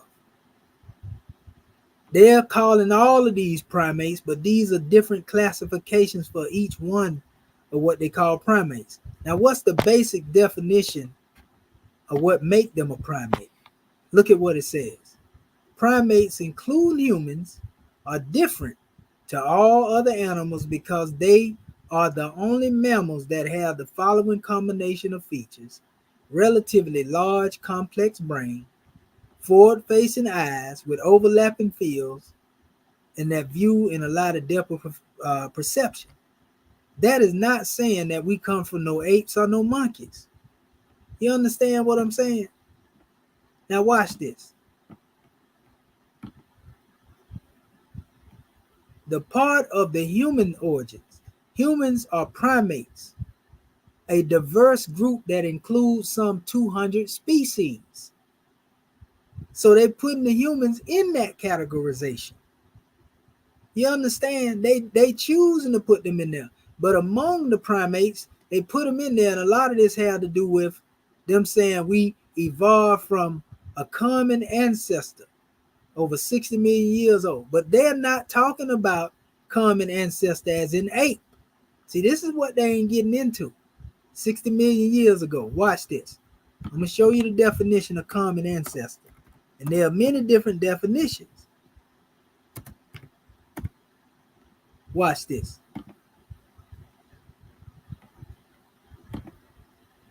This is the main one you got to see first. What does the term common ancestor mean?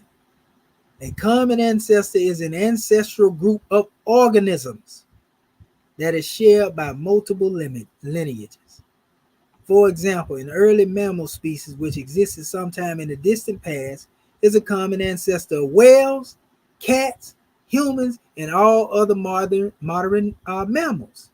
So do you know that they're actually talking about the actual cells in which all of these creatures consist?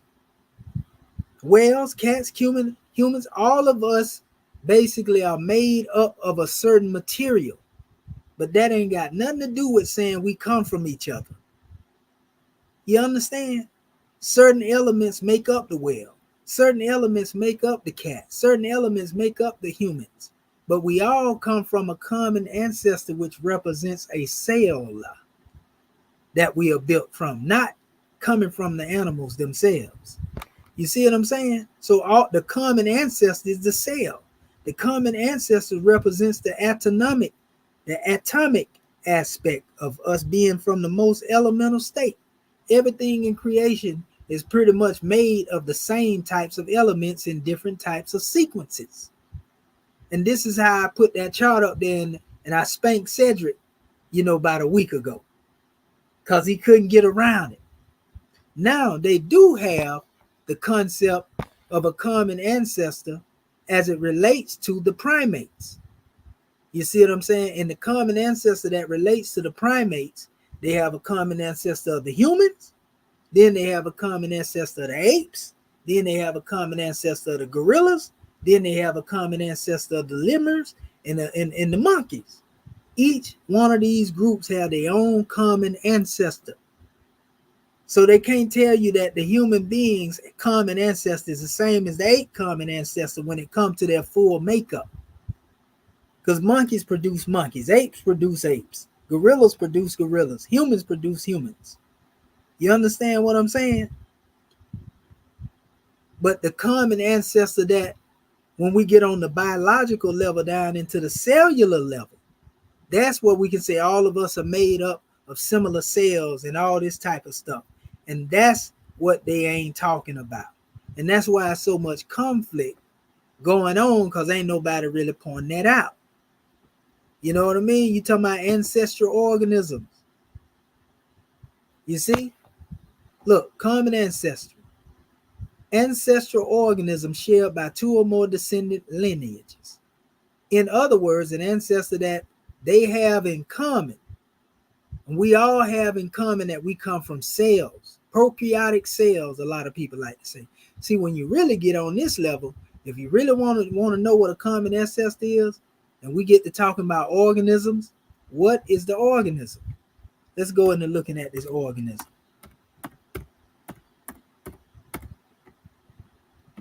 Definition of organism in biology. Look at what it says. An organism refers to a living thing that has an organized structure and can react to stimuli, reproduce, grow, adapt, maintain homeostasis.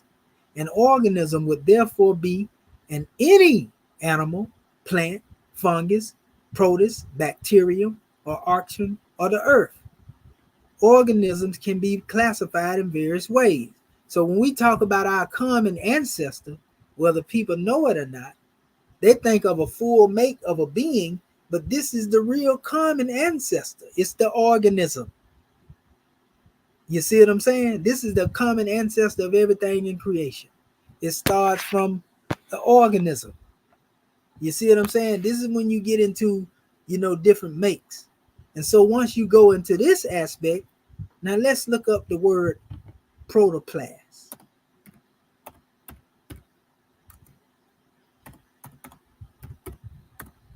And we're going to go to the etymological root. Protoplasm.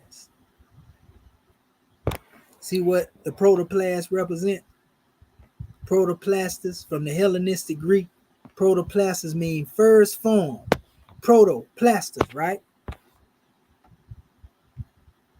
Protoplasm mean the first created human. And prototype, the archetype, the model, lineage, family, ancestor, biology, all the way down to the plant cell. So whether our people know it or not, the common ancestor, even at the cellular level, represents the first formed man in his atomic state. So this is the true common ancestor, family, whether you know it or not. Do you know that when you die and you decompose, scientists are now saying that is actually proof that we live forever? Even though we go into an elemental form, it's still us. This is science saying this. So this is the real common ancestor. And that's why I tell y'all, when I get to talking about this stuff, I talk about panspermia and how the seed of life has to do with life evolving. You see? This is what we talking about, family. All you got to do is know what we talking about. An organism is generally referred to as a single individual living species which exhibits all the properties of life. This can be plant, animal, bird, insect, microbe. They're all billions and trillions of different types of organisms that live on our planet Earth. But the common ancestor is the original cell, the original organism. And they'll tell you that we come from stardust. And the first cell, come from the cosmos. Scientists will tell you, Neil deGrasse Tyson will tell you this. See, this is the real history that they ain't giving y'all. And I'm making it simple. All that other stuff is a misunderstanding. When they get to talk about common ancestors, they get to talk about trying, you come from an ape. No, they messing it up. See what I'm saying? Now, when you get into these measures, see it right here? Like it's showing you up here. See like how they showing the common ancestor of the fish? They got their own common ancestor. Common ancestor of vertebrates without limbs. See what I'm saying? They're showing you all the different common ancestors of different species. Each species have their common ancestor. You know, but they is twisting this thing up. See, look, like right here. They're showing you everything that they can see. The chimp got their own common, the human got their own common, mouse got their own common ancestor. That's all it is, family. See, like even when we come here, the mammoth and the elephant. See what I'm saying? They reproduce themselves, and it's the same thing when you deal with fruit. An apple seed gonna always produce an apple tree, family. An orange seed gonna always produce an orange tree. You know what I mean? Each species has its own common ancestor. And when you understand this, you'll stop arguing, you know, talking about somebody come from apes. No, we don't. Apes got their own ancestor. Monkeys got their own ancestors. Gorillas got their own ancestors. And humans got their own common ancestor. Period. Now, the most common that produces everything, remember, goes back to the elemental state. And even that in the elemental state is known again as protoplasm. It's the first form man. If you think it's a game, I'm going to show you this right here. I'm going to put etymology up here and watch this.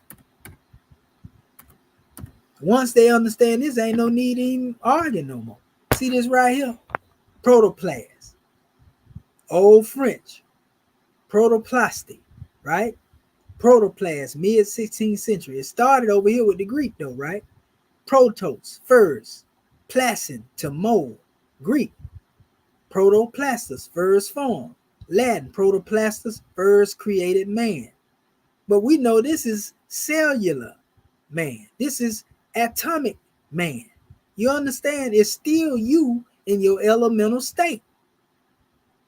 This is the common ancestor. It is the protoplasm. It's the organism that exists in everything in creation. It's simple. You feel me?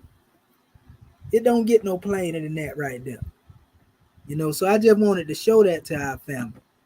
You know, and they'll stop saying we come from monkeys. Let me see what our family said here.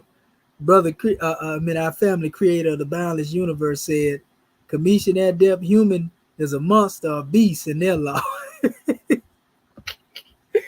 Yeah, they claiming that, but you got to look at it too. Carl Linnaeus, he tell you that, you know, the name they gave to you know, the so-called monkey man, they call him Lucifer. So I definitely ain't finna claim that as my people. No, it ain't going that way right there.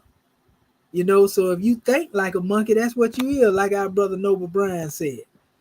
You know, no. You know, Lucy with Morgan Freeman, the movie Lucy. And that's what we saying, family. All you got to do is put information in its proper perspective, and we won't be arguing. Only thing they doing, they arguing over species, just like they was getting in the argument, or they argue over the classification of race. Only difference is they moved the goalpost, and now they arguing species. And they trying to tell you, just like they saying we all black, you know, according to scientific racism, they using the same yardstick of the same people that created scientific racism, and they still trying to adopt that. So they can call themselves primates. And like I was telling Saw, I don't agree with it ain't what they call you, it's what you answer to. And so when my research, it took me back to the common ancestor, which is us in our atomic state, the first form man when he was in his elemental cellular state. That was still man, even though he don't exist in the form that you see us right now. And that's a scientific term. Without even the religious text or the religious book, but yet that information does correspond with some of the teachings, you know, that our ancestors taught in their cosmology. So go figure. You know, I like to be practical, man. They can say all they want. He's pseudo, yeah, because you don't know it. I just think outside of the box. You know, and with that being said, I see our family, you know, wasn't trying to get up here. So That's all I have to say, family, for tonight. We're going to get up and raise up, and we'll be at it again. So I want to give honors to you, family. I want to say peace and love for your listening ear. We ain't going to never fail you. We ain't going to never let you down. I just had to give our people this insight so they can see what's going on. Not one time in that conversation did you see me cut anybody off, even though they was lying, saying that I cut the brothers off. That's why they kicked me off of the, the demonstration. But they won't get the opportunity to do that no more. You know what I mean? Next time Saw, make a departure, I make my departure when he make his departure. Because every time when he leave, they do that. And they want to be disingenuous. We grown men, we ain't no children up in here. So I love your family. It was real. Y'all make sure y'all like, y'all share, y'all subscribe, and keep showing the people, what it is we bringing them. I'm telling you, the best is yet to come. We ain't gonna give them what it is that we doing in our methodology, because we know you're gonna try to steal it. I know they're gonna try to steal it because a lot of people done stole a lot of things from me now and think I don't know, and they done went and wrote books and everything. So we ain't gonna give you the opportunity to do that. We gonna give it to the people when we finish and put it in the printer's press, and then you'll have to deal with it. But we ain't finna give you nothing where you can try to remix it and try to act like you invented it yourself. See, a lot of them don't know. They be giving their little measures, and I can tell that they done looked at some of my videos, and then come back talking about that I was looking at them when I don't even be on their channel. So all is well, family. It's all love. I love you, brothers and sisters. Everybody tuning in. Man, we gonna keep it real. And I want to apologize to y'all, man. I hate for y'all to have to see us, going back and forth like that. Because that ain't what it is. Y'all want to see unity. That's what I'm about. But you can't unite with somebody that don't want to unite. My chairman said the hardest thing that he had to accept is that a lot of our people don't want to be free. And I got to accept that too. Because that's the only reason why I keep trying to engage them. Because I love them. I love my people. You understand? That's the only reason why I go back and forth. Not to even be right over what they're saying. But they don't care nothing about that. They want to try to take commission off the count. Because in their mind, they feel like I'm the last leg standing for what they look at as being the Moors. And they feel like if we can get commission up out of there, we'll crush the Moors for sure. Because they ain't never had to deal with a Moor like me. You see what I'm saying? But I'm here, family. And as long as I got breath in my body, I'm going to keep swinging this scimitar. You can believe that. So that being said, family, it's peace, love, and law at all costs. And y'all know we're going to keep bringing this truth to y'all. We're going to keep uplifting fallen humanity. Can't nobody do it like we do it, because we're going to do it until they recognize that it can be done. And a lot of them will come around. I know that in due time. Some of them, they'll come around. So we ain't trying to force nothing on nobody. We just trying to give our people the truth. And we're going to give it to them, though. We're going to just keep putting it out there. So that being said, peace and love, family. Y'all get y'all some rest. I'm going to do the same thing. Gratitude.